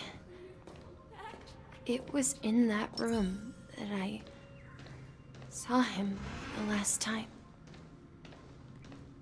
We should know. It's in the correct direction. Holy shit, I hear Clocky. The atmosphere in this room feels totally different. Misha! You finally come! Clocky! You're here! Huh. Yeah. This is the room where we first met each other. Are those books on the bookshelf logbooks left behind by that seafarer? Yeah. Whenever he came back, he placed a logbook on the bookshelf in his room. They contain records of his expeditions to every corner of the world. He described our world as a fountain. At some point, the sea started to gradually swallow up the land where people lived. To ensure that everyone had land to settle on, he had to continue exploring the sea and search for the source of the rising seawater. On that day, he called me to his study, telling me that he was embarking on another journey. However, I could sense the gravity in his expression. It was the same look I had seen on my father's face before his final voyage. I asked him if I could go with him, but he said that my adventure lay elsewhere and told me to stay home and patiently await a certain sound at the door. What sound? He told me about a vast ocean in the sky. An ocean of stars. He spoke of a train that transports children with a desire to venture far away, traversing the sea of stars without ever stopping. He said that he knew the crew on the train, and that he had asked them to take me along. He said the journey I had always dreamed of would start there. A train? Could it be? It's the Astral Express. I remember now. Grandpa's friends are a group of nameless who came to this world to resolve a disaster caused by a star. Then, he gave his pocket watch to me. It was his cherished treasure, appearing in every one of his adventure tales. He explained that difficult times were ahead, but assured me that the watch would guide me. He said, as long as I kept moving forward, I'd eventually reach my desired destination. And then, it was as if I heard the distant sound of a train whistle echoing throughout the room. Exactly, Misha! And then we followed that whistle, didn't we? Yeah. I think I can still find the way we took back then.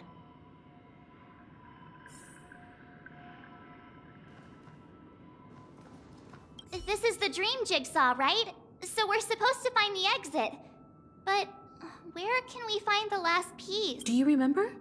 You said you obtained a mysterious shard when you stumbled into this place. Hey, the shape seems to match. Another puzzle So piece. this shard is also connected to Misha? Looks like we're just one step from revealing the truth. Let's get to the other side and investigate.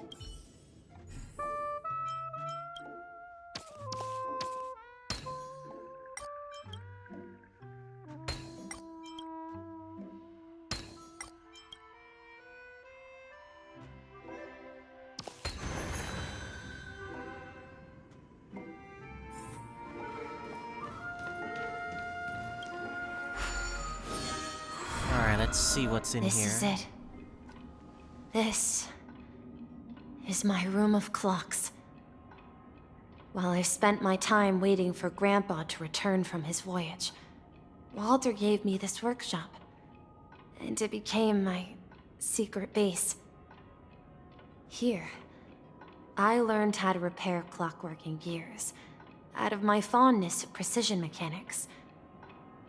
In my dreams, I was the captain of the compass, embarking on adventures with my companions, Clocky and Miss Mirror, in search of the new world. I was born and raised here. So, this building in the dream bubble is your childhood home? Yes, but not exactly. To be more precise, this dream bubble itself is my home. I figured. Looks like you've remembered everything now. Wait. Why does it feel like everyone else knows something I don't? March, you're very slow, aren't you? March, do you remember when she mentioned a clocky that only she could see? Yeah, the little guy here, right? But we all saw him in Dreamflux Reef, right? And Mr. Yang even greeted him. Looks like everyone on the Astral Express has a childlike spirit. The answer lies in the Astral Express. Her experience shows that neither Firefly nor Acheron can see this clocky. And when we were in Dreamflux Reef, you may have noticed that for some reason, nobody outside of the crew had ever talked with Clocky. What? Wait, really? I did not notice that. Hold up, let me refresh the thing.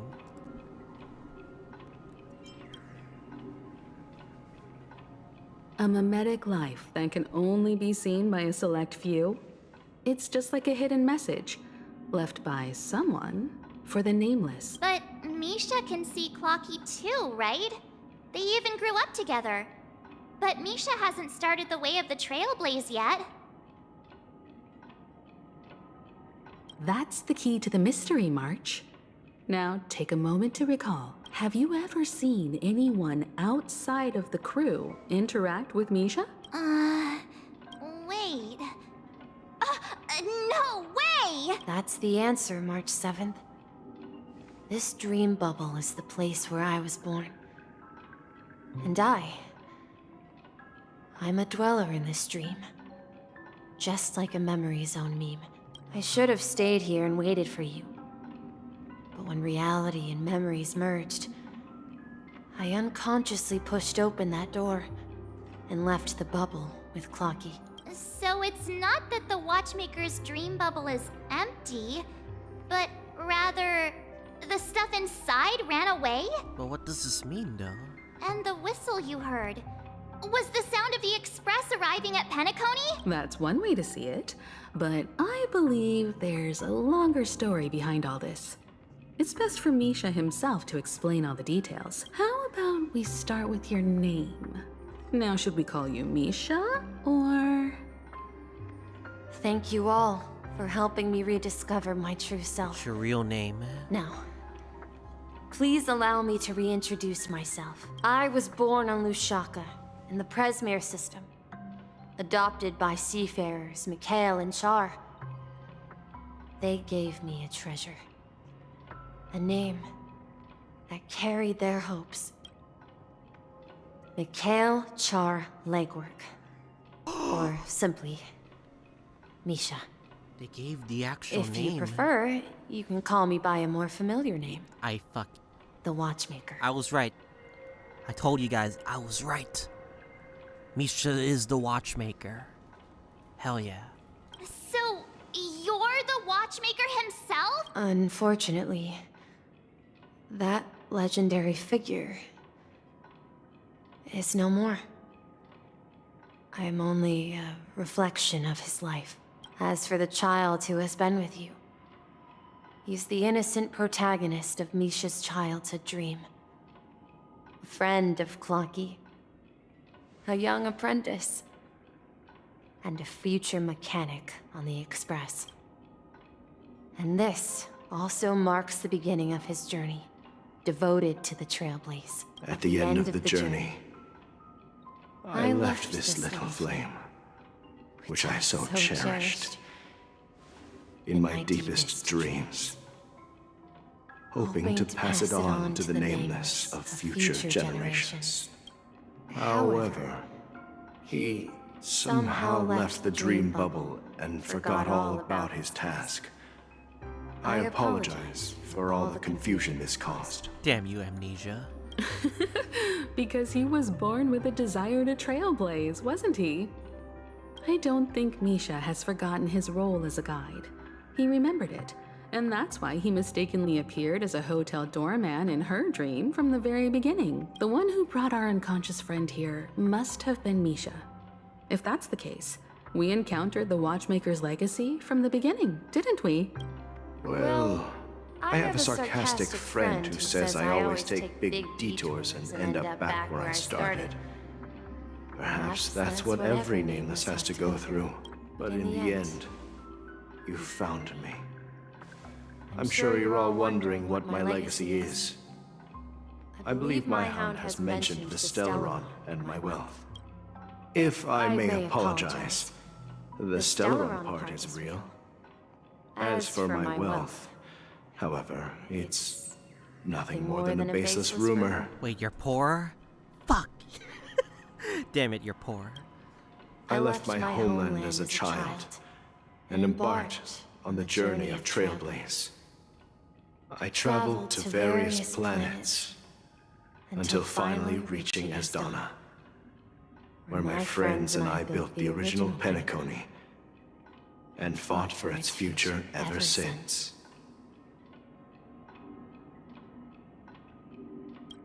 I've been moving forward all my life, doing what I could to overcome the obstacles in my path. But ultimately, my journey reached its end, and I left behind no possessions worth entrusting. So, if you ask what's left within this worn-out train engine that can be called a legacy, I suppose it's the things that are still burning in the engine's furnace. Now that you're well aware of the current situation of Penacony, I certainly hope that you'll help me get this world back on track. But I'll leave that decision to you, for the path of Trailblaze is never paved by others. All I have for you is a story and 2 gifts.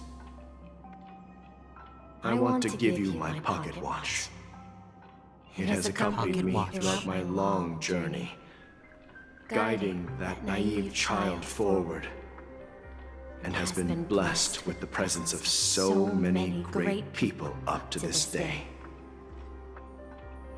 And my hat, too. The one who navigated for me placed it on my head and planted a fanciful thought in my mind. The trailblazing expedition will never end. Now, it's time for you to make your choice. Once you've made up your mind, open that door and enter the long dream of an old man. I'll be waiting for you at the end of this corridor of time. All right, everyone. Let's go. Let's make a decision. Although I don't think anyone will have any objections.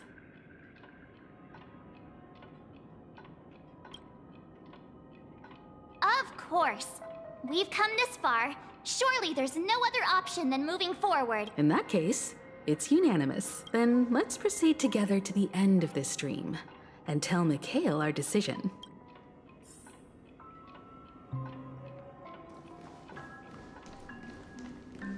And what happens after? We'll decide what the...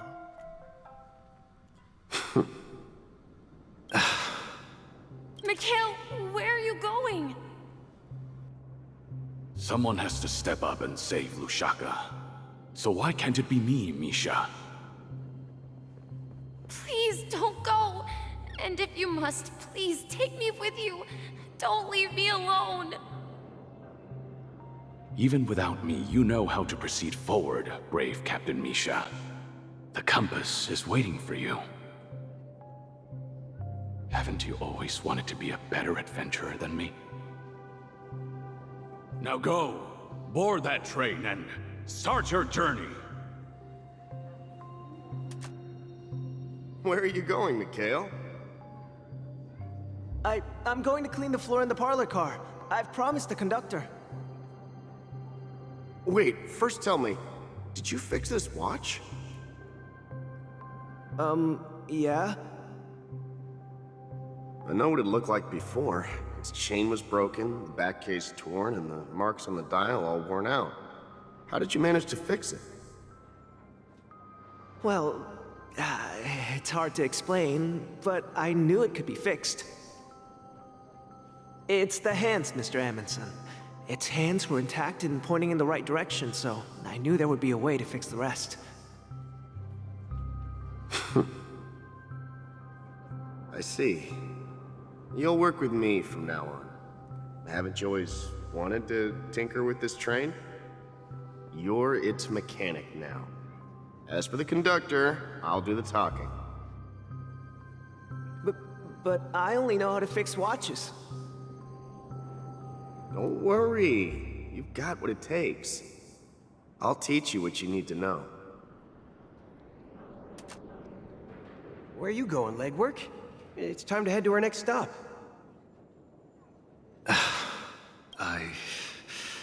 I'm staying in Astana with Rosalina and Tiernan. I see. This place reminds you of home. The people of Astana have only achieved a tiny victory, and still have a long way to go towards true freedom. Hanunu needs us. Is that Alex Lee again? Don't Christ. worry. Not all journeys lead to the stars. Even if I leave the Express, our path of Trailblaze will continue. Yeah. I knew you wouldn't stay on the Express forever. Leave in peace, my friend. And, take this with you. This is Mr. Amundsen's hat. But why? When he departed, he said he would leave it to his best student. Well, I suppose the time has come. Farewell, legwork. Take care of Tiernan and Rosalina. And don't forget to write to us.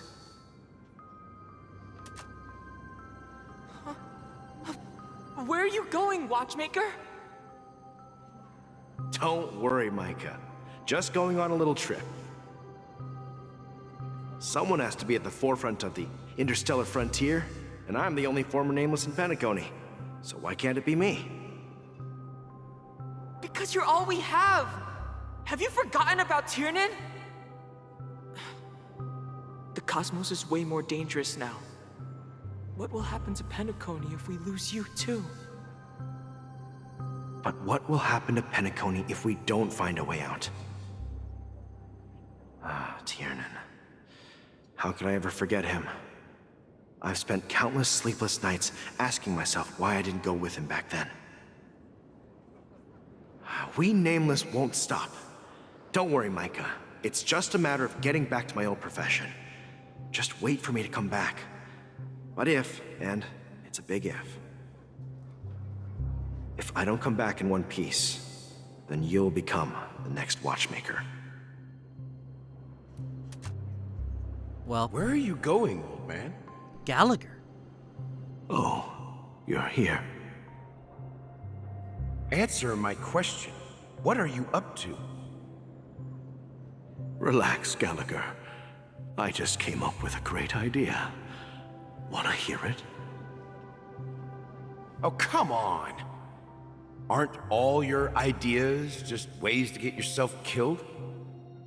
I may be blunt here, but you're the last remaining hero in Penacony. If you die too, the secret of the Stellaron will go to the grave with you. Yes, I'm afraid there's no way out in Penacony, so I'll have to consider alternatives beyond Asdana. We'll organize a festival using the Watchmaker's legacy as a facade, and send invitations to the entire cosmos to gather people here.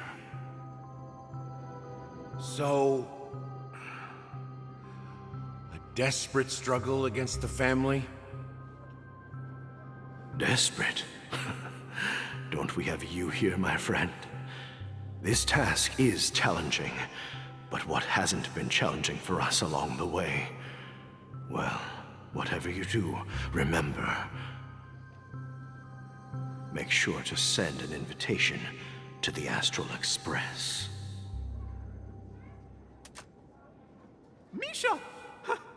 Where are you going? Oh, it's you, Clocky.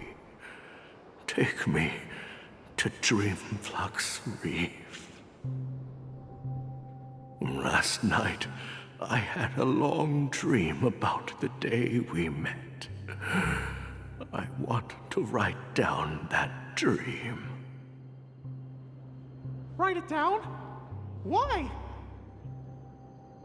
Oh, so I won't forget it. Do you remember how you got your name, Clocky? Of course! You told me that when you were a kid, you lived in a room full of clocks. Those wall clocks and pocket watches grew up with you and were your best friends. Yes, but what I didn't mention was there's a funny misunderstanding behind it. I was a kid, and there was always a special pocket watch in my memories. It was with my grandpa, guiding him on his sea voyages and leading the way in his every adventure story. I wanted to have a pocket watch like that too. And that's when you appeared in my dreams. That's how Clocky was born, eh? Every night, we boarded the compass and set sail together. But you know what? It wasn't until the day my grandpa gave it to me that I realized it wasn't a pocket watch at all. It was a compass. So, your name should have been Compassy. And the watchmaker is just a nameless.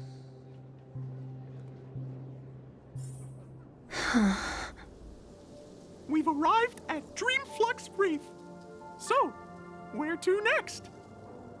You know, Clocky, I don't think I'll be going anywhere else.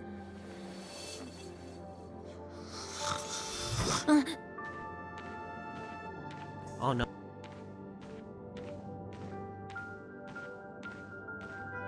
My alarm tried to wake me up. Oops, you guys did not hear some like Kendrick Lamar stuff. So anyway, ignore that. Come on, talk. Come on, Misha. You can walk. I've traveled far enough, and it's time for a little break. Oh. So, we'll set out again. When you're rested? No, I'll stay here. And then, this is where it ends. This is... where it ends? What do you mean, Is Misha? this where Misha says goodbye? You told me that the trailblazing expedition would never end. Yeah, that's what I said.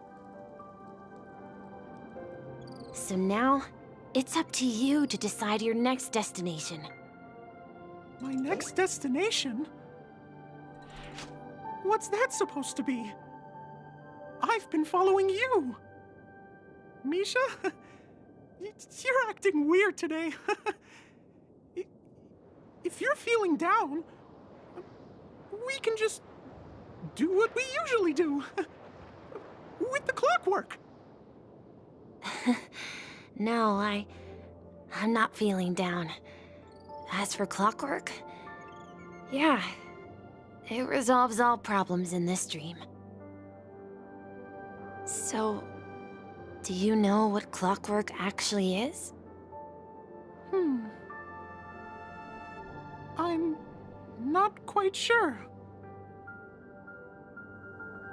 Well, everyone gets lost at times. They may hesitate and doubt which way to go. That happens in this dreamscape and beyond. But don't worry. Everyone goes through moments of uncertainty and hesitation. Eventually, they gather the courage to make bold decisions. Whether it's calming, joyful, angry, or sad, all they need is a little nudge to take that step toward where they truly belong. I'm leaving that little nudge with you, and I hope you'll share it with others. Such is the essence of clockwork, the will of the Trailblaze. Clocky's hands spin around non-stop, indicating confusion, frustration, and weakness. But ultimately, people still need to move forward. Just like your hands, always pointing ahead. This is where my journey ends. Oh, the hat. From now on, We have it is the your hat. path to walk. Trailblazing We have Clocky means now. taking paths your predecessors forswore and venturing even further. The Penacony in Mikhail's dreams does not belong to Order. Xipeda Harmony has blessed us with this power. I can't believe that Eon would cast a glance at Penacony at a time like this. Is it because of the resonance from the legacy of the Trailblaze? It's time to finish this Sunday. Perhaps the bond between you is so strong that it even impresses an Eon. Well, there might be another possibility. Perhaps they want to witness, on behalf of the fallen Eons, who will hold the future of Penacony. If that's the case, on behalf of the Dream Master of Penacony and the 107,336 members of the Oak family, I'm extending a formal invitation to all of you. I'm cordially inviting you all to the Penacony Grand Theater to participate in the upcoming Charmony Festival. And, of course, you won't be in the audience, but on center stage. Since the future of the Stellaron, Penacony, and even the entire cosmos is at stake, let's draw a conclusion there, in all fairness. If you truly believe in Akavili's path, then show me their courage and determination.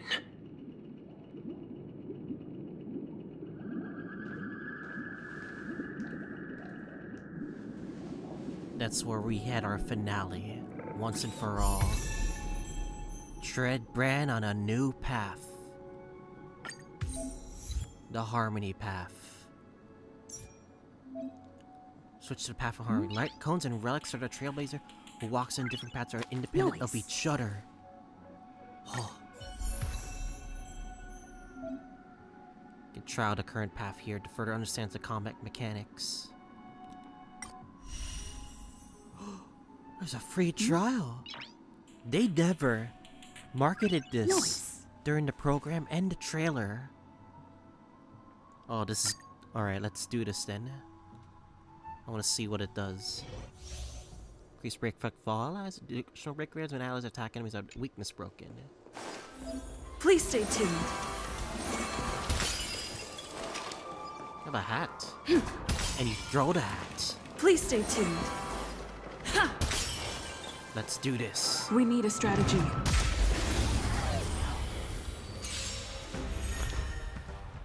Heals imaginary damage at 5 bounces. It grants all allies a backup dancer effect. As for the backup dancer, break effect increase and deals super break damage. Generates energy when an enemy target weakness is broken. Time to test our rapport. Dreams do come true. Ready for another? It's time.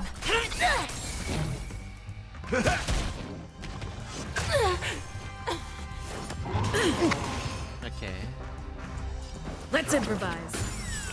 Commencing support. Let's do this. The mood is set just right. Can we do a slow-mo? Let the show begin!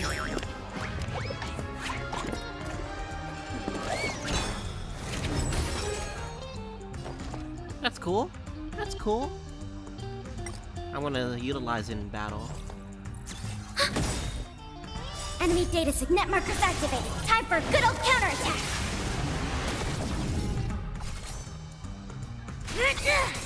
That's all you got? By the order of execute the Marastruck!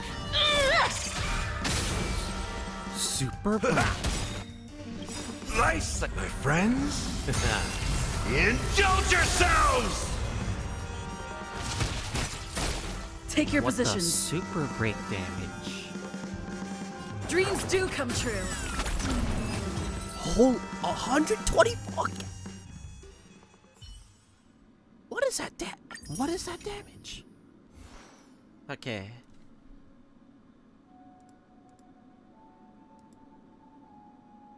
I wanna be sure about this. Okay.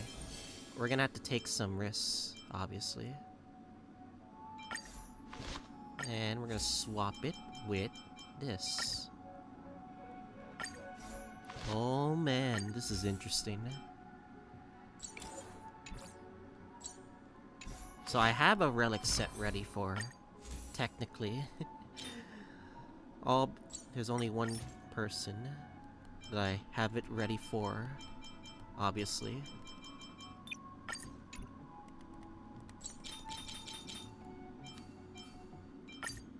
You,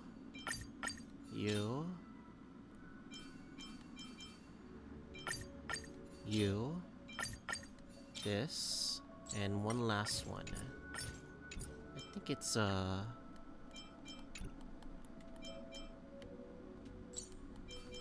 think the last one is here. Yeah, right here. Then step this way, step this way. Alright, I'm gonna level this up real quick.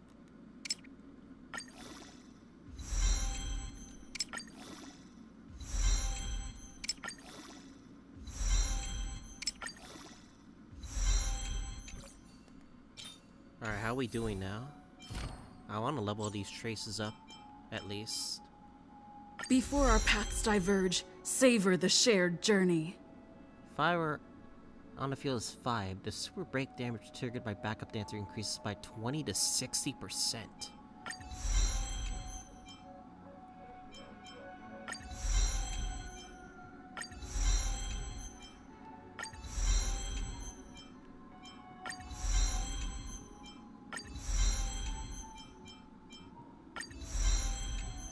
You know, I'm gonna Max as much as I can before we continue the story. Before our paths diverge, savor the shared journey.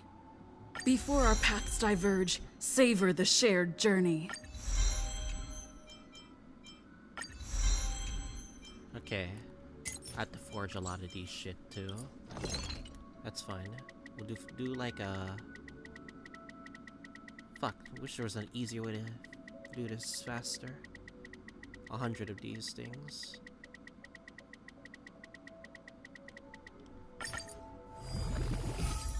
Interesting.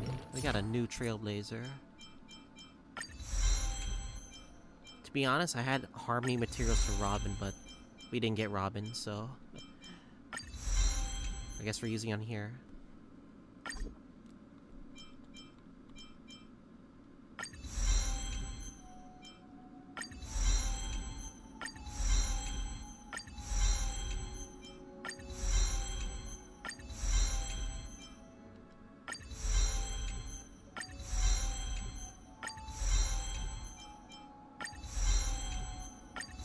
Alright, I'm curious about what to max. 22% break damage. Oh, Trace recommendation says ultimate. Okay. Okay. Ultimate is, important. Alright. Let's get this maxed out.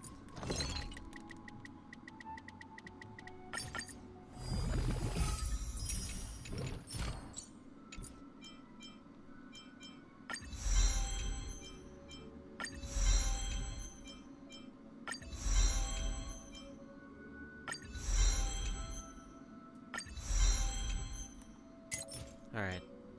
Let's keep going. I'm gonna max out the ultimate, because why not?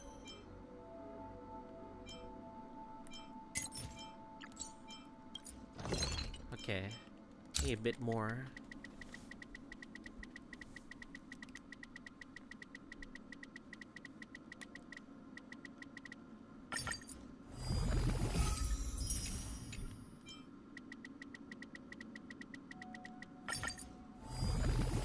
Don't worry guys, we're almost done. Yeah, we're almost done. Energy's good.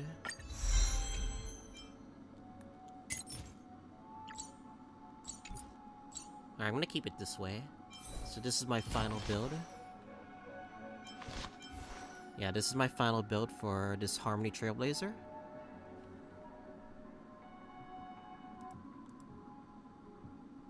Yeah. Okay. Alright, this is my build for Harmony Trailblazer. These are my stats. Right here. Running Memories of the Past, because it's break effect. Maxed out ultimate. These are the traces I maxed out, which is pretty nice.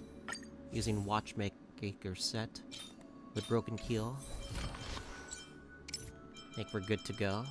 Yeah, we're good to go. Hell yeah, we're good to go. Alright, I wanna use it for sure. Though we're gonna have to replace Ruan Mei, even though I don't want to, but we have to.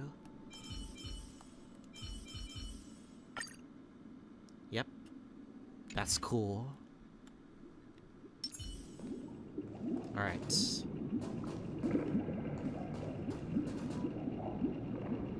Does that mean he wants to fight us during the Charmony Festival? I'm afraid so. This is weird. Aren't Arc villains usually plotting some dirty conspiracy in the end? But he actually said something like, "In all fairness." Could it be that he's underestimating us? Well, in my opinion, probably. Sunday is deeply committed to his own philosophy and genuinely wants to prove that the Order is right. I sensed a strong conviction and a desire for dominance in him. Maybe he won't accept the outcome unless he wins fair and square. That's why he'll give it his all in the upcoming battle. I flexed at him too hard with my peak swag. Guess I messed around and found out, huh? If evil, why so nice? now? We've even dealt with a Lord Ravager of the Destruction, so a follower of the Order won't be a big deal. Anyway, we can't leave the Stellaron unchecked. This is about trailblazing a bright future for Penacony and fulfilling Mikhail's and his predecessors' long-cherished wishes. Now that we've taken up the mantle, we can't afford to fail them. However, the same applies to the Order. Their plan didn't materialize overnight, and they have the profound collective consciousness of the planet of festivities behind them. A desire to dream, to slumber and escape reality. All those hidden emotions have given birth to the sweet dream of the Order. They've harnessed the will of an entire planet to create an eon. This confrontation is far more complicated than a simple power struggle. To secure Penacony's future, fighting on the stage alone is not enough. What do you mean? Are you not coming with us? I believe Firefly is trying to say that she's heading off to another battle.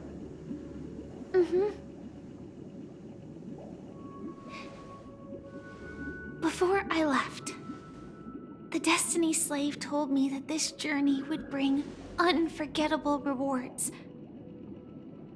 Even though the script he gave me only had a few lines, I couldn't ignore them. Because one of the lines said, "I'll experience death 3 times in the land of the dreams." 3 times? 3 times? This can't be serious, right?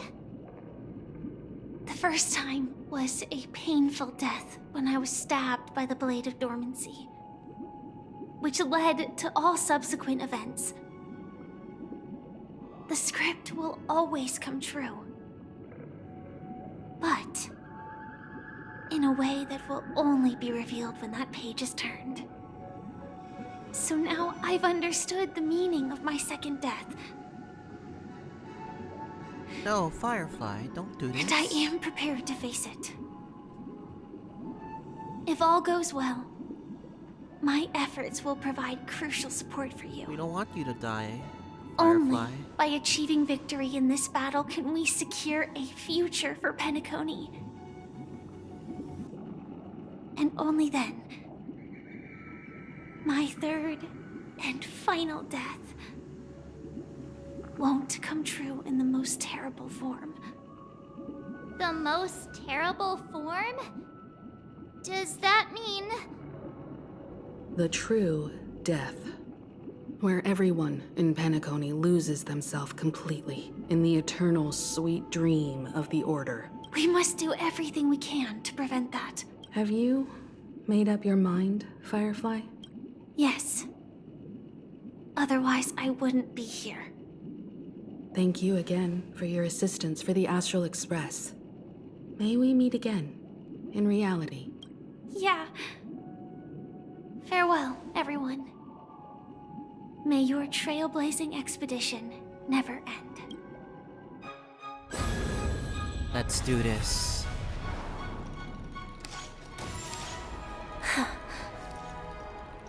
I dreamed of a scorched earth. Everyone, are you ready? A new shoot sprouted from the earth.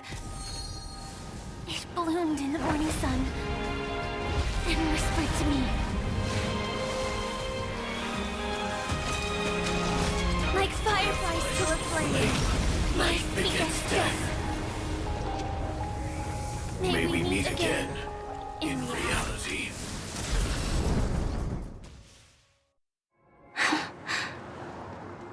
After today, Japella's name will disappear from cosmic history, and the Everflame Mansion will take its place. In the not-too-distant future, back to that you'll previous receive an flashback. invitation. That's your next stop. Land of the dreams. Penacony. I hope you find whatever you seek there. Be it answers or salvation. You mean my 3 deaths? Silverwolf told me about it. It's such a shame that it's not part of my script. Blade wants to keep dying, but he'll never die. He'll keep living and dying all over again. Well, I want to live. I'm never afraid of death. Bro, Blade is so suicidal, bro. The opposite of death is eternal life, and that's something I'll never desire. People die, and I am no exception. Death is like a script, a fate that cannot be defied.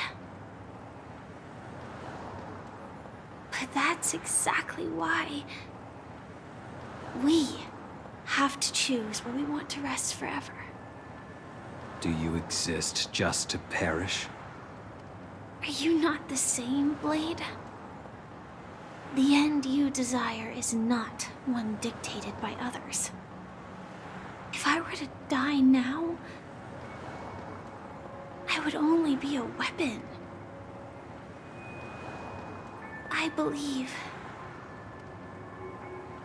I should die as a human. Though its definition escapes me, isn't this the answer that ordinary people look for their whole lives? A name that can be carved onto their tombstone. The tombstone that belongs to me once bore the inscription, Glamoth's Iron Cavalry. Then it changed to Stellaron Hunter. But one day, it will bear the name Firefly. And all the brilliance she showed at the end of her life.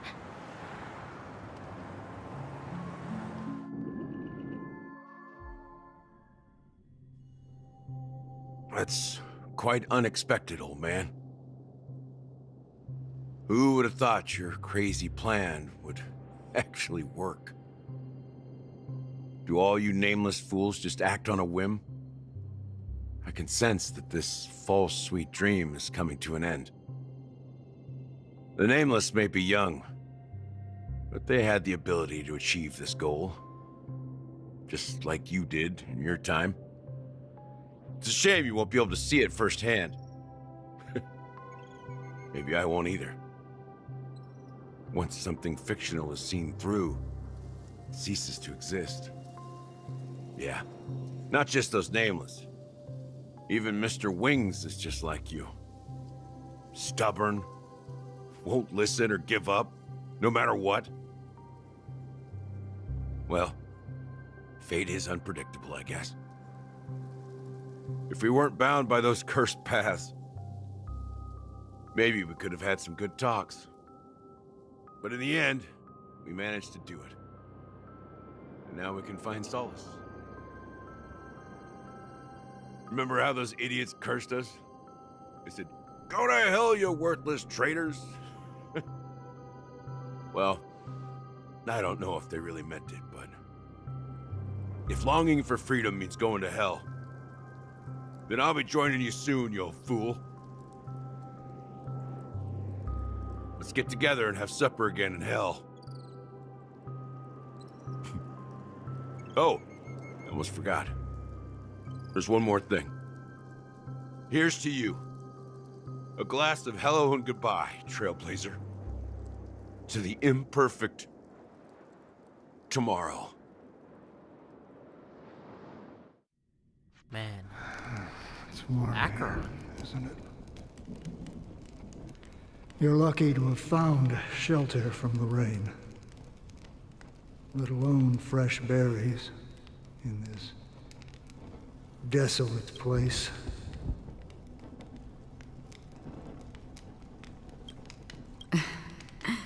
I was just following the scent of life. It's particularly strong in a place like this. It's a shame these berries don't have much flavor. Seriously? In case you didn't know, this fruit is pretty juicy. The only downside is that when you chew it, it becomes extremely spicy.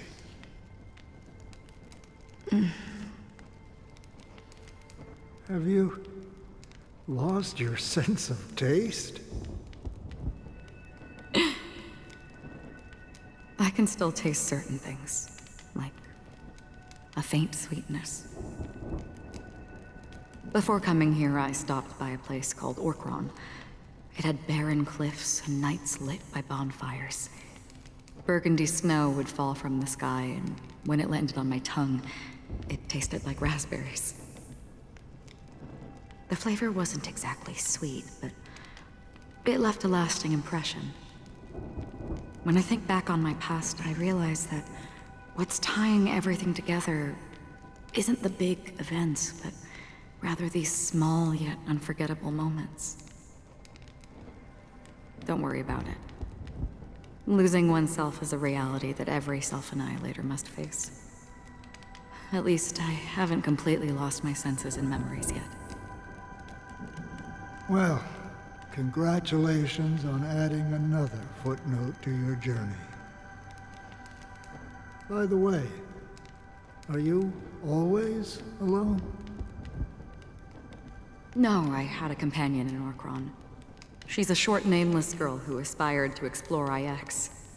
She always said she'd walk a path deeper and farther than Akavili's. Quite an ambition for such a small girl. So, what happened? She became stagnant water. Well, my condolences. Condolences. I don't need them. The girl left with a smile. She never regretted her choice and most definitely wanted me to say goodbye with a smile. So, that's what I did. That's proof that you're grieving for her. Or perhaps I'm just afraid. Afraid? I rarely sense that emotion from you. What do you fear? I'm afraid I'll forget the 30 days I spent with her, just like all the other days in my life. Most of them have already washed away with the rain, disappearing into an unseen realm. I fear that those vivid red memories will fade away too. There isn't much color left, and besides this faint, warm red, there's almost nothing. Hard to imagine.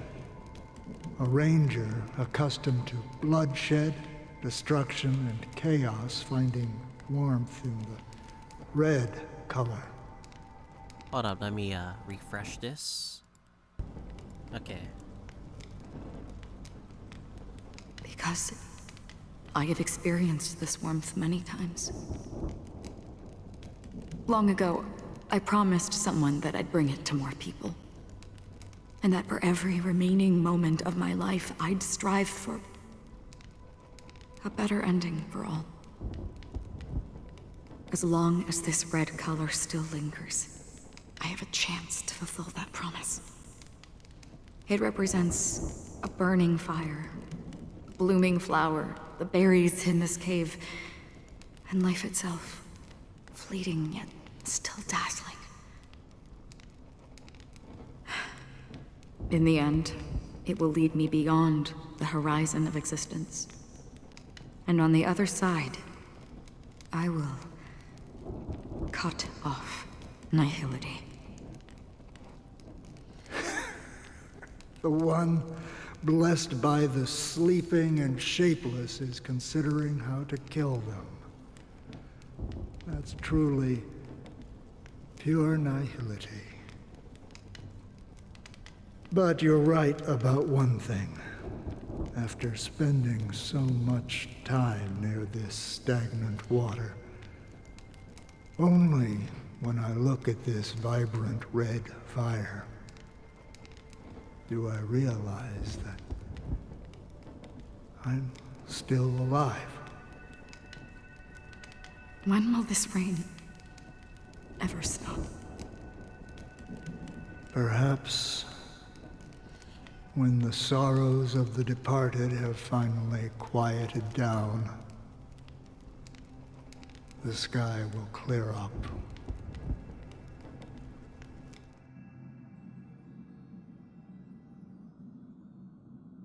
Have you heard Back of a to Don planet Hung. named Biari Scamandros, Don Hung?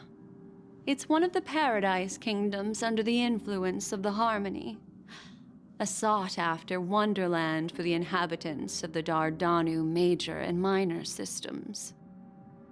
Half an Amber Era ago, the family held an unprecedented festival there. And after that, everyone on the planet became part of the family. Do you think the same thing will happen on Penacony? Yes. Or how else can we explain it? The family deliberately used the watchmaker's invitation to keep all the Pathstriders here, but banished the emanator of the Nihility. Because of the Nihility, I'm rarely affected by the power of other paths, but somehow I can unconsciously infiltrate them. Maybe that's the risk they're trying to avoid.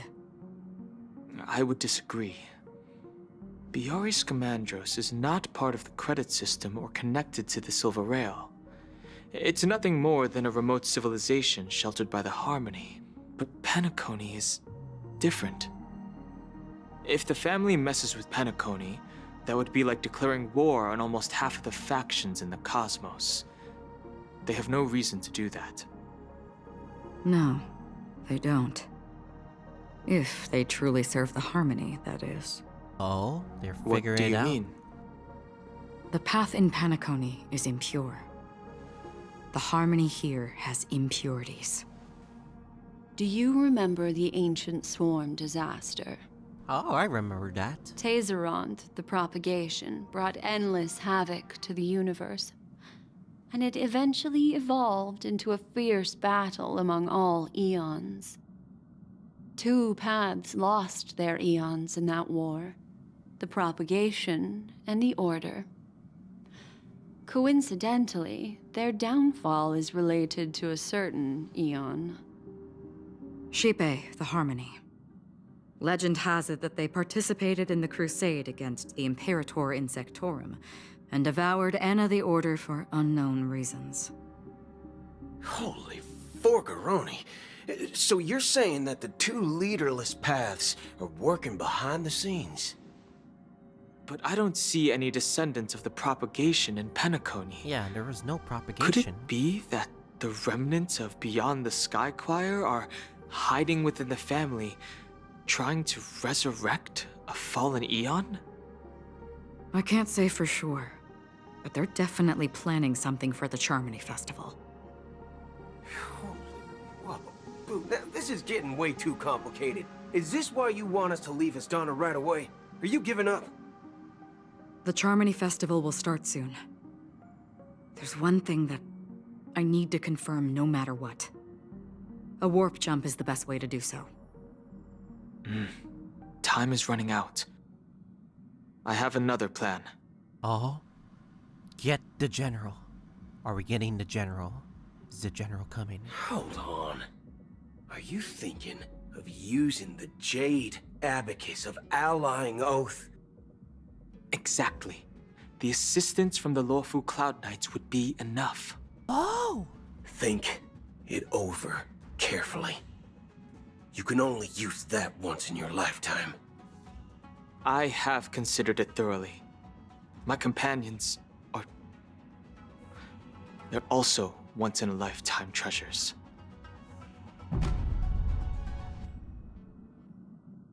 Oh man. Oh man. 3 system hours before the Charmony Festival. Are you the only one here, my child? The Nameless is quite the diplomat. Our secrets have spread like wildfire within the family. And IPC starships are gathering towards Astana. This is a crucial moment for us.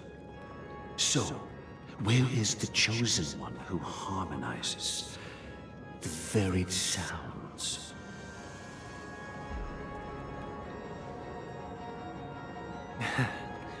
What do you mean, Master? I'm right here in front of you, aren't I? You know, she was supposed to be the star of the Charmony Festival in our plan. But the plan has changed. As her brother, I know she doesn't want to sing for the Order. So I'll take her place. You've always been wise beyond your years. I'm sure you understand the consequences of your choice. If you consider this a betrayal, well, there can't be two suns in the sky. I'll step up and take down the other sun if necessary. Do you believe in karma? Karma's gonna come back to him. If karma exists, then everyone has their own karma. You have yours, and I have mine. And my karma has nothing to do with you, Mr. Gopherwood.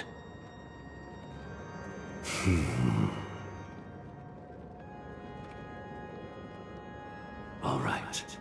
Since you're willing to sacrifice yourself for her, I'll grant your wish.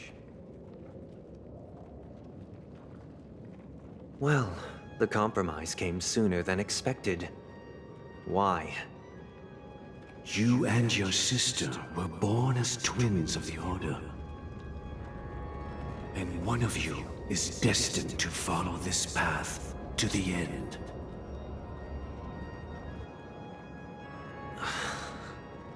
Is this part of your plan?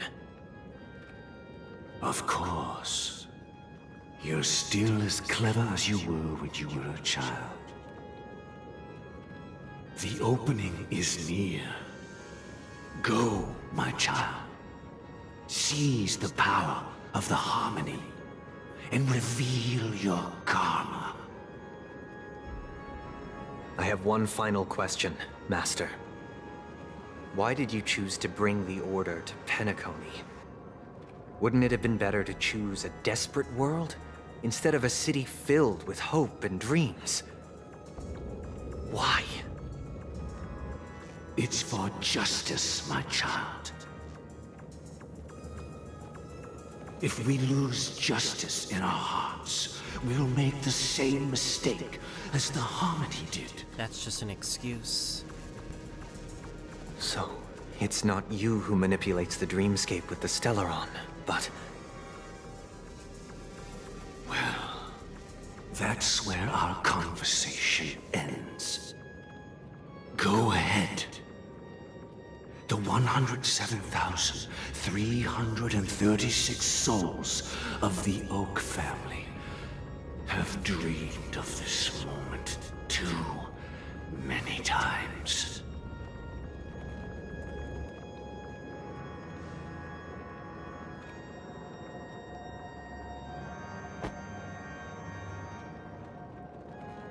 No, not the bird!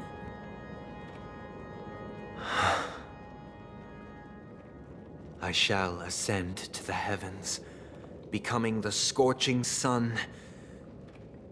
Bathed in my light, Holy my people shall flourish, while all evil shall be eradicated.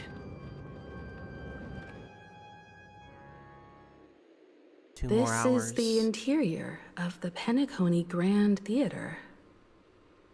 It's quite exhilarating to be flushed into the air by Soul Glad. But why is the venue still closed when the Charmony Festival is about to start? And not only that, the entire theater is eerily quiet.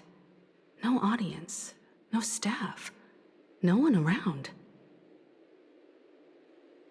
He was a flop at the box office. Yeah, I wonder how many tickets... Hey, that's not what we should be concerned about. Let's explore around. Be careful, everyone. Like every DC movie, just saying, by the way, so.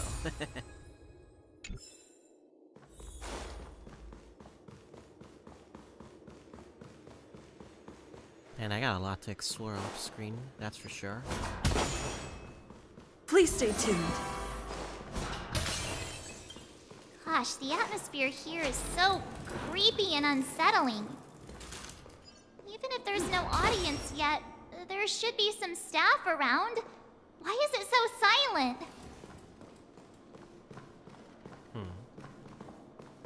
Let's see, what is this? Yikes, they scared the life out of me. Why are there so many puppets at the ticket office?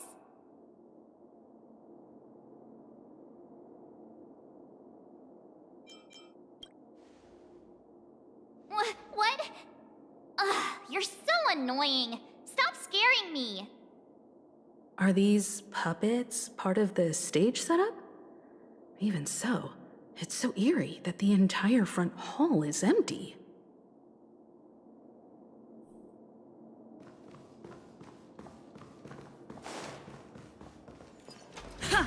I don't hope they don't come back to life and we battle them. I hope not. Something feels off. We're in the right place, right? There's no other grand theater in the dreamscape. So Sunday's messing with us? He said we'd have a final showdown on the stage, but why is there no one here? My apologies for the delay, March 7th. You scared me.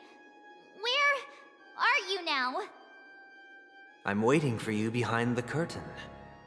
Following the Asdana tradition, I invite you to enjoy a stage play in 3 acts before the festival begins. History is a mirror reflecting the universe's true essence. Let's use this opportunity to delve into the rich history of Penacony and the Eons. Within it, naturally, the future takes shape. Let us commence with the dawning of the world.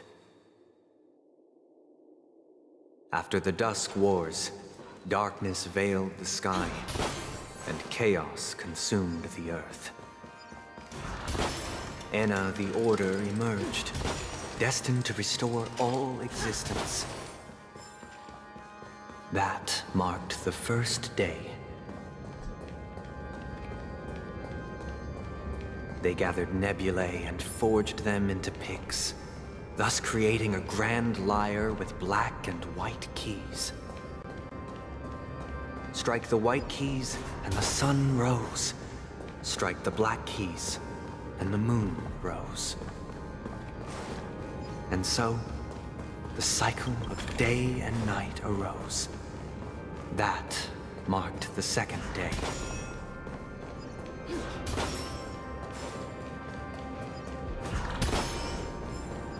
Yeah, and the music is getting intense now. What's this? The puppets are gathering around the frame. Are they expecting us to enter it?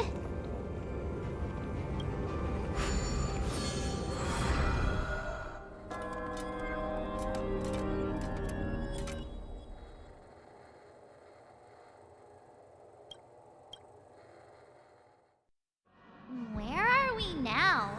The atmosphere here looks similar to Sunday's inner world. Perhaps this so-called stage play is created with his abilities. This act is named Ode to Prisoner. Given the atmosphere here, I believe it's about Penacony's past. I thought things were finally looking up as I managed to dodge prison during my recent trailblazing expeditions. But now it looks like I'll be back behind bars again. I genuinely wish to avoid a violent clash with my esteemed guests from afar. Therefore, I've arranged 3 acts before the situation becomes irreparable. You asked for this, Sunday, I'm just saying. Where shall we start our narrative? Well, let's start with the time when Penacony was still a frontier prison.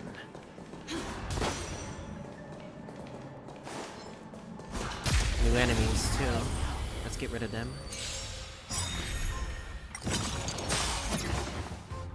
Right! Investing in victory means playing the long game! Knowledge, the measure of truth and falsehood.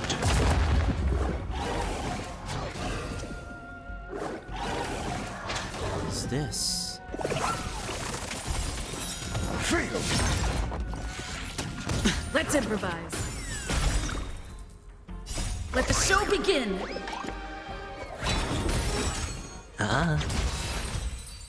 Super break damage. Reach the end of the story in your own way.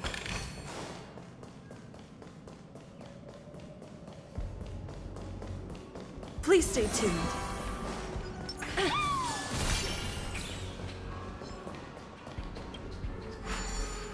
Bubble limit? What is this? Okay.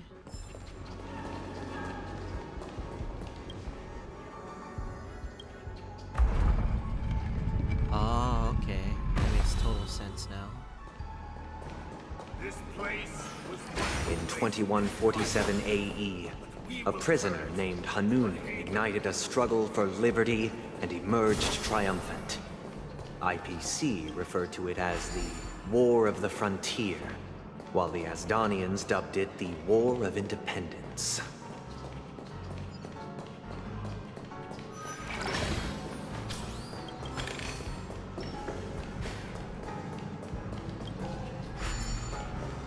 I know this is 3 acts, but this is gonna take a while. I know it.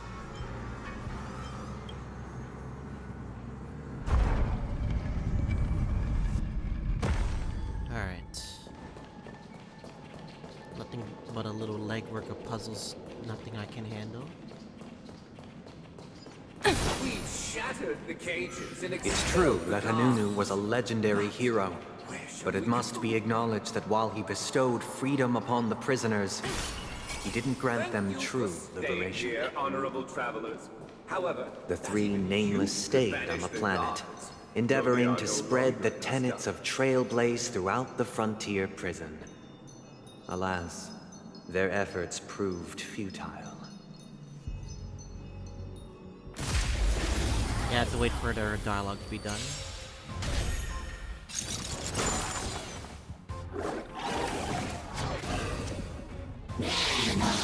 Steady? Dreams do come true.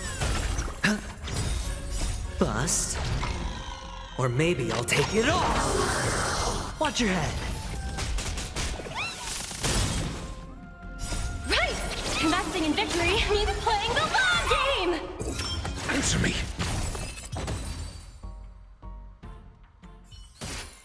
thank you. Project Rat! Here, honorable travelers. The 3 nameless stayed on the planet, endeavoring to spread the tenets of Trailblaze throughout the frontier prison. Alas, their efforts proved futile. Once again, Asdana was engulfed in war, this time the enemies originating from within. The prisoners remained prisoners for the rest of their lives, fighting for freedom rather than living for it. At least we're getting good rewards out of them. Oh boy. What is this? I hope you like this land of freedom on a scorched earth. It's the new enemy. As you can see, their sentences have long ended, and the IPC guards have long been expelled. Yet, these prisoners remain enslaved, not by external forces, but by the confines of their own minds. Freedom permeates every corner, except fragile souls. It gives solace only to those who believe in its existence. Prisoners, this is my order. Learn the essence of freedom and teach your fellow prisoners to fight for their lives.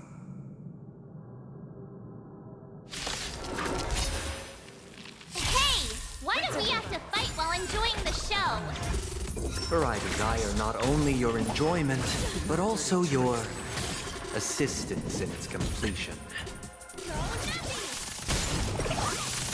All in.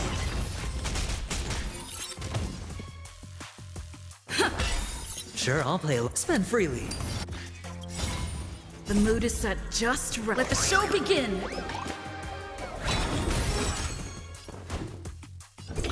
Answer me. 0 points. They'll risk high reward. Stay in step. Dreams do come true. Hedge your bets. The dice have It does bust. so much damage. Or maybe I'll take it all. Test. Freedom. Essay and knowledge, the measure of truth and falsehood. Let the valuation. 0 points. Yeah, breaking is OP. Can restrain you anymore. You are free. Thus concludes the first act. Amidst a raging war, the frontier prison headed toward becoming Land of the Exiles. This must be how Penacony was constructed. With the aid of outsiders, the prisoners were finally liberated and established the Land of the Exiles. However, it appears that Sunday aims to convey the spiritual plight of the prisoners more than the physical aspects of imprisonment. This show is a bit too literary for my taste. But the battle part is quite easy to understand. Anyway, we've arrived at the exit. Let's go!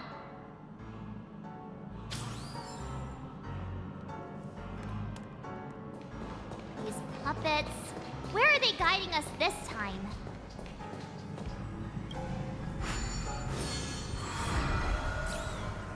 They transmuted streams of stars into inked nibs, creating symbols to be pronounced and counted.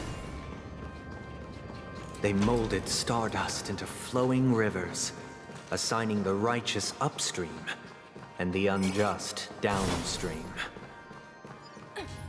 Thus, all things were marked, and the world learned to discern between good and evil. That marked the 3rd and 4th days.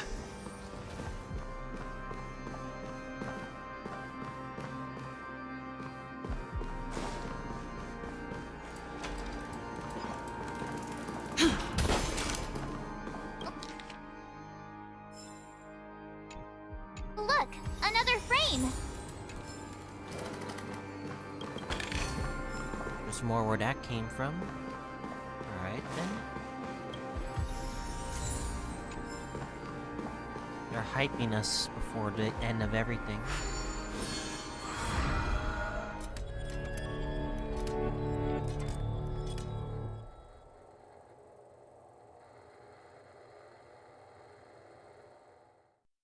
Ode to Fool.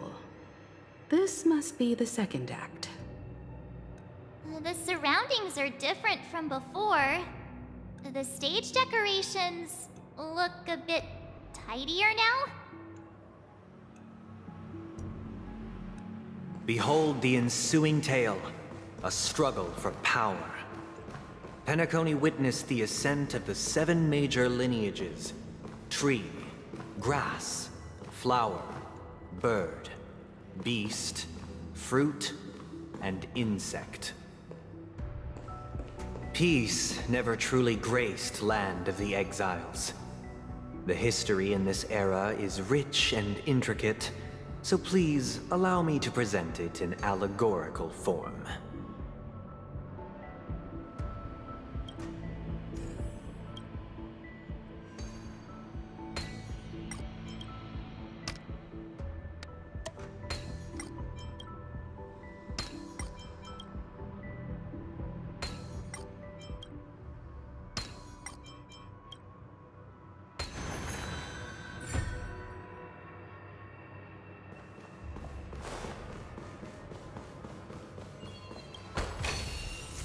Welcome to this mansion, dear outsider.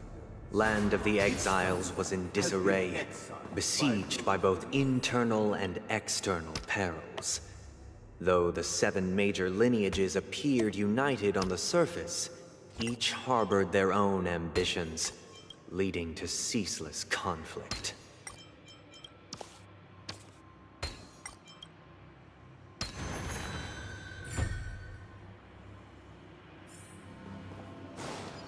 Accountant! We are the pillars of this mansion! The Black Plum family was the first to fall. They withered away in the White Desert event, orchestrated by the Alfalfa family. Because Master shaped you from clay. My child, you did not serve the old The leader master. of the Alfalfa family sought to defect to the IPC, trading freedom for survival. However, his eldest son slew him in the name of righteousness, and ascended as the new family head.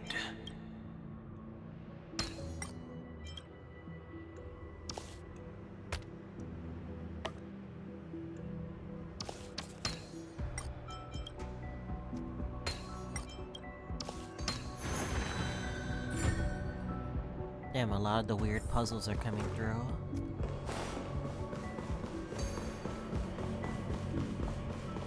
Fuck it, let's go. I don't want to face every enemy, because I really want to explore this off screen, but yeah.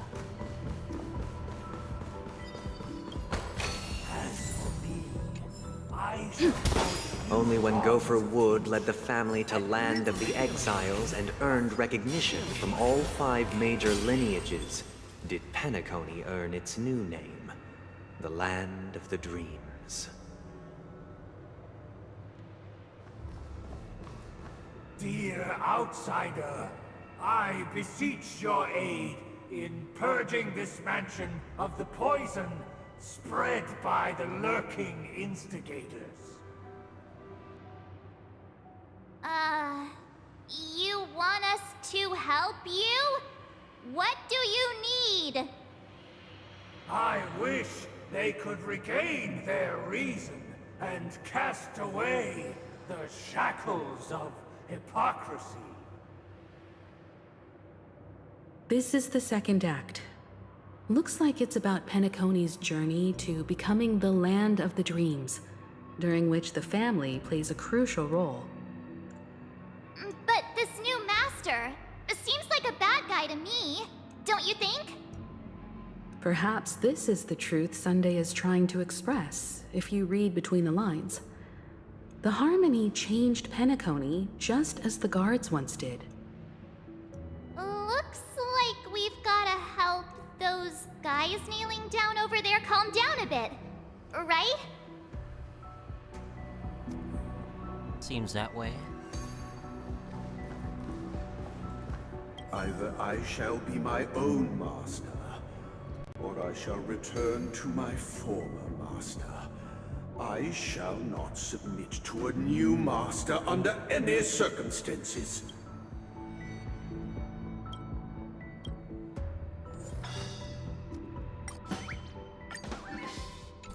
This puppet isn't responding at all.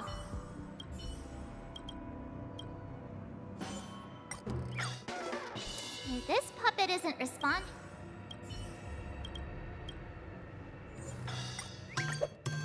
Without a master, who can grant me true freedom? Master is no longer here. I thought I'd be free, but I'm not. Now, without my master's command, I'll have to seek guidance from the blind.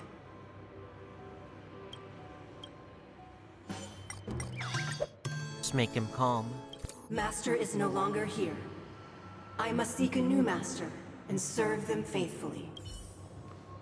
Once, I stood as the most loyal guard among all the servants. Now, with my master banished, it's my right to assume control of his dominion.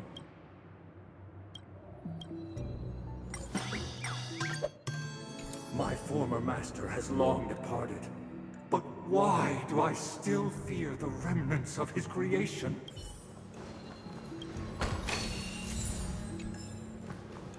Master! Oh, you will return in due course, and I shall stand vigilant, awaiting the reward for my loyalty.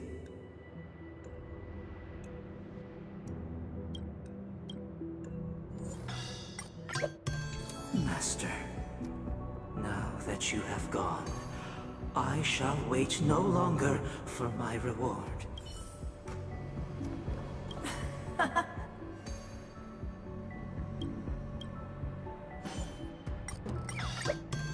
Good. I shall sing for my new master, just as their noble voice once resonated throughout the cosmos. Thank you, dear outsiders.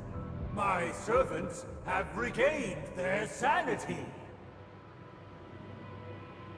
Heed me, one and all. Your former master shall not return. It is through righteousness and unwavering support for one another that we shall attain true perfection. Cast aside the veils of hypocrisy and embrace one another. Get ready. Looks like another fight is about to begin. As expected. The snow riders all has gone. The sky is dim. Time to test our And the earth teeters on the brink of collapse. At the edge of the silver universe, the first light sprout in the rising sun. It's on me. Your answers? A test. 0 points. No dirty tricks, all right? Easy, Numby.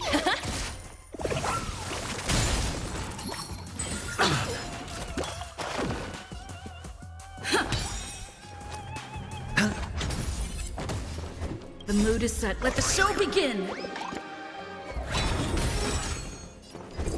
Answer me. Let the valuation begin. Liquidation! Right! Investing in victory means playing the long game! All in. Rhythm get messed up. A test. Failed. Easy.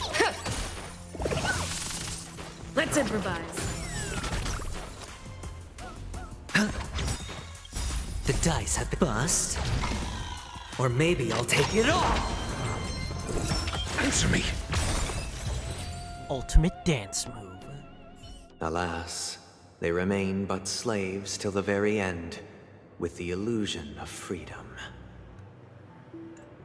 Thus concludes the second act. Amidst an illusory harmony, Land of the Exiles charted its course toward becoming the planet of festivities. This is how Penacony fell under the family's control. Since the arrival of the Harmony, the Land of the Exiles has undergone dramatic changes, not all of which have proven beneficial. This guy really loves dramatic scenes. Bet he comes from a whole lineage of stage performers.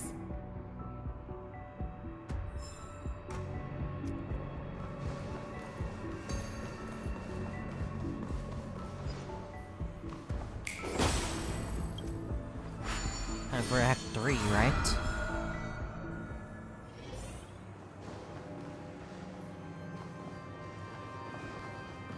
They used the planetary rings to establish the law, forging a code of conduct among the masses. A grand lyre with black and white keys served as an instrument, while symbols of articulation and numerical notation took the form of musical notes. The downward flowing river became a melody, and the canon of law dictated the form. Thus, all mortals found their unique place within this symphony.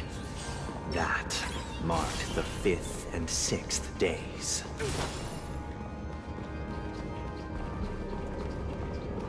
This guy is really into these puppets.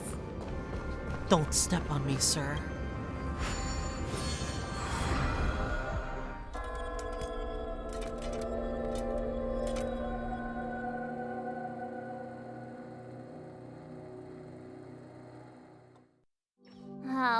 get it now.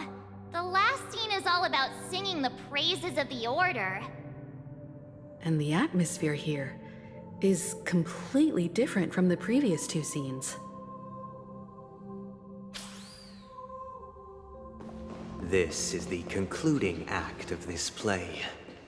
I have showcased the past and present of Penacony, hoping that my desire for change resonates within you. And now, I shall reveal its future to you.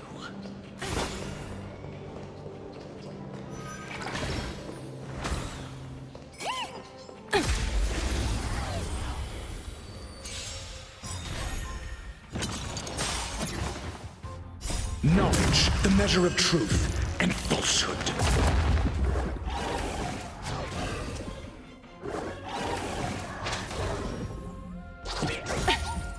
Let's improvise.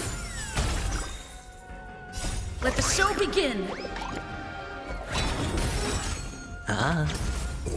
Answer me. Go Nuppy! Right! Investing in victory means playing the long game!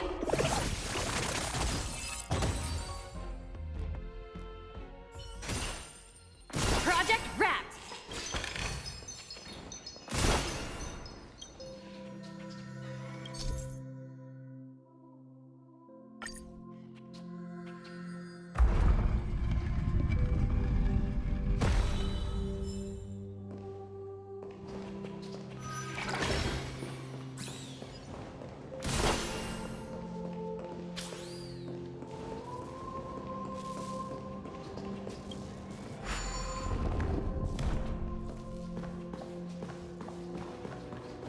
I'll do that later. I think I went the wrong way.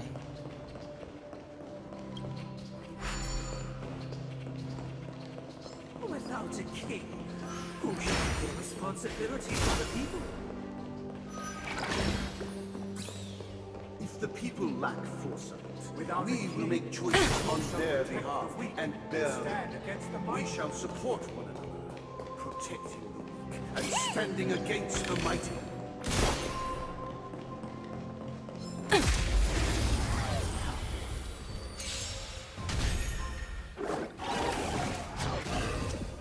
Dreams do come true. A test. 0 points.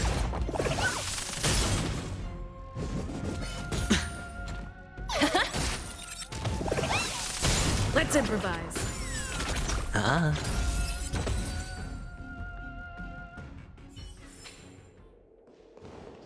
Without a king, who shall protect the weak and We shall support one another, protecting the weak and standing against.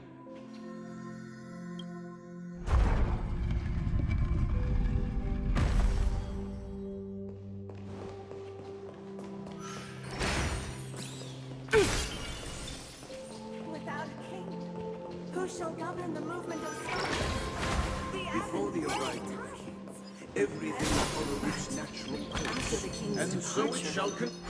We no longer have room for a king, for we have become kings of all things.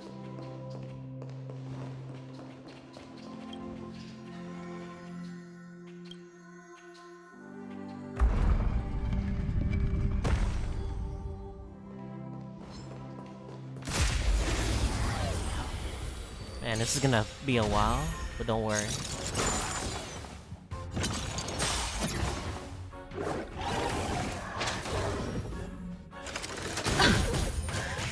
Damn, 6+ hours of this story is insane. Dreams do come true. Let the show begin. Answer me. Okay. Project wrapped! Ooh, free stuff.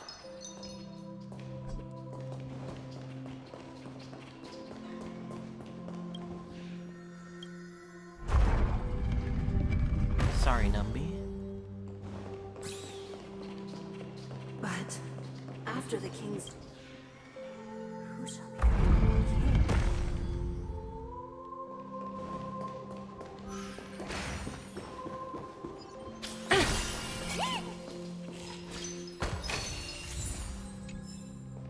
Please stay tuned. Feeling lucky. Hey, aren't we supposed to kick off a short story and have a fight here just like we did in the previous acts? Why aren't any of these puppets saying anything? Perhaps we'll need to complete the story ourselves, just like we did before. So, do you think their mind needs tinkering or something?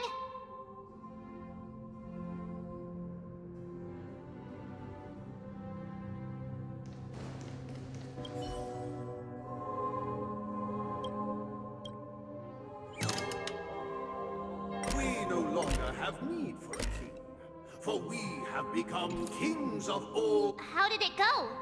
Well, that's terrible. You can't change them? What does that mean? My apologies for my negligence.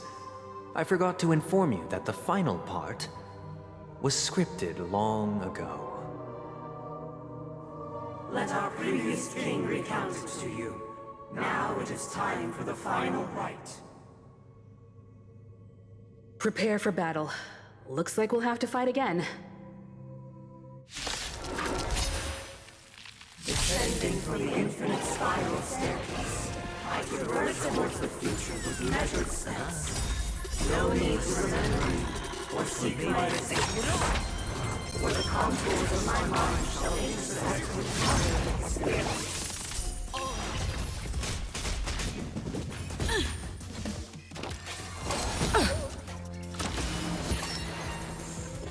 Let the valuation go nutty! Take your positions.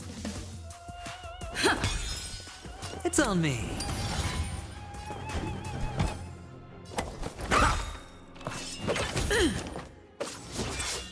Easy, Numby. Liquidation!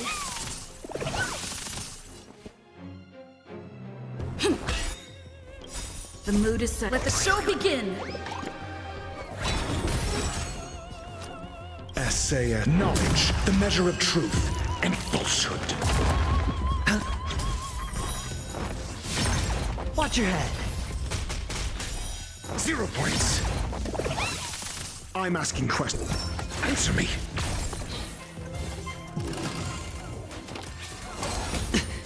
Let the valuate go nutty! The market is on right! Investing in victory means playing the long game! Rhythm get messed up.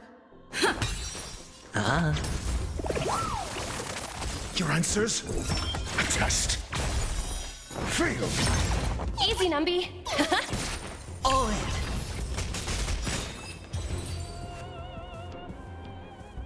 In the hushed expanse of a nocturnal reverie, I leave faint traces behind. No need to remember me, or to recall the essence of dreams. What is mine shall wane, while you shall transcend its delicate nature. This is the final scene. It's much more straightforward. He wants to expel the harmony and establish an empire based on the order. Let's go. Once this stage play concludes, it'll be time for the main event, the Charmony Festival. Near the end.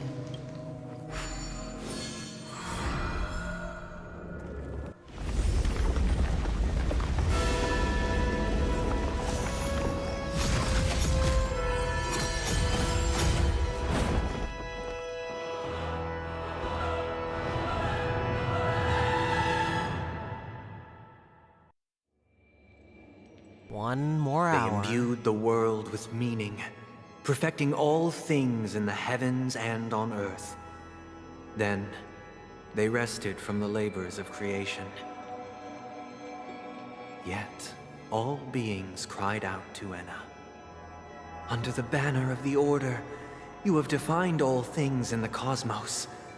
But this made us realize that we are but puppets in your hands. Thus, on that day, all beings united and cast the Eon into the abyss of oblivion. This Grand Theater looks totally different. Is this the power of the Order? Everyone, get ready. This could be a tough battle.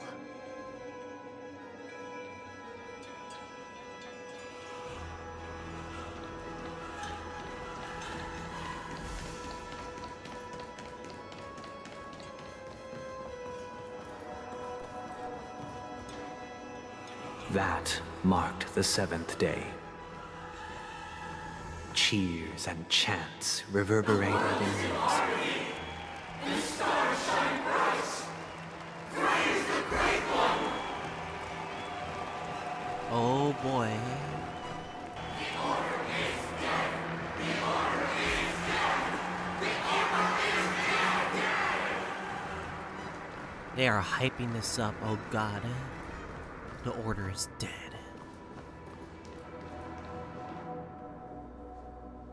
Look, there he is! That concludes everything related to the Order. What are your reflections on this, my dear guests? Nevertheless, this is but a trivial blip in the annals of galactic history. What truly matters is the course this river shall take in the days to come. You've arrived at the perfect moment. The Charmony Festival is about to commence, and it would be a shame if you were absent for the Harmony's prologue.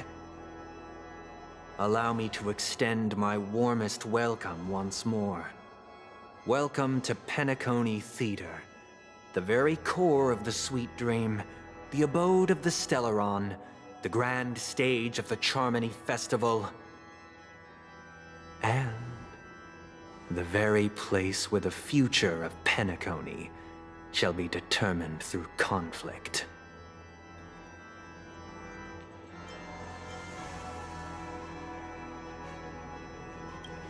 Where's the Stellaron? It hides behind the curtain. Or rather, it is the theater itself. However, if you want to see it, you must display faith equal to its immense power. True goodness can only be achieved through faith. Allow me to point out that falling into a permanent slumber is not happiness, especially when those people are driven by someone else's will in their sleep. Do you still believe that the Order only seeks to control the universe as their puppet, Himiko? No matter how perfect your vision of paradise may be, a cage remains a cage. People will never achieve true happiness in a world like that. They would just be toys for the Eon. It seems you have misunderstood my intentions. Allow me to clarify. My desire is not to resurrect a fallen Eon, or become one myself. My sole objective is to create a paradise free from Eons, where the Order ensures the dignity and happiness of all humanity. A paradise exclusive to us human beings. That's not the case. If people are to live with dignity, there must be nothing and no one above them. In your so-called paradise, you would be the one reigning supreme. Spoken true words, Himiko. Looks like we won't be able to convince each other. Now that our conflict has been destined, let's unveil our paths and reveal to the universe the true path. However, before the prelude to the future begins, please take a moment to ponder the questions I've posed. Is darkness equal to daylight? Are sinners equal to the righteous?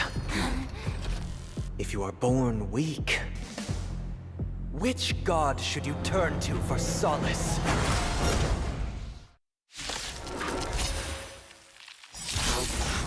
Time to test our The remote. Eon with great might under the banner. Or maybe I'll take it off. All things in the cosmos. Spin free. We are but puppets in your hands. Freedom! All in.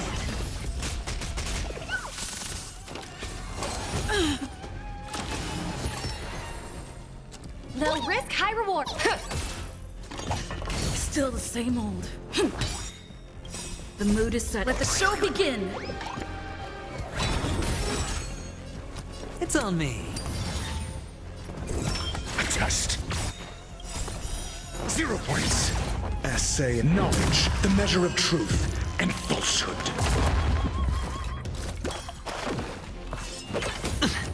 Watch your head. Fail. Easy, Numby. 0 points.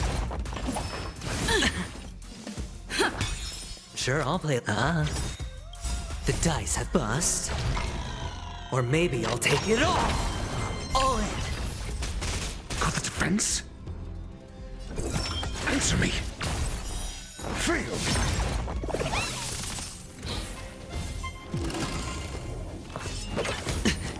Let the valuation be go, Numby!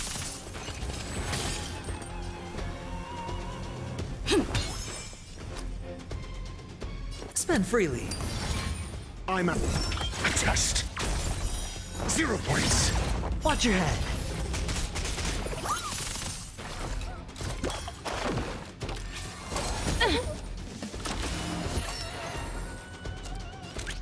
Going well. The market is on. Right! Investing in victory means playing the long game! Take your positions. Dreams do come true. Got the defense? The mood is set. Let the show begin! Answer me. Fail. You fool! All in.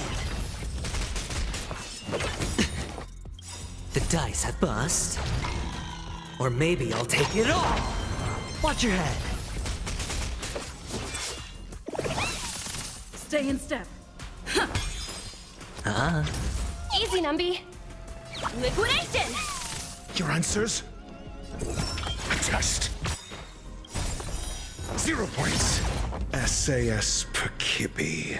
Knowledge, the measure of truth and falsehood. Rhythm get messed up. Fail. The world is in harm. The stars. 0 points.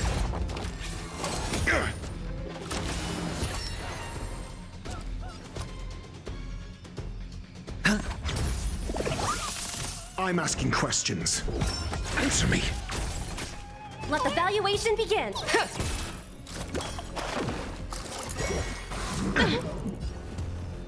Let's improvise. The mood is set. Let the show begin!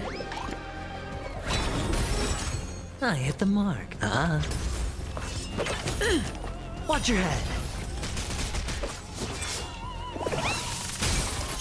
Got the defense? Test. Fail. So far, looking good. Easy, Numby. Spend freely. The dice have bust. Or maybe I'll take it all. Answer me. 0 points. All in.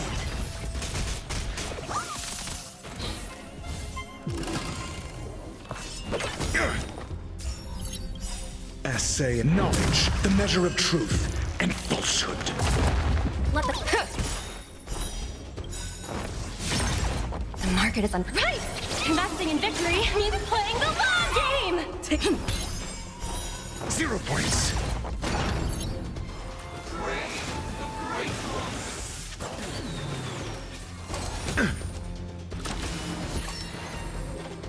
Hedge, it's on me. Test. Fail.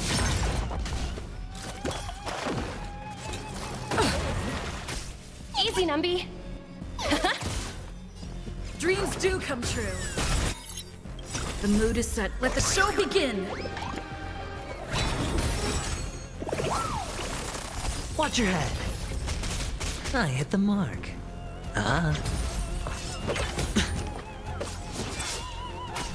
Your answer. Answer me. 0 points.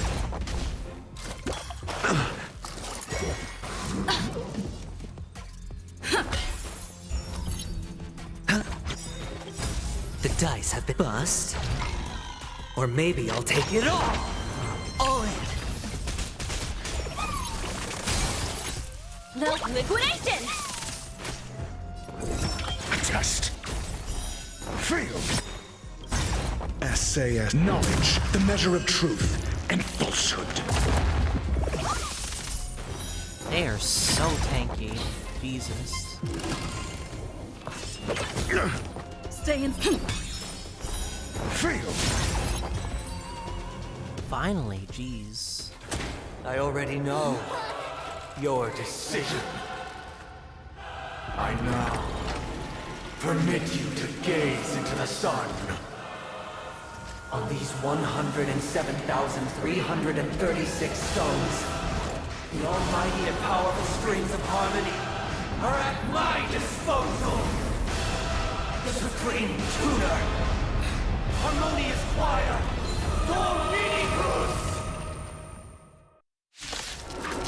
Oh, fuck. That's bad. Lost souls, come and meet your master.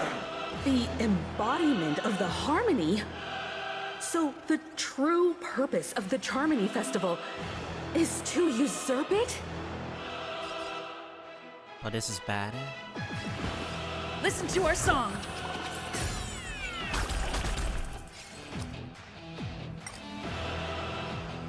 It's on me. I'm asking questions. Answer me. 0 points. Let the show begin.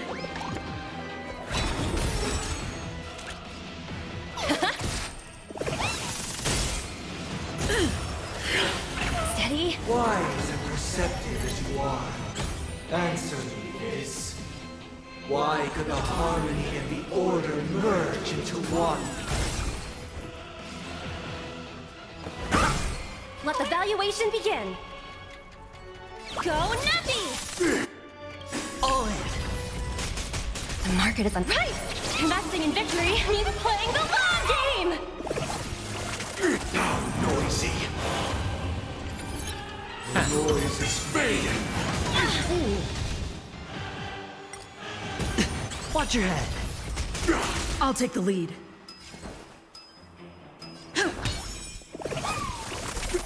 Noisy. Sure, I'll play along. 3 barriers, holy shit. The dice have bust.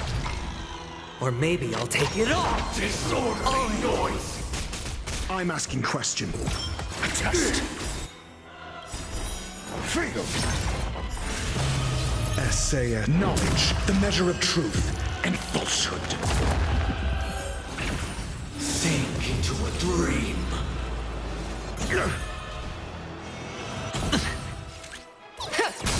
Watch your 0 points. Let the show begin. Alright, doing well. Okay. Disorderly noise. We will never choose to run. Listen up. Disorderly noise. Spend freely. Your answer. Answer me. Disorderly noise. 0 points. All in. I'm feeling like there's another world in front of my eyes. It's the power of tuning. Don't let the song distract you. To me. Now noisy. The dice have been cast. Bust. Or maybe I'll take it all. Disorderly Watch your head. noise. Test. Hell Nobody no. resonating. Let the show begin. All things are part of the melody. All in. Disorderly noise. Easy, Numby. Go Nappy! Keep up.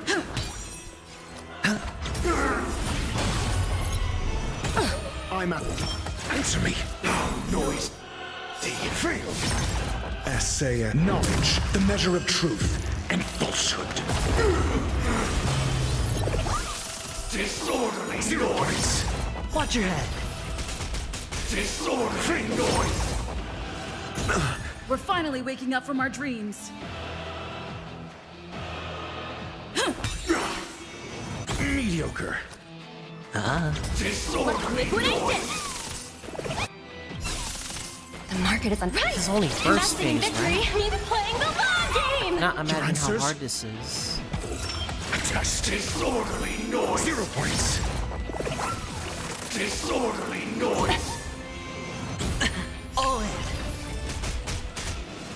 No dirty tricks, alright? Steady. Enjoy eternal peace. Listen up. How noisy. Phase 2. time has Phase 2. come. Creation will be reborn from the remains of the gods. Dan Heng? Whoa,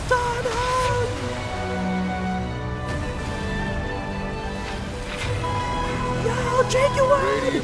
Let's go! Heed my word. Show no mercy.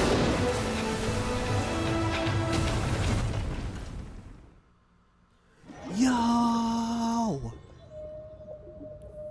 Yo, that's hype. Ziandro comes out of nowhere. Wake up! Wake up! Hey, wake up! The sun's frying your butt! Huh? Are you alright? Can you hear me? Do you remember your name?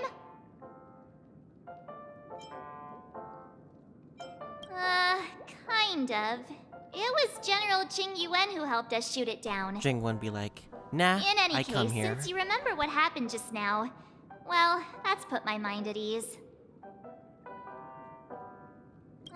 It's a long story.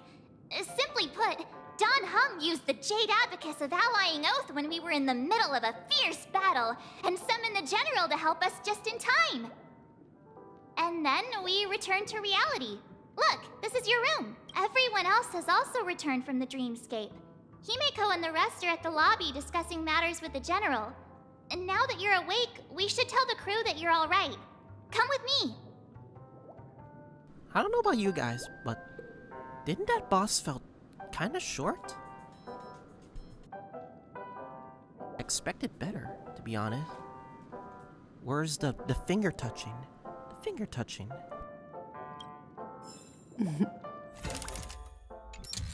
Oh, reset time.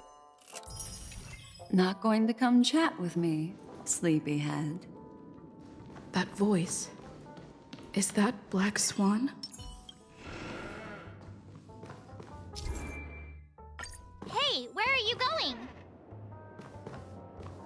I expected a longer boss, but it was kinda anticlimactic, except for the cutscene, which was pretty hype, but anticlimactic boss, you know? Hey, we meet again, sleepyhead. What's Miss Black Swan doing here?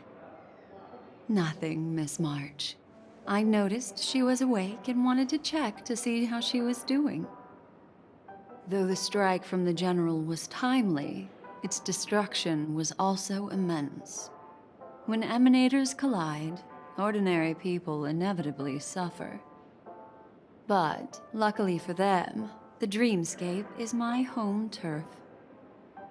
Thankfully, I managed to get everyone out before the harmonious choir collapsed. Oh, so that's what happened! Thank you, Miss Black Swan! Don't mention it. After all, I wouldn't want to see such precious memories vanish. You're heading to see your friends, aren't you? Would it bother you if I walked with you for a short while? Of course not. But you're not planning on doing something like last time, are you? Why would you think that? I've never harbored any ill intentions. Well, not when you were around, anyway. Himeko and Mr. Yang are probably still busy. Let's go look for Don Hung first. Let me fix the OBS real quick. Oh my god, my game capture is being iffy right now. Damn, we're almost done though. Look, he's still talking to that cowboy. You're awake. How do you feel? Well, fork me. You must be that Stellaron they were talking about.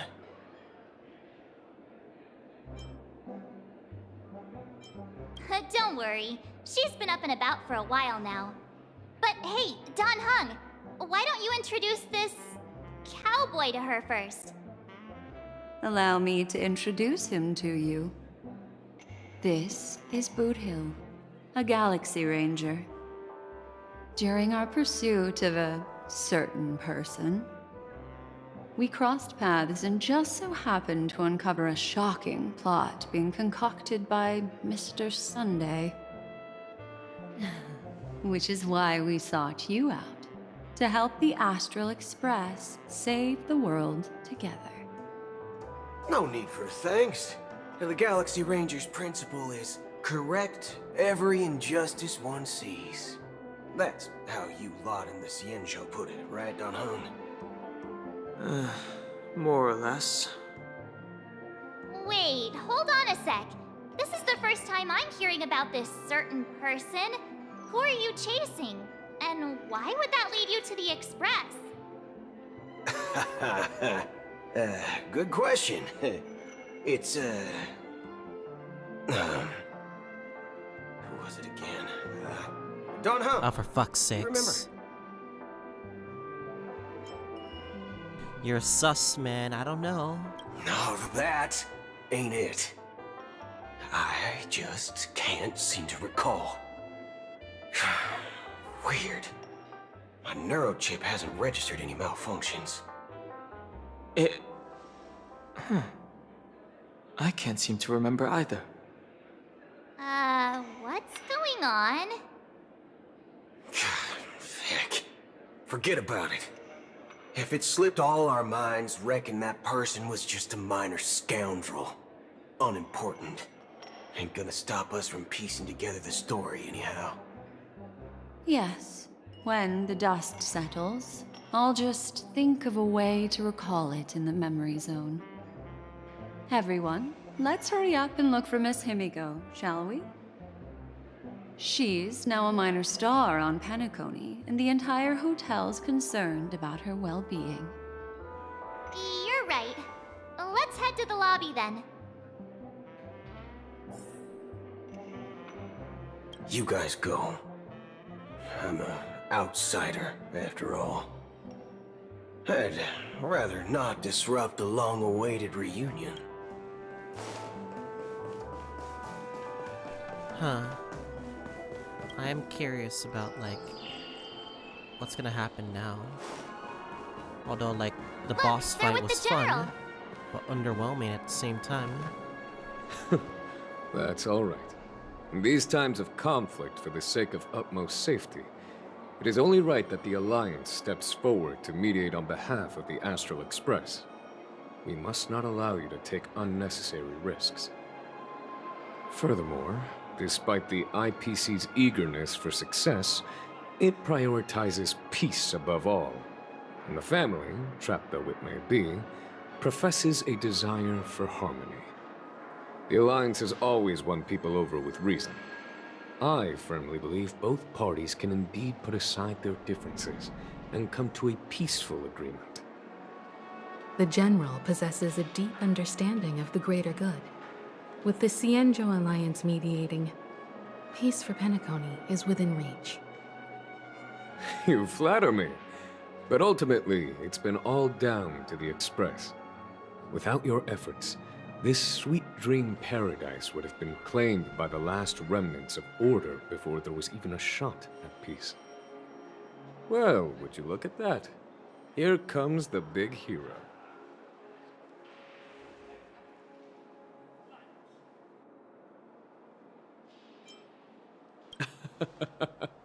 If it isn't the galactic baseballer, a true hero who dares to take action. Man went AFK for a while to finally make a scene in 2.2, bro. Are you okay? I heard you couldn't wake up. Are you feeling unwell? Don't worry, Mr. Yang. There's nothing wrong with her. She practically burned through a lifetime's worth of jokes on the way here. What about you, Mr. Yang? I heard that even Miss Robin wasn't spared. And that guy locked you both up. It's a long story. But at least Mr. Sunday took it easy on us. He used an ability called tuning to connect our consciousnesses with his. In other words, he imprisoned us within his consciousness. Thanks to General Jing Yuan's destruction of the Harmonious Choir, we were able to escape. He used that tuning on us too. Does that mean that we were almost imprisoned as well? I can confidently say now, he was truly after a fair fight with us. Had he wanted, he could have easily taken us down, without so much as lifting a finger. Speaking of the Oak family head, where is he now? It's complicated, but in a nutshell, he's now the former Oak family head. The IPC has named him the key figure in the family's Penacony split, citing a threat to cosmic peace. He must represent the family and answer for the unrest caused. His trial is set to take place at Pier Point. The family quickly labeled him and the remnants of the Order as enemies, declaring the turmoil an internal rebellion. This move effectively barred the IPC from intervening in family affairs on both moral and rational grounds. Everyone really has their own agenda, after all. Then, what's going to happen to Miss Robin? She and Sunday won't be able to deny their involvement in the Charmony Festival. They're siblings, after all. Why the sigh, General? I can only say that this incident is an unexpected mess for the girl. The Alliance will try to persuade the family to consider this matter carefully during mediation. It's time, everyone. The IPC's key members and I have agreed to consult one another before the upcoming negotiation. I'm assuming it's Jade, right? Do any of you wish to sit in? Given the General's invitation and the matter's significance to the universe, the crew will naturally accept. However, if the IPC has any reservations... Why, of course you're welcome. They've mentioned that your team is a trusted ally of the IPC in Penacony, so there's no reason not to welcome you. Besides, if there can be reliable observers from the Astral Express present, discussions will go more smoothly. So, what do you all think? Well then, we shall oblige. I'm kind of allergic to those types of situations. I think I'll just head back to my room and start packing. Not to worry. Himiko and I will take care of things. I'm afraid I'll also have to return to the Express first. The conductor is worried about us. It's best I go and explain the situation. Thank you. What about you, Will you join Welt and me? Or have you got other plans?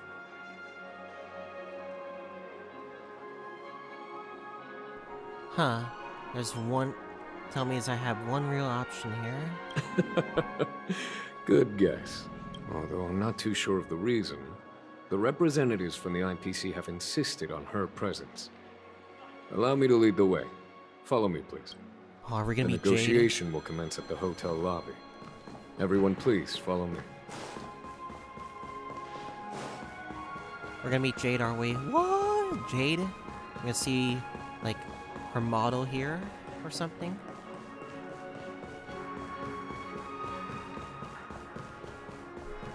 I'm getting comments saying I have to finish the story. Alright, I'll finish the story. I'm assuming my answers will be answered. My questions will be answered that way, so... anything is possible. There's Topaz. Mr. Dr. Aventurine Ratio. and Miss Topaz are And here too. Aventurine. Oh, and who is that over there? The Intelligentsia Guild's Dr. Ratio. This assembly is quite something.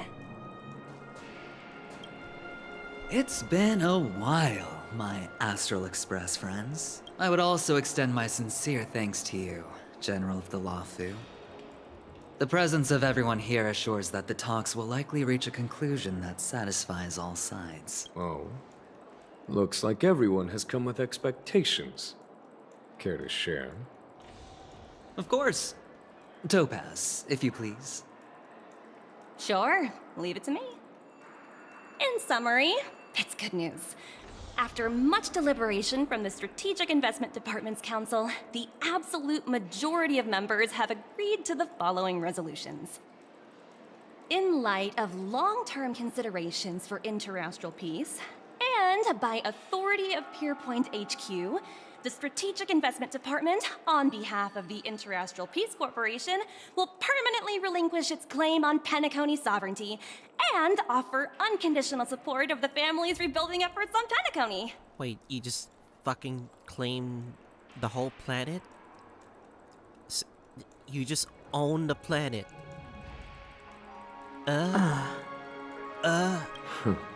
Now that's something.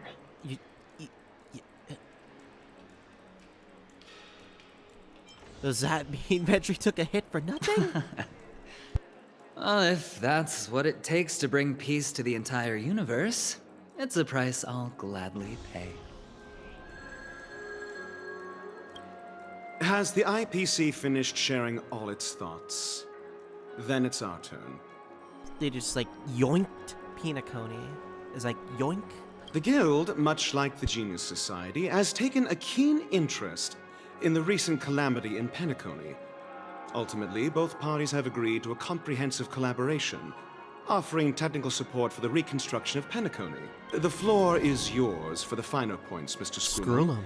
Enlighten us, please. Organic life's unrelenting search to understand the realm of inner spirituality is something I both admire and envy. Inorganic life has no mechanism to evoke dreams. But when my mechanical impulses are activated, my inspiration circuits will start to operate, and I will enter a state defined as imagination.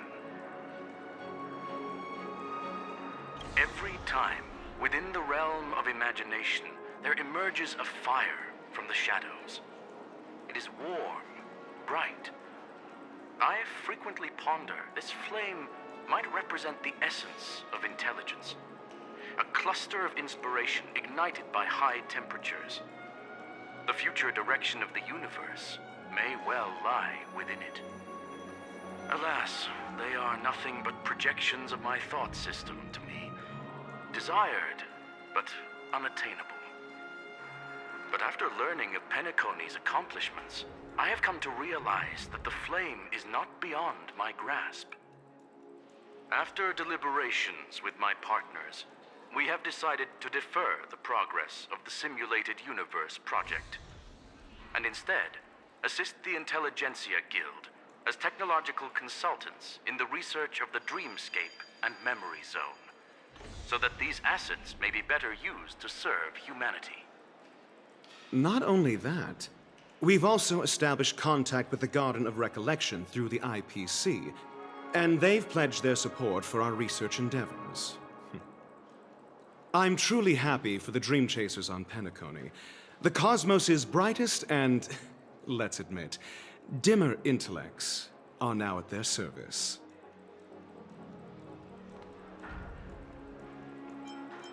But... Yay. Never mind. At the end of the day, this is a positive outcome.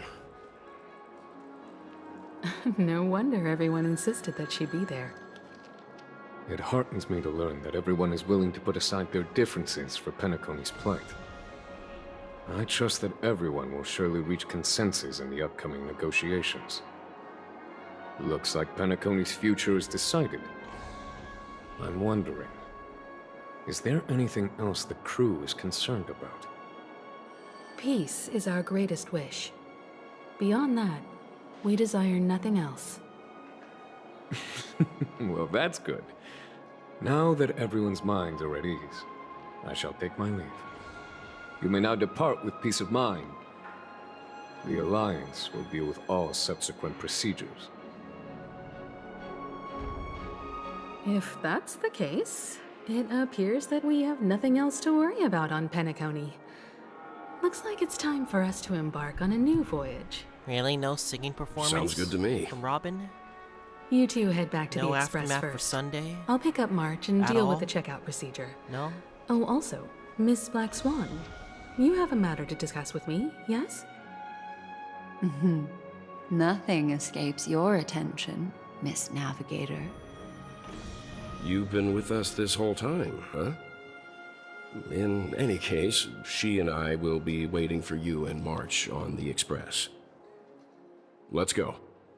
Our time on Penacony has come to a fruitful end.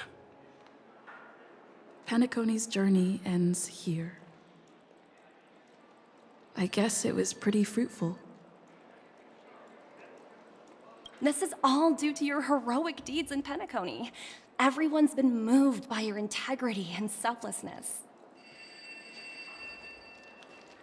Well, seems the dust is finally settled, no? Well done, friend. Is there anyone else I could talk to aside from these three? I am truly happy for the Dream Chasers on Penacony. The cosmos' brightest and, let's admit, dimmer intellects are now at their service. Huh. There's no one else like to talk to? No Firefly, no Black Swan, no Acheron. I guess that's pretty much it, I guess. Alright, finding. Let's head back to the Express. The navigation meeting is about to start. We're all waiting for you. Ahem. Looks like everyone's present. Let the navigation meeting commence then. This a meeting to decide our next stop? How we doing this? A show of hands. Hold your horses, cowboy. It's for those to decide. What are you tarnations going on here? Okay, I'll just say Black Swan. Shouldn't this be expected of a memo keeper? Allow me to explain. Mr. Boothill and Miss Black Swan submitted a request to temporarily travel with the Express for their own personal reasons. As you all may know, the Astral Express never declines any passenger whose heart yearns for the distant stars. Therefore, they will be traveling with us for a while until they reach their destinations. Whoa, the Express is going to be much livelier now. But, Miss Black Swan, you better not use your memo keeper abilities to pull any pranks. Understood, Miss March. I promise you, you'll never see me in your room while you're taking a break. Don't! You're freaking me out. All right. Now that everyone's met everyone, we can continue our navigation meeting. Firstly, Pom-Pom wishes to thank everyone. If it weren't for you all unearthing the truth about Penacony, Pom-Pom would have never known where Mikhail and the rest had gone. What they had to go through was regrettable, but I reckon they all fulfilled their wishes. And it was thanks to all of you. Thank you, everyone. Now then, we come to the crux of this navigation meeting. We must decide on the Express's next stop. Let me introduce our current options. The first choice is from Himiko, the oceanic planet of Lushaka, a planet composed entirely of water. Many aquatic races reside there. Lushaka? Of course, it's also the home planet of the venerable nameless Mikhail. The second choice is the agate world Melustanen, suggested by Welt. Melustanen? It's famed as one of the initial sites of the Stellaron disaster, and the place where the beauty Idrilla ascended. Today, it's celebrated as a planet of undying allure. The third choice is Edostar, A planet nestled within a vast ion storm region, currently under assault by the Antimatter Legion. However, the distress signals from there have recently ceased, prompting the IPC's wish for us to check in on the situation. The last choice, courtesy of Black Swan, is the glass belt Petravia, a massive belt of asteroids that was turned to glass by the Lord Ravager Zephyro. These days, it's apparently known to house one of the branches of the Morning Actors Troupe. Ooh, so many options. I'm seeing stars already. Next up, everyone will select the destination that they wish to visit. And then we'll put it to a vote. So... does it matter what I choose? At all? Does it really matter what I choose?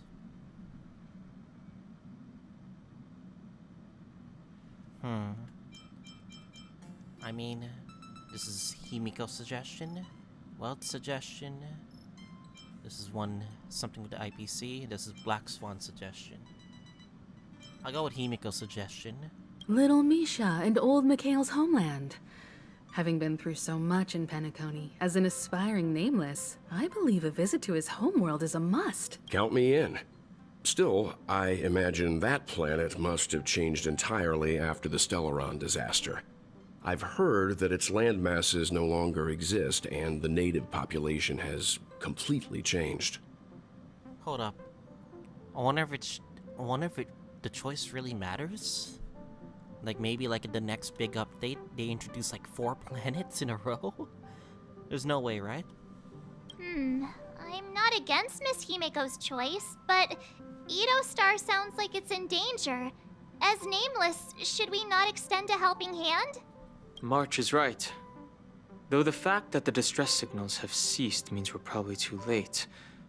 But I still think we should investigate the situation. 3 votes for Lushaka, 2 for Edo. Looks like we have a winner! Next up, Lushaka, the ocean planet. Then this navigation meeting is adjourned. I'll go check the warp jump coordinates. Everyone can catch up on some rest in the meantime. When it's time to make the jump, Pom-Pom will make an announcement. And I'm assuming we will not There's warp still jump. some time before the jump. What should I do? I'm assuming we won't be able to like go to this new planet. How about a chat? Over here. Till like 3.0, which is like 6 patches away. Please let this trip be uneventful. Please let this trip be uneventful. Please let this trip be uneventful. What's with you and always copying the way I talk? The last couple of trailblazing expeditions have been downright terrifying. It's about time we had some fun, cozy, and cute adventures for a change. Come on, start praying with me. Please let this trip be uneventful. Please let this trip be uneventful. Please let... She's worrisome. Huh. For some reason, I'm suddenly stricken by the feeling that we haven't crossed paths in quite some time. I should have known better than to expect anything serious from you. Got it. Man was playing the right moment to like really help us. Surprised Black Swan and Boothill want to be a part of this, at least, which is interesting. This Astral Express sure is comfy. But I got one tiny problem with it. How come there ain't no potent drinks on this ride? I can live without malt juice, but at least stock something else. Like that white gem, common as dirt and not too pricey. Her coffee not strong enough? Oh, well, that's different kind of strong. All these years out in the wild, and now I'm bunking in luxury. Gotta say, it's quite the treat.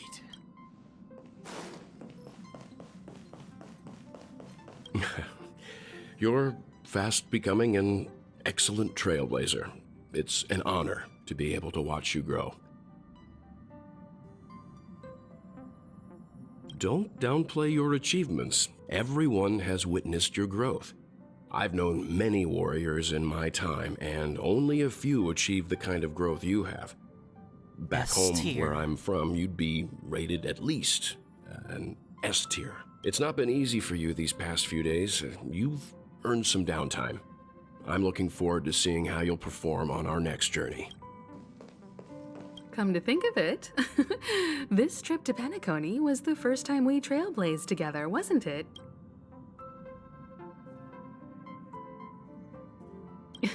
Don't worry. We'll have plenty of time to spend together on the Express, so there'll definitely be more chances for adventures like this. Turn in early today. You've really been pushing yourself hard recently. If you don't take this chance to recharge, it could lead to long-term problems. It seems fine when you're young, but it's a different story as you age. I have a feeling that he says S tier because we are a 5-star unit. Don't worry, I play Honkai Impact 3rd Part 2. I already know, so. Oh, you're here. Seeing your reflection among the stars in the porthole really does seem somewhat surreal. How about it? This journey of beautiful dreams. Was it to your liking?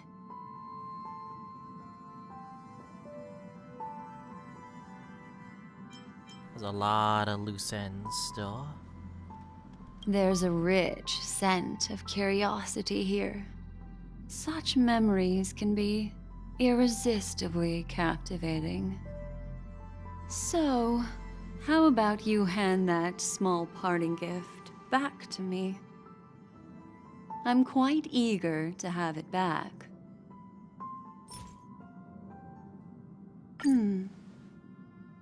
Oh? Never mind. I just stumbled upon a particularly fascinating spot in your memory. Before I explain, I would like to apologize to you. This farewell gift I gave you isn't really a compass from the memory zone, but merely an empty light cone.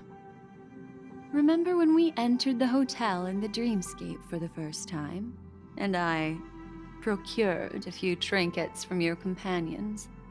Their functions are similar.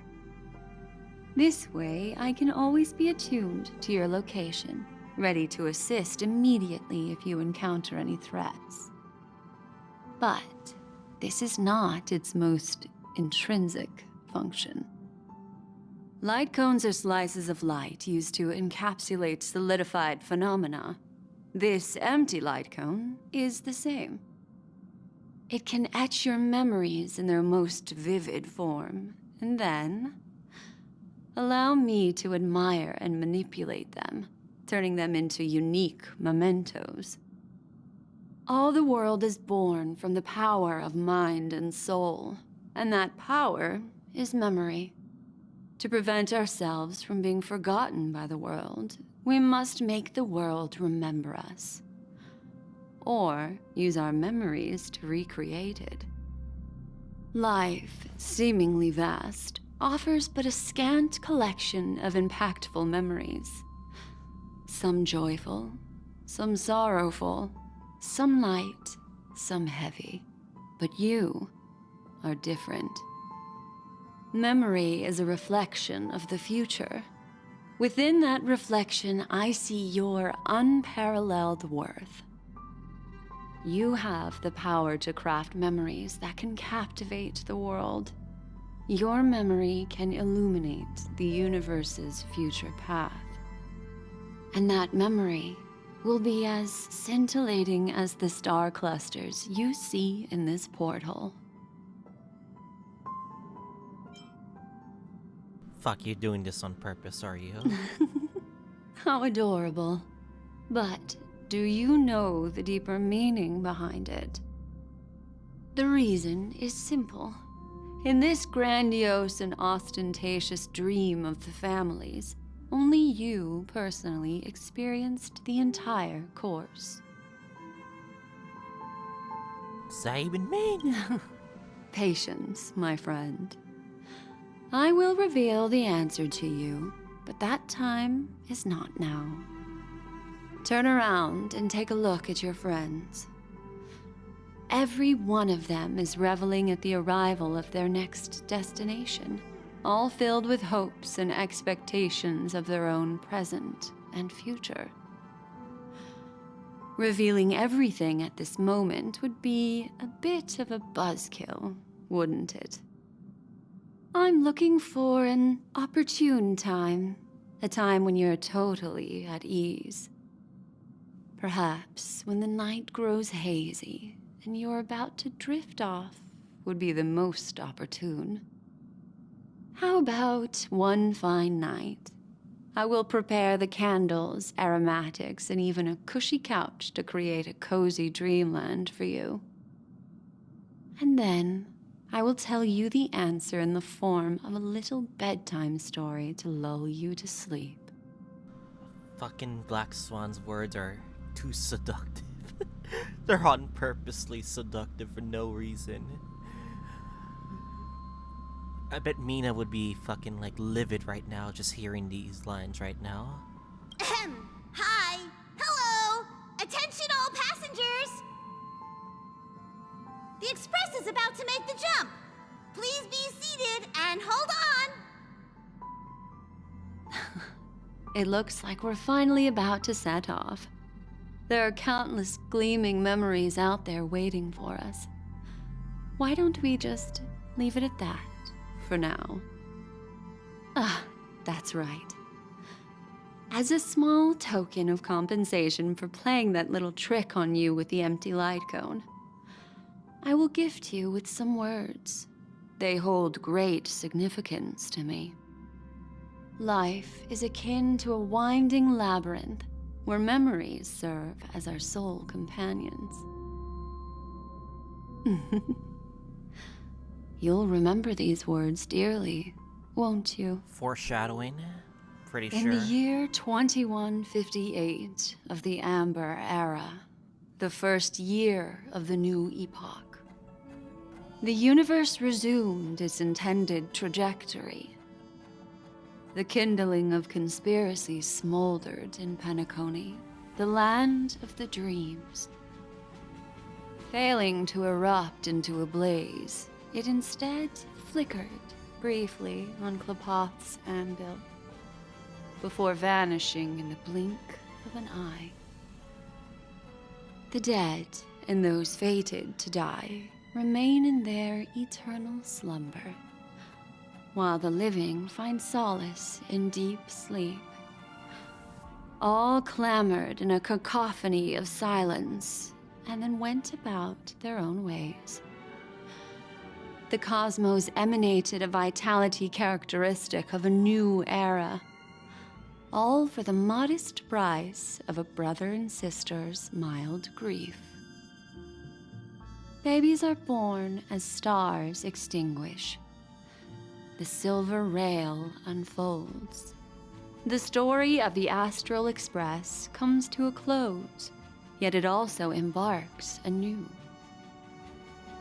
Time marches forward, heralding the arrival of a new chapter in the history of trailblazing expeditions.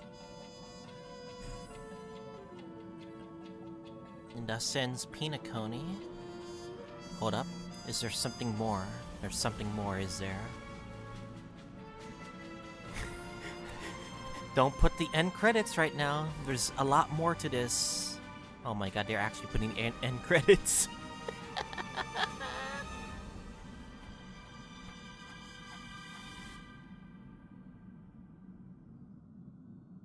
Bro.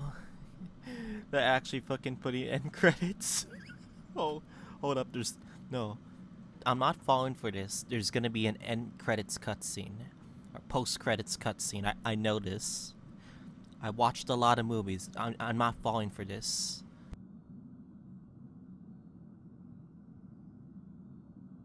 Countless shooting stars streak the sky tonight. If you can pick the right one, it will carry your wish to thousands of distant worlds. You're feeling very relaxed now, aren't you? So, then... Hold up. It's time to tell you a little bedtime story. Well, let's start with a conclusion. Oh? The crew was defeated in the battle against Sunday. Everyone in Penacony failed, and no one survived. Wait, what? What do you mean, defeated? Wait, hold up. Wait, hold up a sec. What does that even mean? Hold on, I'm screenshotting this right now, but hold up. What? But don't panic. The truth, as horrifying as it may be, is not yet irreversible. There's still a glimmer of hope, and that's why I'm here. Next, I'll use this empty light cone that carries all your memories to relive everything that happened before. Huh? And when this story reaches its end, I'm sure someone as clever as you will notice that. There's a major flaw in the story you have experienced. Yet, within that flaw lies a glimmer of hope. Are you ready for it? Fuck, what is it? What is it? Do you remember everything? Yeah. When the clock turned back, the Express started a warp jump, sending you to a strange dream. You were bewildered back then, and then a Galaxy Ranger named Acheron showed you a way out. Yes. This was like the first thing that appeared in 2.0. Okay. When you arrived at the Reverie Hotel, you met the doorman Misha and had a confrontation with Aventurine, an IPC representative. Thankfully, Acheron appeared again and helped you. After that, you saved Firefly and explored Penacony together. During the tour, you ran into Sparkle disguised as Sampo and accidentally entered a child's dream. There, I rescued both of you from death, but Firefly didn't return to reality.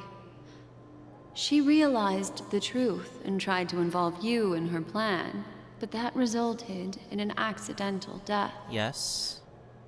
Even more unsettling, you soon encountered another murder. Hold up. She's cooking right now. Hold The up, two Black Swan. cases of death prompted you to investigate the truth behind the sweet dream. Despite your efforts to gather information about the two victims, you didn't make much progress. But you did learn about the watchmaker from Gallagher.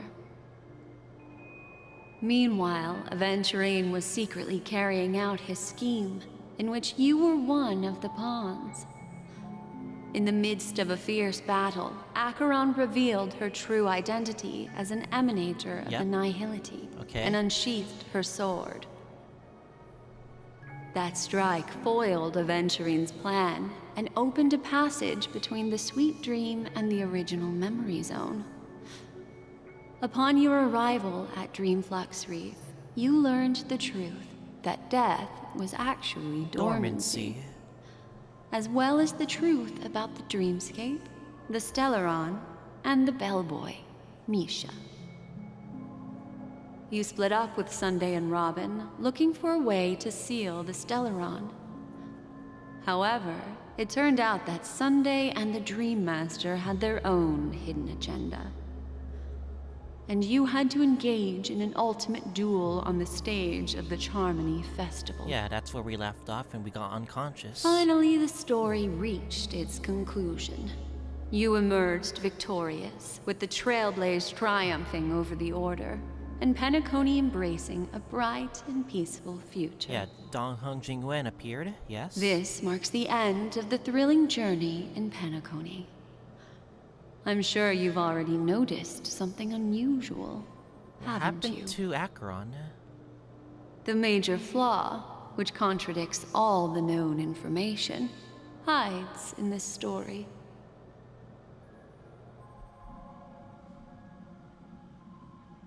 Yeah, Misha. Death is disguised with dormancy, that's true. Fake death's a Firefly Robin, that's attacked by Sparkle Sample. It has to be Acheron, right? No?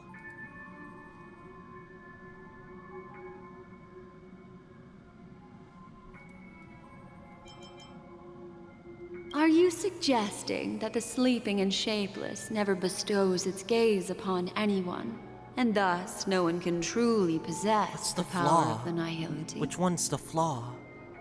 That's a very astute guess. But unfortunately, Acheron did progress further down the path of the nihility.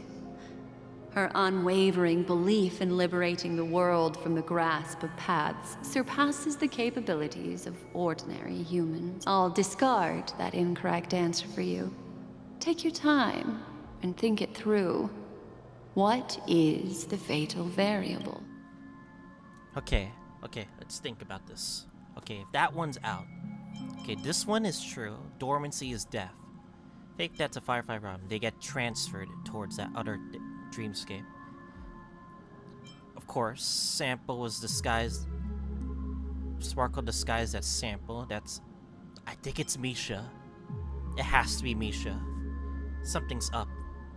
It has to be Misha. Were we not supposed to see him? Little Misha. Or should I call him the Watchmaker?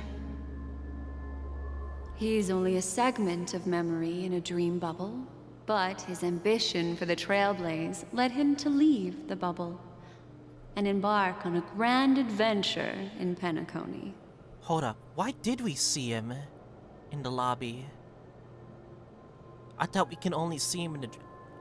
Okay, that is a big flaw. Why did we see him in the lobby? Well, Misha is a rather special memory zone meme, and he was granted power by the Trailblaze. There's still one thing that he shouldn't be able to do. A life born in the memory zone could never manifest in reality. So, why did he appear in the Reverie Hotel in reality? The answer is simple. He is the one fatal variable that contradicts all our known information. This means that you, who wholeheartedly believe in this memory, are still trapped in the dreamscape. No. At this very moment. Wait, really? Oh no. Wake up. There's no way. Sleepyhead. Break free from this eternal dream and return to the real world. We'll find our answers there. Hold up. No wonder this felt like something was... No wonder it felt like the boss fight felt completely underwhelming. Something went wrong. Something had to went wrong. The train is about to make the jump. 5, 4, 3, 2...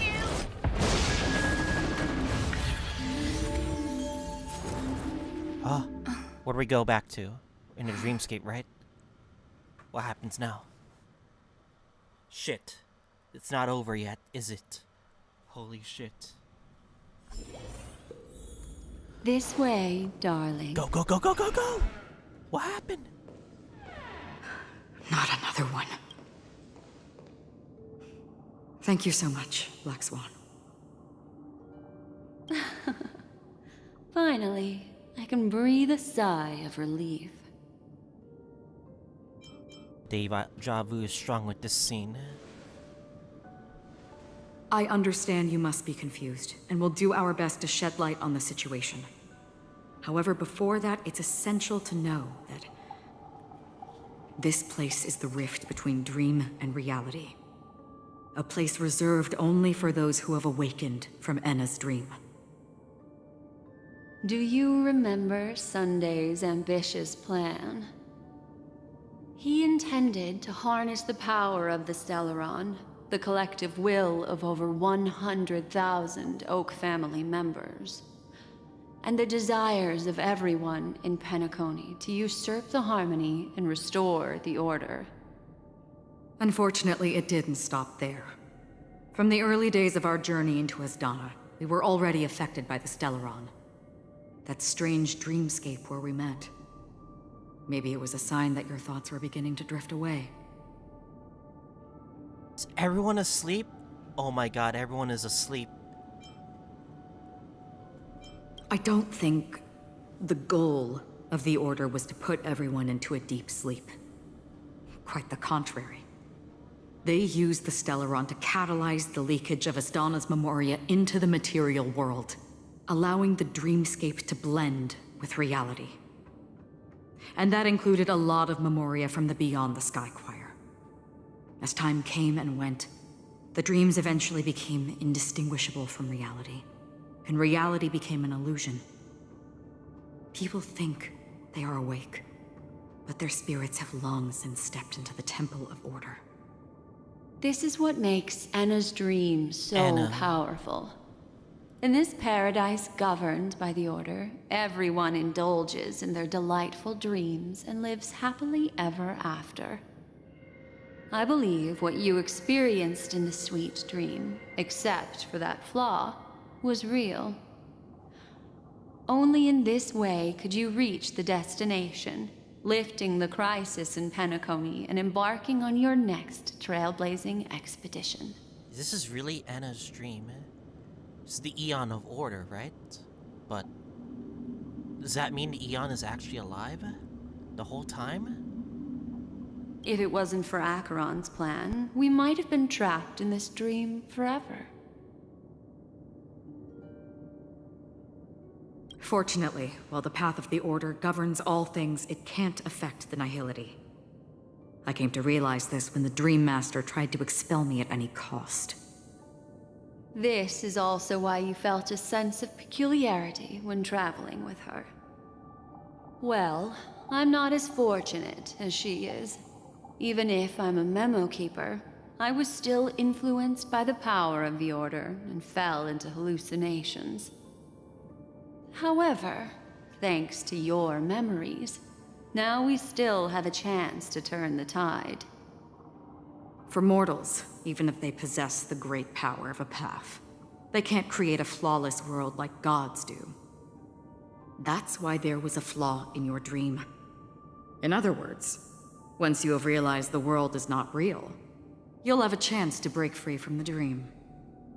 The flaw in your dream lies within Misha, who could have never appeared in reality. When I turned the pages of your memories, I realized that I was in an illusion too.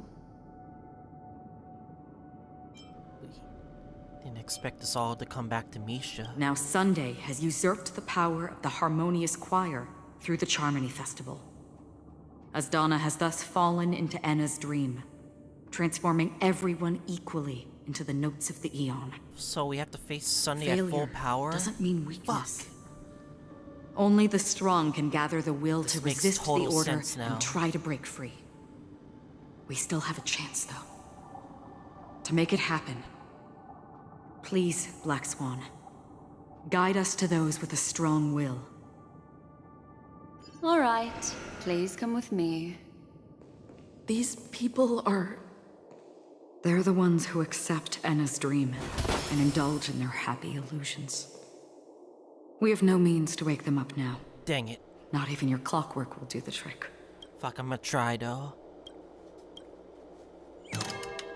No! They're satisfied? Oh no. This is terrible. Guys, this is terrible right now. What about Firefly? Where's Firefly when we need her? Fuck, I'm ignoring you guys. Fuck you guys. Fuck you guys, I'm ignoring you. Okay, okay. So we have to go here. I'm gonna teleport here. No, they're all accepted. No! We can't change their emotions. Here we are. Robin? It's... Robin?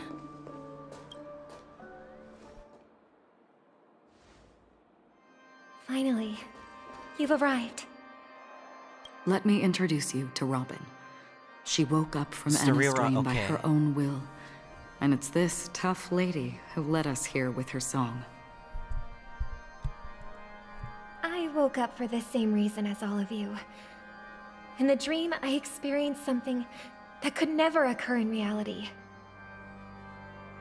Are we going to lock it up in a cage? The bird. I want to see it fly freely in the sky. Oh my god. Without us, this bird would be too fragile to survive on its own. Do you want it to die?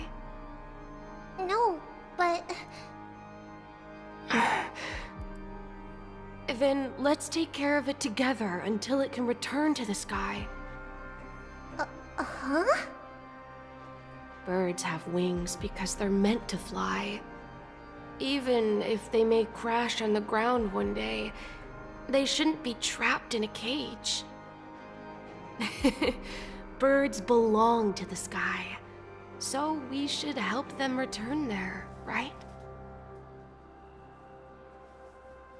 The illusion was so impossibly blissful that I realized it was just a dream. And this is our final hope. Anna's dream is founded upon the harmonious choir, namely everyone's shared wishes. It will only materialize once the aspirations of all beings in Penacony merge as one. Shit. At present, it has become impervious due to people's desire to remain slumbering within the dream. And in order to destroy it, we must make everyone in Penacony want to wake up. Now comes the tricky part. How do we do it? You have to force it. This doesn't sound simple at all. Humans yearning for sweet illusions borders on obsession, leading them to subconsciously resist How do the we force harsh them to wake up? reality. Therefore, I carefully selected a moment where she was completely unguarded, guiding her to uncover the truth herself to make her regain her consciousness. However, to wake up everyone in Penacony and get them to share the same determination, that would be nearly impossible. Indeed. I'm afraid it's almost as difficult as resurrecting an Eon. But we can't just stay here and do nothing. Don Hung, Boot Hill. We need to stop this. This is a critical moment for the whole universe. Who cares about some dumb number? Thanks to Black Swan. You're welcome. And thanks to the Where's memo he keepers going? in Well- Penacony, too. I believe your partners have also awakened from their dreams. This is the first step of our plan. With the assistance from the Garden of Recollection, those who possess a strong will, like you, will gradually awaken from the dream. These free wills are the discord that will sway Anna's dream. However, awakening a mere handful of individuals is insignificant compared to the vast number of people immersed in the dream. We must find other ways to awaken the free will of millions of people within a short period of time. If breaking through from the inside proves challenging, we can seek assistance from the outside. We've long been aware of a potential solution. Asdana is a galaxy known for its abundant memoria and the remarkable phenomenon known as synesthesia dreamscape. When people first enter this place, they often find themselves and others sharing a collective dream. At this very moment, there is only one dream encompassing the entire Asdana system. So, you mean, if we can attract a large number of outsiders to this system, their free will would intertwine with this dream and shake it to its core? However, those outsiders might also succumb to the dream and become the foundation of the Order instead. The real challenge is, how can we gather a huge number of people as determined as you within a short period of time? That's gonna be Looks tough. like the Jade Abacus of Allying Oath will be the only solution. Wait, didn't you already use it? No. No need wait. for that. Keep your once-in-a-lifetime treasure. We don't need to bother the Cienjo Alliance for such a tiny request. You want thousands of people with unwavering free will? That's Dang easy. it. Do you mean that one time with Jing Yuan? It doesn't exist anymore? Pepe hens. Just leave it to us Galaxy Rangers. You can gather Galaxy Rangers? Ah. Outsiders may see Galaxy Rangers as elusive and disconnected individuals, and actually, they're right. And that's why we have a tacit understanding among us. Do you know what it is, Acheron? What is this? It's the relic I returned to you. Exactly. Its owner must have told you that it's meaningless to anyone other than a Galaxy Ranger, and that it can only fulfill its purpose when returned to its rightful owner. Because it's a burial artifact, worthy only of a hero who has served the Galaxy Rangers with honor. When its light illuminates the universe, it means the fall of a hero. And in the direction it falls, countless meteors will streak across the sky. Those meteors are Galaxy Rangers, coming from all corners of the cosmos, driven by a shared purpose, without questioning the cause or counting the cost, because we abide by a common principle. The shooting stars of the hunt only descend on the longest night, and with them comes the dawn. We've stayed silent for far too long. Now, it's time to remind all the cowards, oppressors, and villains of the universe of our presence. I'll be the one to ignite the first spark. Once the dreamscape is swayed, I'll complete the second step. I'll fine-tune the slumbering souls with the Song of the Harmony, interrupting them with the discord of Trailblaze, and guiding them towards reality. It's true that some people are born strong, and others are born weak. If the Trailblaze is the target of heroes, then the Harmony will guarantee that the strong help the weak. Only the people of Penacony themselves can be the saviors of their homeland. Their path of happiness should be forged by themselves. While I may not be a nameless, I'm willing to instill courage in all those who need it. This includes my brother as well.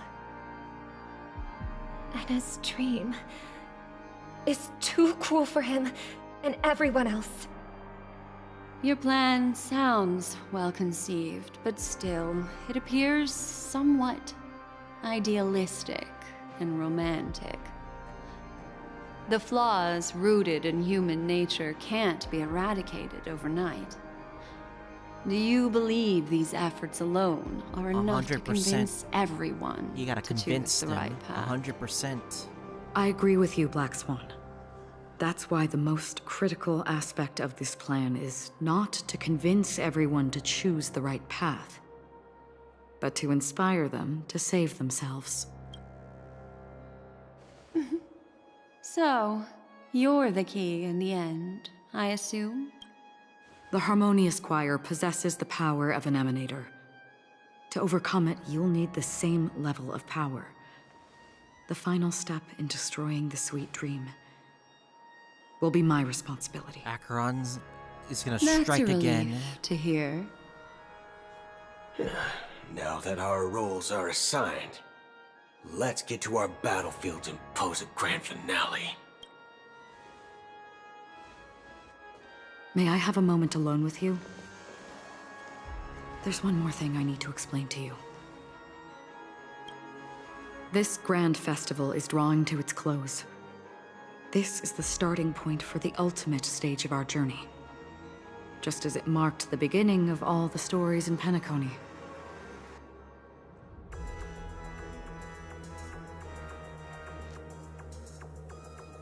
This is where Firefly uncovered the truth.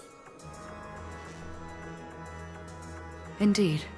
She was the first to discover the world beyond the shores of death, and shared this truth with all of us. There's something you should know. We were able to locate you within this boundless dream and find the key to breaking free from the dream. All because of one person's unwavering dedication. Firefly. Firefly. She awakened from the dream ahead of others, discovered the Express amidst the stars, and brought us valuable information about the remnants of the Order. She may have been aided by the script, and it came at a cost. This is why Firefly is gonna be the must-pull of 2.3. I'm convinced, no matter what, that I'm getting Firefly, no matter what. You guys are in it with me. If you guys are interested in Firefly, you don't have to. But this alone, this whole story, is the convincing reason that I'm getting Firefly. But anyway. As you know, Firefly is a stowaway who entered the dreamscape in a different way from ours. Without the dream pool in the hotel or assistance from the family, she can only awaken from this dream in one way. A real death. We mustn't fail her determination.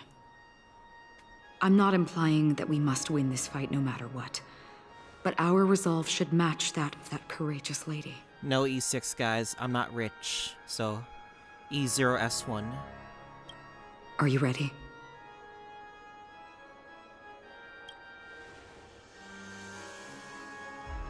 Very well. Now, please close your eyes. Must include harmony off one.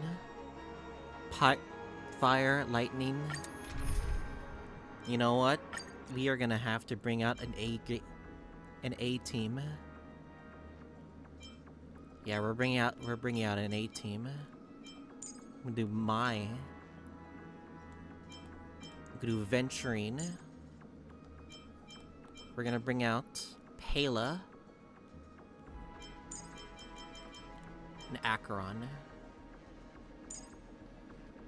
If we're gonna do this, if Acheron wants to help us, we're doing this with Acheron. E0S1 Acheron, let's do this, boys.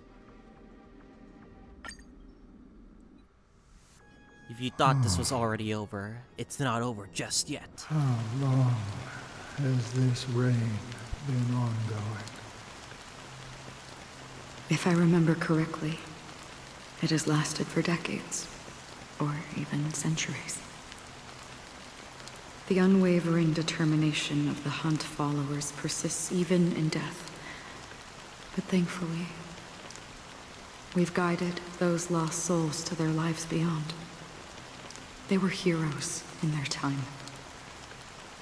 And they won't be reduced to puppets of the nihility in their death. You see, the shadows on the sea have vanished. Do you remember? He once said that the sky would clear when the regrets of the departed had faded away. Hold up, guys. Don't those hands, like, bigger now? From that last image we saw with this? The hands are a lot bigger and creepier now, no? But it's still raining. I know. So, why is all this? Why did this rain choose me? Because someone's regrets haven't been fulfilled, perhaps. Mortals who walk the paths are like sailors on a vast ocean, leaving behind a trail that creates countless ripples of possibilities. These ripples last longer than the fleeting lifetimes of humans. And for some, their presence leaves such a strong mark that it's reflected in the waves. Sin-thirsters, the obsessions of the Pathstriders. They emerge from the depths of Ix, seeing themselves as masters of their own destiny, unknowingly repeating the actions of their past lives. They emerge from the nihility and head toward it, leading purposeless lives. However, these hollow phantoms, they have journeyed with me for such a long time. Oh. So this is how it is.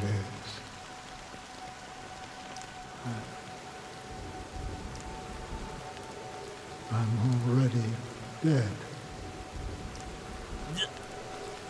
What is this? Shadow? What the hell is this? Yes. Are you watching over me?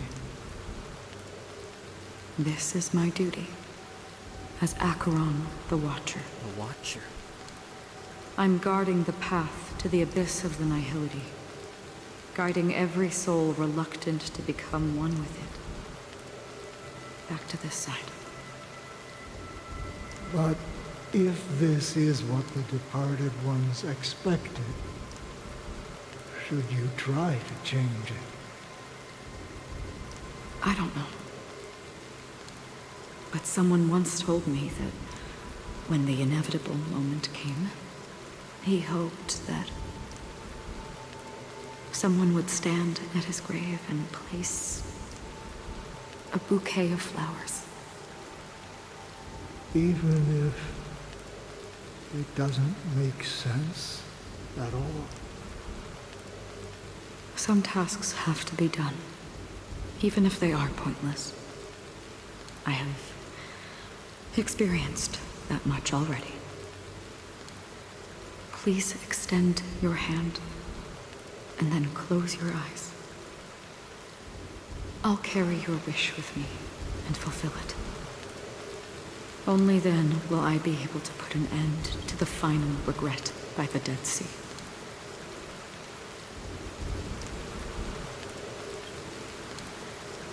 Will I ever see them again? Yes, that is certain. Because it was you who told me about the Express, your two former companions. The expedition cut short by the swarm, your narrow escape from death, and your encounter with the Galaxy Rangers. And Penacony, the hometown to which you could never return. Yeah. For countless times, I got rejected by the family and had to pass it by. But I knew that my companion was still there. Alone. Mikhail. Tiernan. Are you still there? Oh my god. Take my hand and come with me. We will leave this place. You'll embark on a long, long journey, shrouded in darkness. But fear not, as a touch of red will be awaiting you at the end of the path. That's the color of existence. My god. Follow it, and it'll guide you and illuminate the way out. By doing so, you'll eventually reunite in the warmth of the sunlight. Thank you.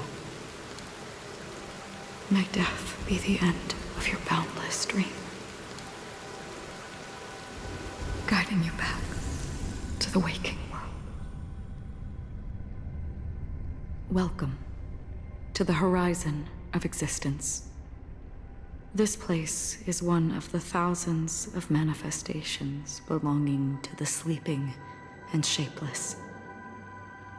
And it's also an exit out of the nihility for the awake ones. Super domain expansion. Anyway. Let's bid our final farewells here.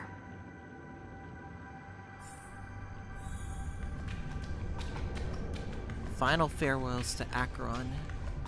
I'm hoping I got a good team. Reality and life is akin to a winding labyrinth where memories serve as our sole companions. May your schemes be forever concealed. Enna's dream is too cruel for him and everyone else. To the imperfect tomorrow. I still remember the question on the invitation letter. Why does life slumber?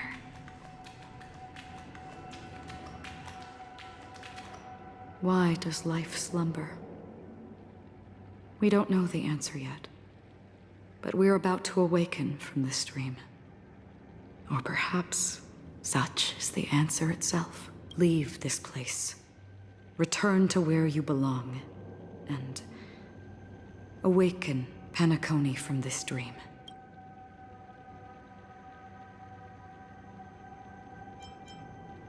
Get to witness your hidden power. As I said, our plan is not about convincing everyone to choose the right path, but about inspiring them to save themselves.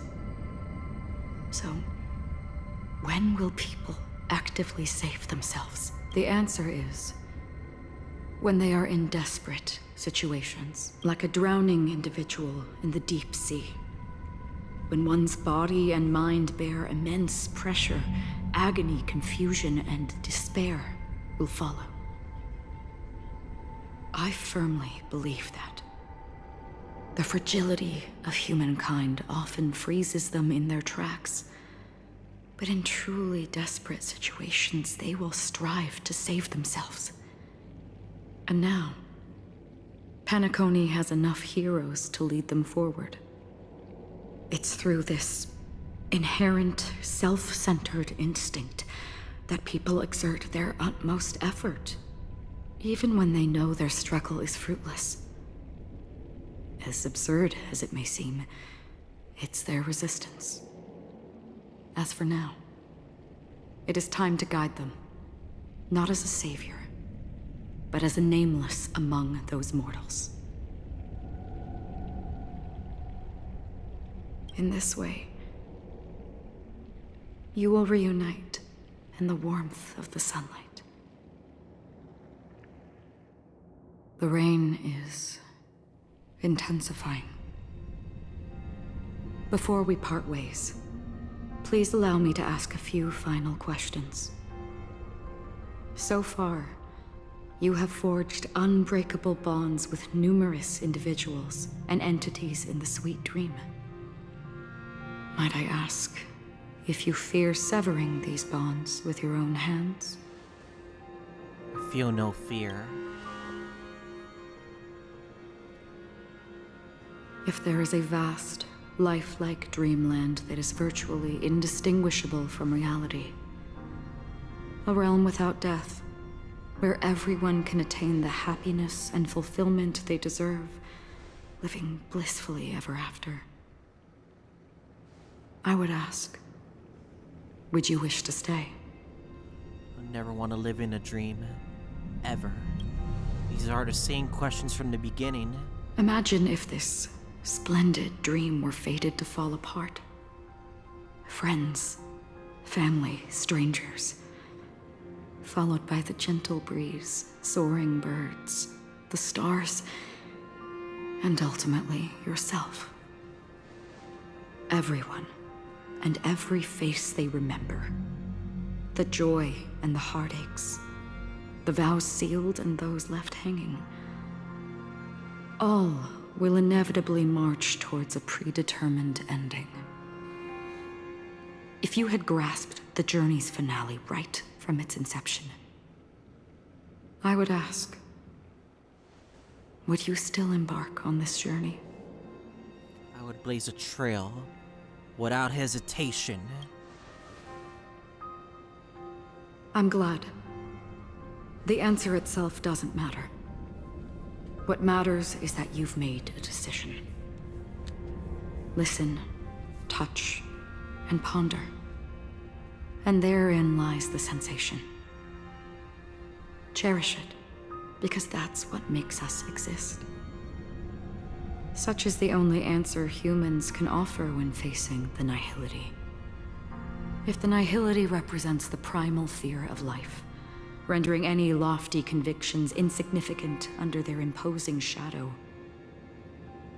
then behind this shadow, there must exist the most fervent source of light in the world.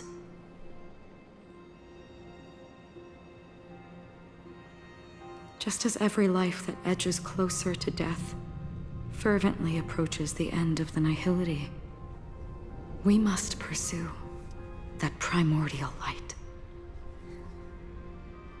Now come to think that you exist in the nihility, and you watch over others to depart it. Such a task is absurd and meaningless. Nevertheless, someone had to do it. As for the meaning you mentioned, even if it's a meaningless task, I've come this far, haven't I? Even if the future you forge may not even belong to you. It may not belong to me, but it definitely belongs to someone. What hardships you must have experienced. In that case, allow me to do something meaningless too. Please, do me your name. It's not Acheron. Just say it. Is it Raiden? It's Raiden? No? Perhaps Aw. my existence will vanish in the next moment, and nobody will remember this conversation or your answer. But I believe that your name should be remembered. Come on. And this No? universe will remember it as well.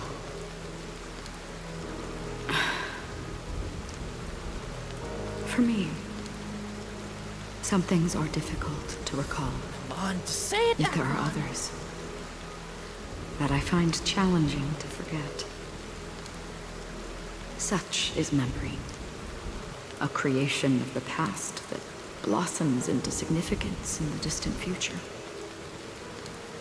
I remember that marks the start of my journey, the origin of the vibrant red hue in my life, and the most fervent element amidst every tempest. That's my name. Raiden. Yes! Ozen Mori. Let's go! May. Let's go! The Golden Dream is getting Yo, that's hype. restless. That's fucking hype. Holy In shit. the coming long nights, I'm afraid you will face many setbacks and witness many tragedies. And in the end, you will only see in black and white.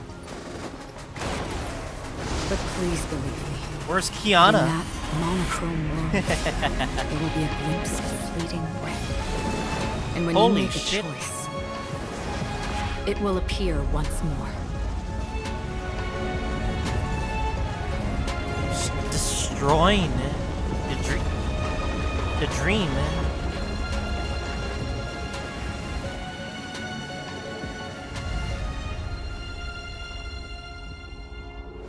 Cannot believe What you must it's do actually the name. is ponder its significance. Then return to the waking world.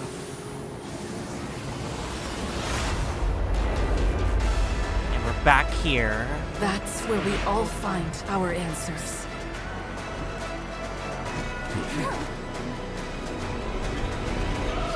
Round 2, bitch. Fuck you, Sunday. Let's do this. Have you broken free from the dream of order? We've done enough sleeping already. Let's show them a wake-up call.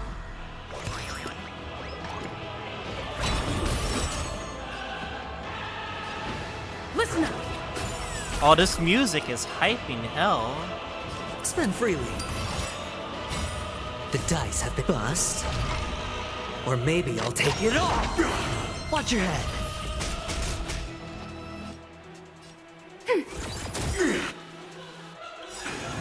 No dirty Enemy tricks. data net markers activated. Time for a good old counterattack. I'll show you an Acheron ult.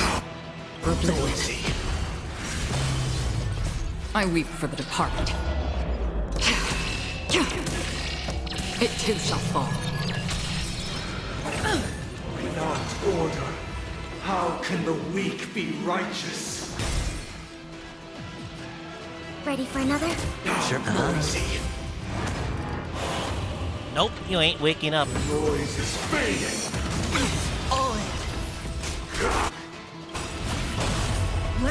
Let the show begin. Another journey begins on the still waters of oblivion. Need another rotation. Wake up!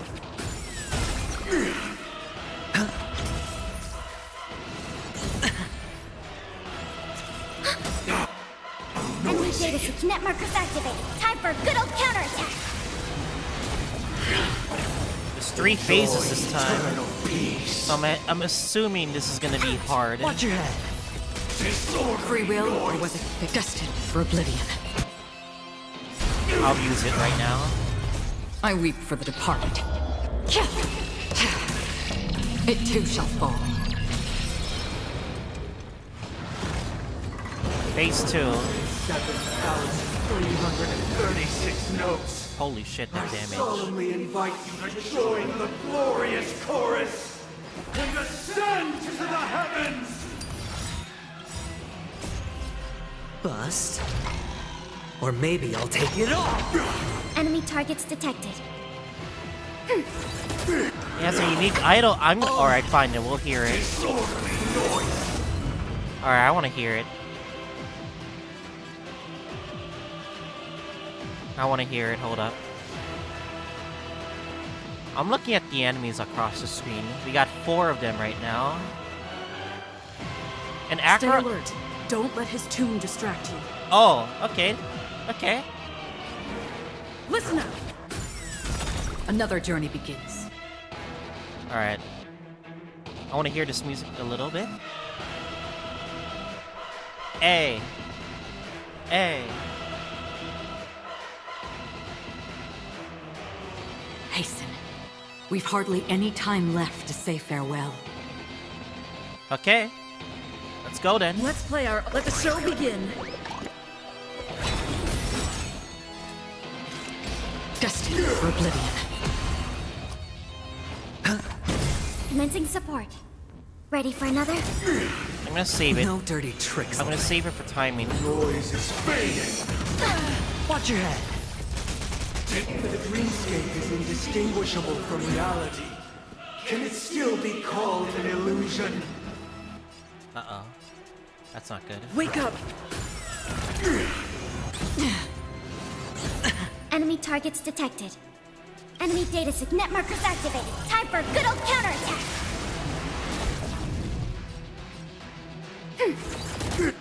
Hedge your bets. Huh?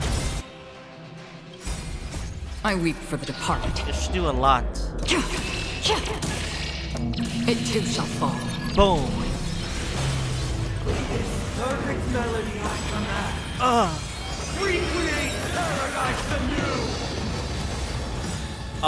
Oh, shit. That actually damaged me. Huh? Music. Robin? It's Robin.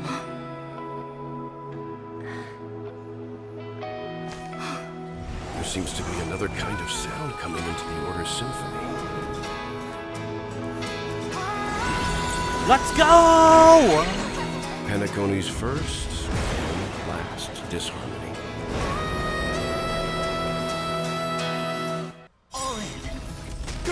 Use Horizon's Echo from afar to attack enemies. Those imprisoned in their dreams are awakening for freedom.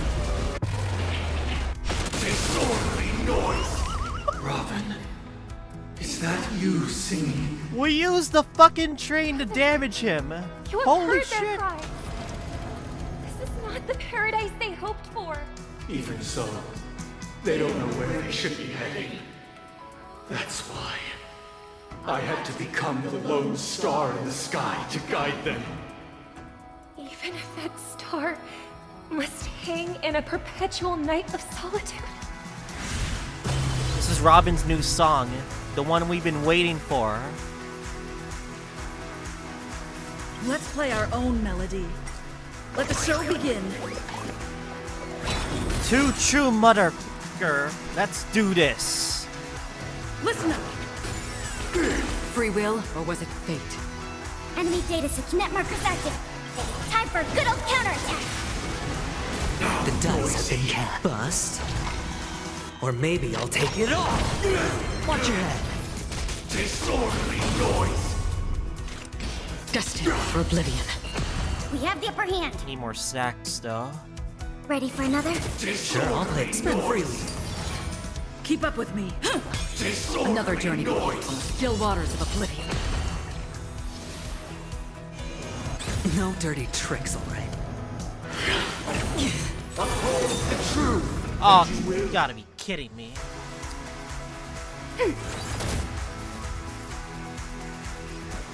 Wake up. Hedge your bets. Alright, I wanna see this in, Witness the will of the weak. Disorderly noise. I'll give you the power of a fucking train. Hell yeah. Let's play our own melody. Let the show begin.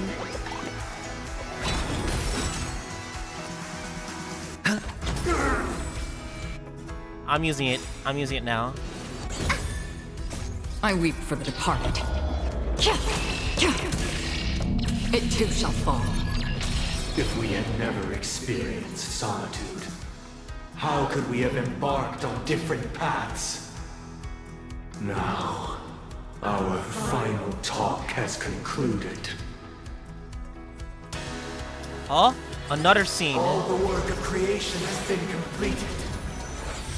The inevitable day has arrived. Creation of Adam? The embryo of philosophy will reshape for us all of reality. If your paradise can save more people, sever my path with your hands. I swear truth. First day grants truth. Every time you break a layer.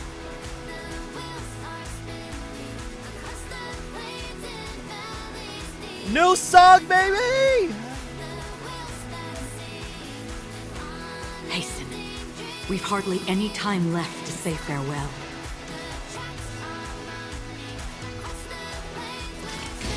Hey! Destined for oblivion. Second day I grant calendar.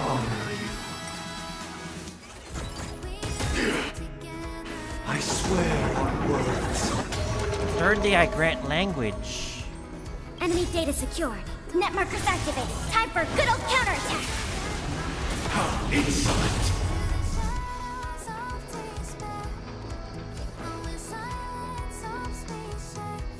Listen up. How insolent! A 7-day vow. I command you to heed my summon. It's on me. Uh-oh. I have a bad feeling Fifth day about grants rules. Ready for another? It was not you who created all On the sixth day things. grants meaning. How insolent!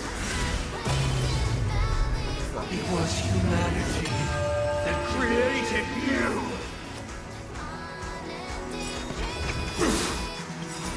The dice have been cast. Bust. Or maybe I'll take it all. How insolent! All in.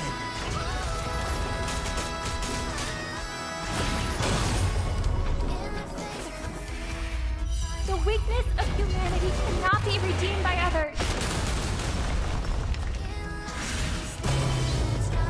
Giant barrier. Becomes the foundation of our The paradise. creation of Adam!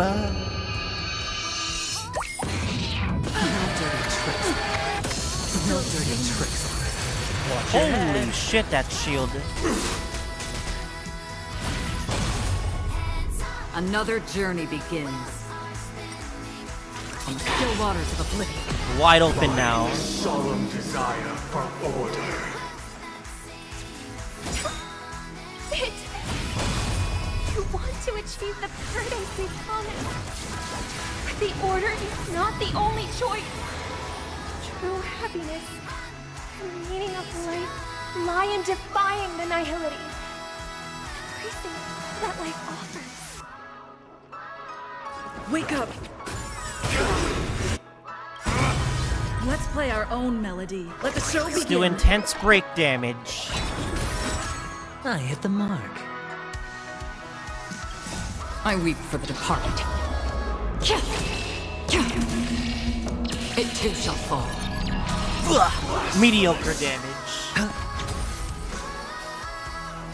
Destined for oblivion. Commencing support. Ready for another? It's on me. Have a noble soul! Don't be shackled by the past! Another journey begins. On the still waters of oblivion. We're getting another song to the album. We're getting out of Penacony with this one. Enemy targets. Sure, I'll play along. Oh, fuck, 1%! 1%! Free will, 1%! or was it fate? Destined for oblivion. There we go. And then it is Monday. So, why does life slumber? Because someday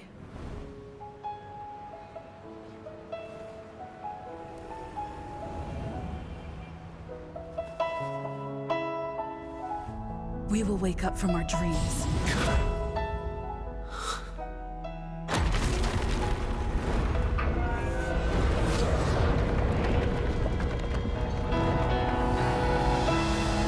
The night is still too short. Robin.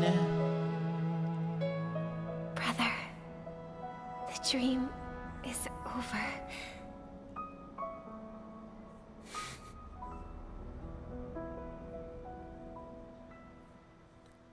That was beautiful. Holy shit, that In the was first fucking year beautiful. of the AE 2158, a fiery conspiracy erupted in the land of the dreams, but soon faded in chaos and destruction. Whispers carried the tale of those fateful 48 system hours, when a sun teetered on the precipice of collapse. A paradise stood on the brink of destruction, and a world was poised to surrender to its new master. Amidst it all, a body decayed, a pack of vultures gathered, and a brother and sister were doomed for eternal separation. And so, an eon succumbed to slumber once more. Some celebrated this fall, while others mourned. Among the insignificant witnesses, mere specks in the vast tapestry of the universe. It was said that this time, the Eon met their demise with dignity. As the cosmos bathed in the radiance of a pure dawn, a tempestuous storm brewed on the horizon. The chant of everything for the Amber Lord grew ever louder.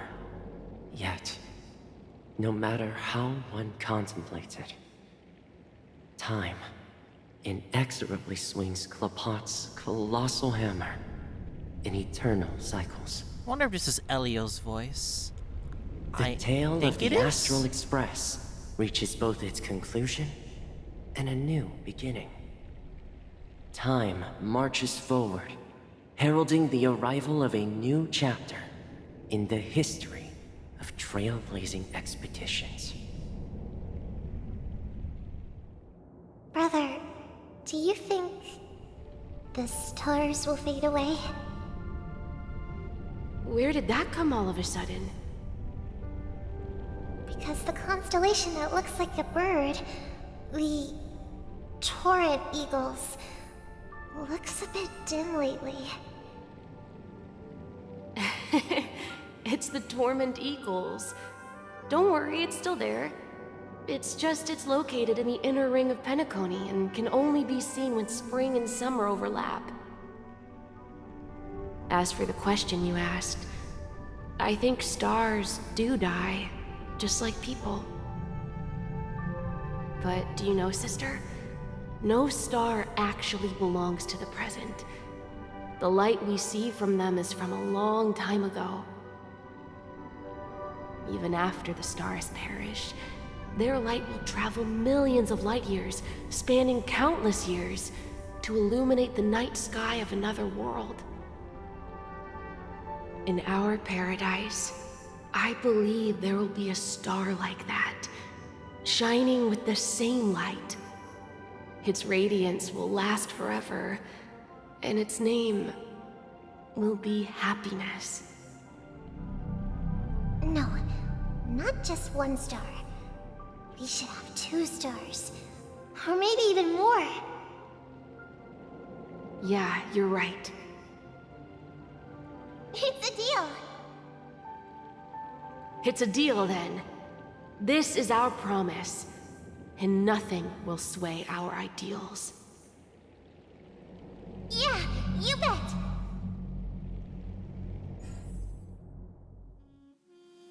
And that's how it ends? Oh. I'm assuming the next patch will be like... You can't just give us the credits again for the second time! God damn it, game! And oh, Ride in May is actually... Yay. Yay, it's real. The name is actually real, guys. Whoa, the script supervisor's Elio. Yo, cameo appearances should have included Blade in there. I'm just saying. In loving memory, Rosalina Jane Estella. Ex-surveyor of the Master. Expect young star bring me enthusiasm and curiosity. Okay.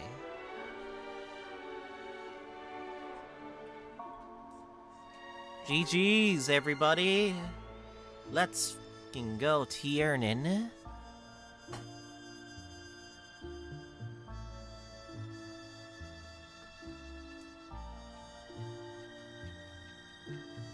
Oh man, I cannot wait for fucking other creators and streamers to finally do this. 8+ hours, by the way. This story is 8+ hours. You could tell people about this and be like, yes, it's 8+ hours. We're not joking, it's 8+ hours.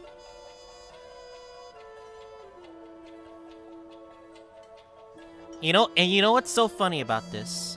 This was a big step up from the Zienzo story. Like, we kind of felt like a little bit of disappointment with the Zienzo story, but the amount of longevity in this really made up for how great the story was. It lowballed us in the middle, it tricked us, and it got us, and we fell for it. We fucking fell for it. Hell no. It's a pleasure to hear your voice again. Jade. Congratulations. You've become the biggest winner of this festival. Are you calling just to poke fun at me? No. I'm just impressed. Not only did you venture alone into Penacony and discover the truth of Dreamflux Reef, but you also managed to escape with the help of that Knight of Beauty. Oh, don't tell me Argenti helped Remember you. the recording you received from your Trailblaze friend? It's now the most valuable chip in this game. However, this came at a high cost. Losing a cornerstone Diamond. is a hefty price to pay. Yeah, he lost his cornerstone. Diamond just called a meeting to discuss what to do with you.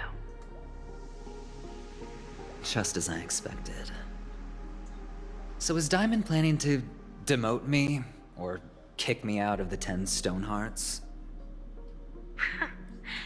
Why don't you take a wild guess? Well, alright.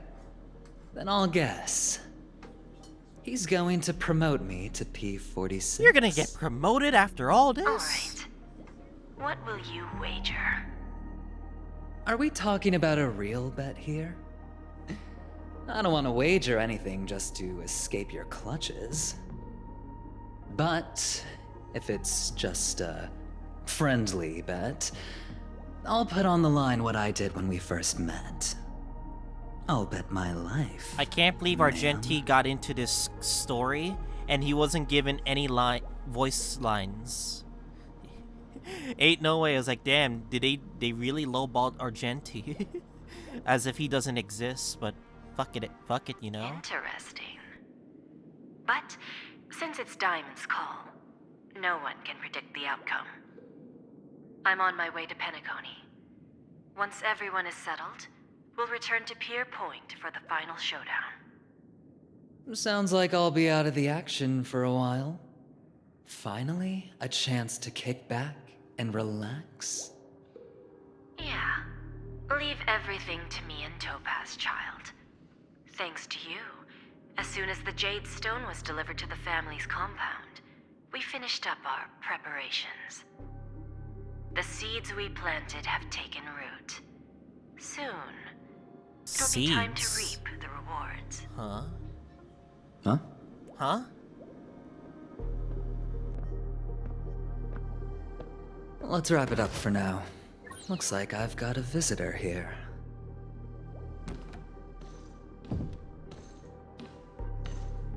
Oh. So many surprises today. Didn't expect a Galaxy Ranger and wanted criminal to show up here. One who managed to take out 2 IPC members under the noses of our fleet. Do you understand what that means? Screw Wubba Boo, I just put him to sleep. Wubba Boo. Don't try to intimidate me with that nonsense. Besides, I've taken down more IPC lackeys than the residual value you squeezed. And I don't mind adding a few more zeros to my wanted poster. I have a question for you. Be honest, or I don't mind putting a bullet into your head.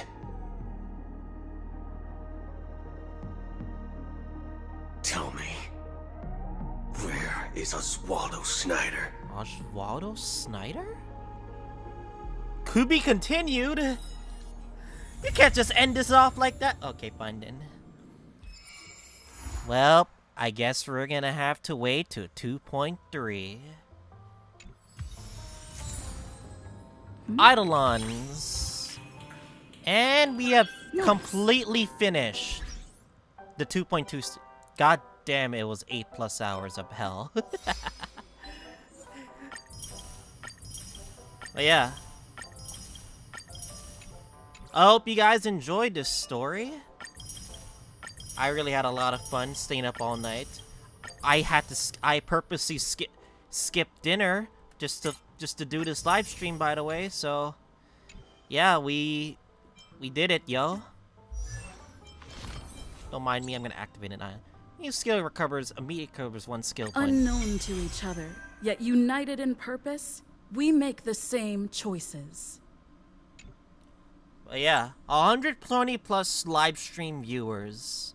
Hell yeah, guys. You guys are fucking amazing. You guys really came to the live stream because you just wanted to see the story. That's amazing. But yeah, anyway. I guess we're gonna have to wait till 2.3 to see what's up. But that's gonna be the conclusion patch of Penacony. AKA the Firefly Jade patch, which I am getting both Firefly and Jade. I'm hoping you guys get Firefly and Jade. So yeah. Anyways. I'm gonna do one last thing before we end off this live stream.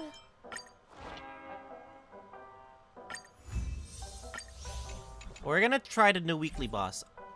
The whole purpose of doing the fucking story is to fucking do the weekly boss. Oh yeah, I got my gift of Odyssey. Yay. I want to see the weekly boss. Like if there's like music in the weekly boss. Well, I'll be damn game. Oh yeah, we got a new event. New permanent event. Yeah, new permanent event. We're gonna get a new free light cone. This light cone right here, I found out from Braxophone, is actually made for Robin. Robin users can use this light cone because his attack increases the damage dealt of the wearer by 30%, which is pretty nice. So yeah. I did not get Robin. I tried to use Doctor, You're Huge from Camden's voice line, and it failed miserably. It didn't work, guys. Come on, guys. It did not work for me. I'm so sad, but it is what it is. Alright. I'm gonna do, like... I want to test out the weekly boss. The newest Echo of War. AKA, we can get new light cone. No. New weekly drops. New set of light cones as drops, which is pretty nice. Oh. Free follow-up attack and watchmaker set as drops. Pretty nice. Alright, let's do this. Oh, thank God I have... Thank God I have, like less than max Trailblaze power. Thank God for that. Alright, we're gonna do this weekly boss and we're gonna end off this live stream, guys. Please stay tuned. Feeling lucky.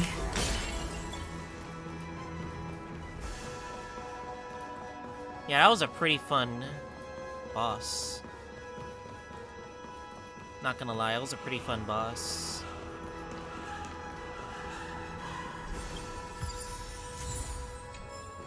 Alright.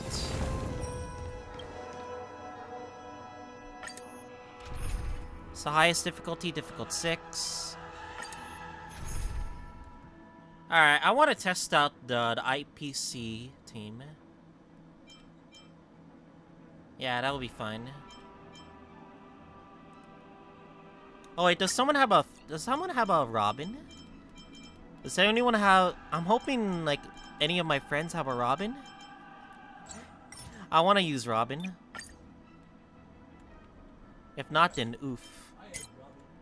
You don't even have it on your support system, Jared. Alright, I'm gonna refresh. I want to see if anyone has a Robin. Guys, level 80 your Robin. What are you guys doing? Strangers, give me a level 80 Robin. Give me a level 80 Robin. Christ, guys.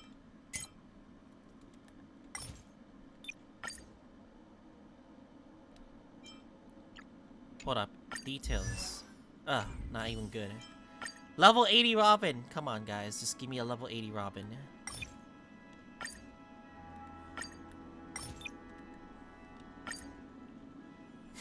Come on, guys. I want to test out Robin. No? No? No Robins. It's like, no Robins. No bitches. No Robins. You. No. You don't have any traces leveled up. Come on. Give me a free Robin. Give me a free Robin. You have about 80 Robin. You're missing boots and... I need like a hat, like a good, like a built Robin, like that's already here. I am Robinless. I'm sorry, guys. This is what happened. This is what happens when you want to save for Firefly and Jade. Okay, the sacrifices I had to make for those two. Oh, for fuck's sakes, guys, just give me Robin. I want to test her out. Why does someone have a level 80 Ether? For fuck's sake, just give me a Robin. Oh, level 70. Is it good? Fuck! Level 70, it does... Oh my god, guys. These strangers are not helping me. These random strangers are being detrimental right now. Christ.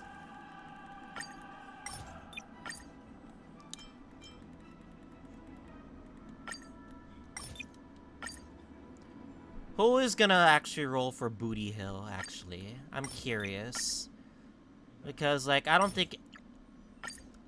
I don't see a lot of people are gonna roll for Boot Hill, but I'm curious how many people are gonna actually roll for it.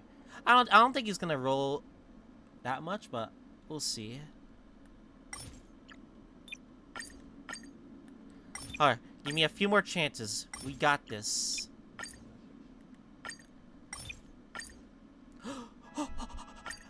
Kevin? The traces aren't... Okay, this will do. That will do. Don't worry. I'll always be with you. There we go. We got a Robin, guys. Whoa, we got a Robin. Okay, team. I think I'm gonna do Dr. Ratio and Topaz. Okay. Where's my damn... Okay, my Topaz was like AFK for some reason. I don't know why. Okay. Alright. This is technically her best team because she buffs follow-up attacks from her trace. Which is... I'm pretty sure that's what it does. By 25%, I think? 25% is a lot.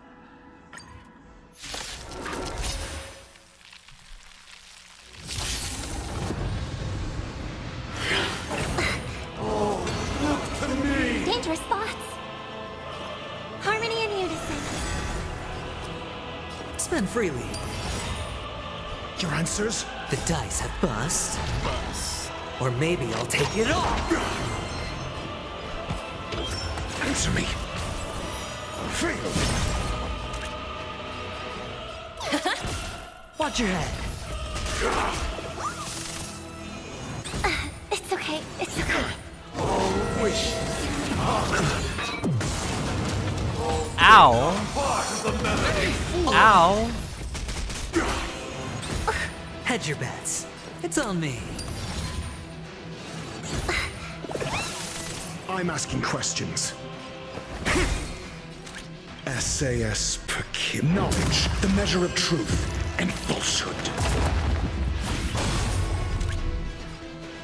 Go Nuppy!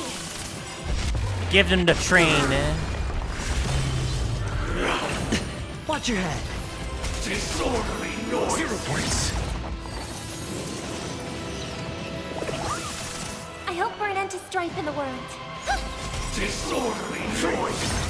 Alright, you guys ready to hear Robin's theme? Tonight, souls shall embrace. Stars echo. Huh? Wait, Robin's theme. I want to hear it. What do you mean we can't hear it? Oh, yay. What do you mean we can't hear it? This weekly boss theme is interfering. Disorderly noise. Test. They'll risk high reward. Bro, I thought we could hear Robin's theme, but I guess we can't. Liquidation! Disorderly noise. The market is on right. Investing in victory means playing the long game. The dice have bust. Or maybe I'll take it all. Disorderly noise. Answer me. Disorderly noise. 0 points. Disorderly noise. Disorderly noise. Sing together.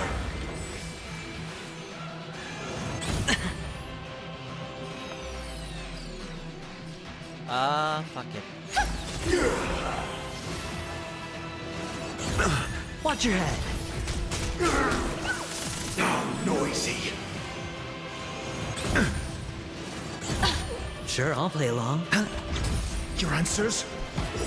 A test. Why is everybody silent? Why is everyone silent? SAS per Kim. Knowledge, the measure of truth and falsehood. Let the valuation begin. Fail. Now noisy. 0 points. May song bring us harmony and unison.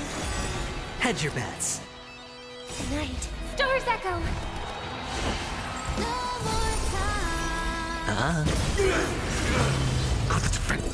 Answer me.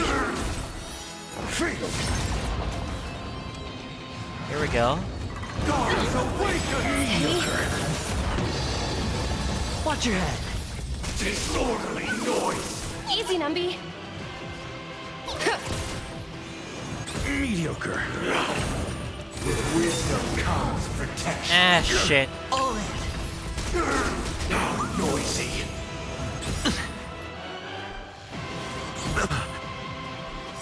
The dice have been cast. Bust. Or maybe I'll take it all. Spend freely. Test. I hope for an end to strife in the world. Disorderly noise. Watch your head. Kinda tickles. The market is a Investing in victory Kinda means tickles. playing the long game! Let's see. Wait for good tidings.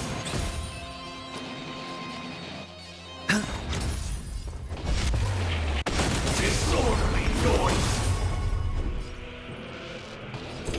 Answer me.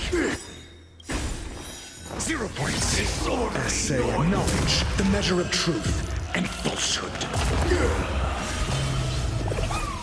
Now noisy. Fail. All in. 0 points. Damn, look at that break.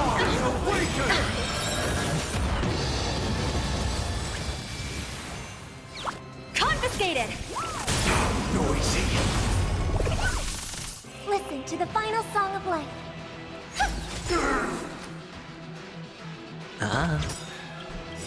The dice have bust.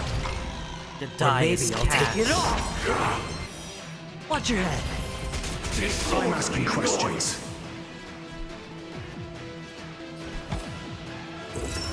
I got an idea.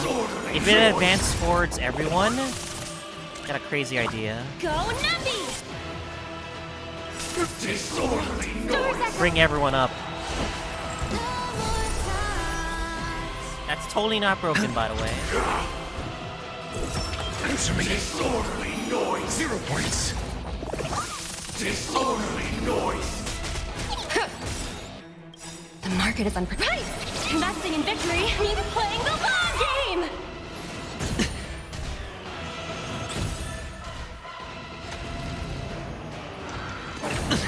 With wisdom comes protection. No dirt. Watch your head. Disorderly noise. Your answers? Test. Disorderly Hedge your noise. bets. The noise is fading. All in. SAS knowledge, the measure of truth and falsehood. The dice bust. Or maybe I'll take it all. Damn, this takes a while. Fail. Damn, this weekly boss can take a while. Sink into a dream. 0 points. Oh no, you're sleeping! Harmony and unity. Wake up, Topaz, you're sleeping. Part of the melody. Watch your head. It's okay. Eternal prayer. I'm asking questions. Answer me. Fail. Now noisy. Sure, I'll play along. It's on me.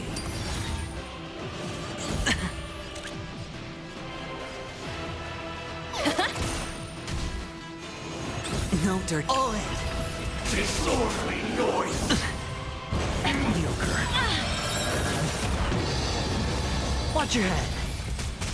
I hope for an end to strife in the world. The dice have been cast. Bust.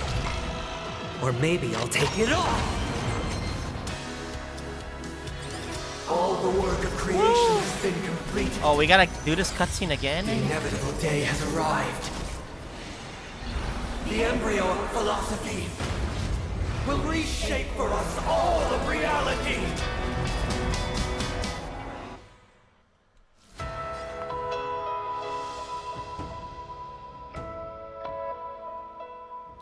So the music plays in the final phase. I see. Hey! Hey! Yo! Time to play the next piece. Bo! Tonight, Doors Echo. Your answers? A test. Hedge your bets. Spend freely.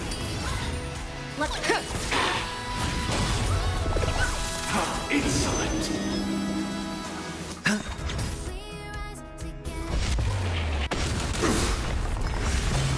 I swear on the calendar. I'm asking question.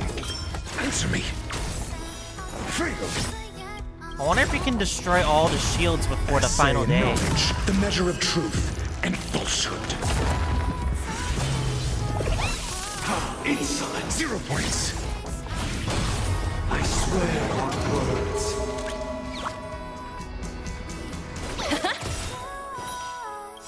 Fail. The market is on. Right! Investing in victory means playing the long game! Wait, can we break the shield? We can get the shield down. I swear on rules. Sure. Oh! I swear on meaning. Oh! A test. Yo! 0 points. We got the shields! Low risk, high reward. Liquidation! Yo, fucking follow-up team is OP. Harmony and unison. Hedge your bets. Answer me. Fail. Easy, Numby. I swear on truth.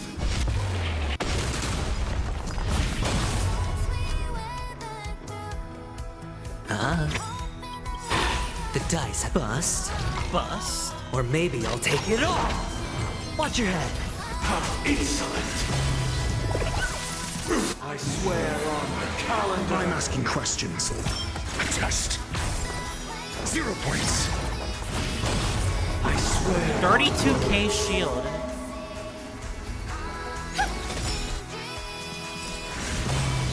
Tonight, Doors Echo. It's so broken! Free advance forward! No delay! That's so busted! Insolent.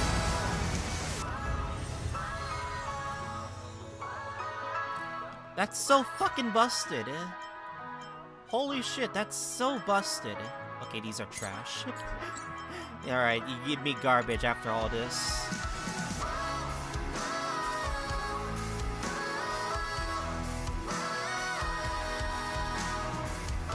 I don't know why Robin's song doesn't play.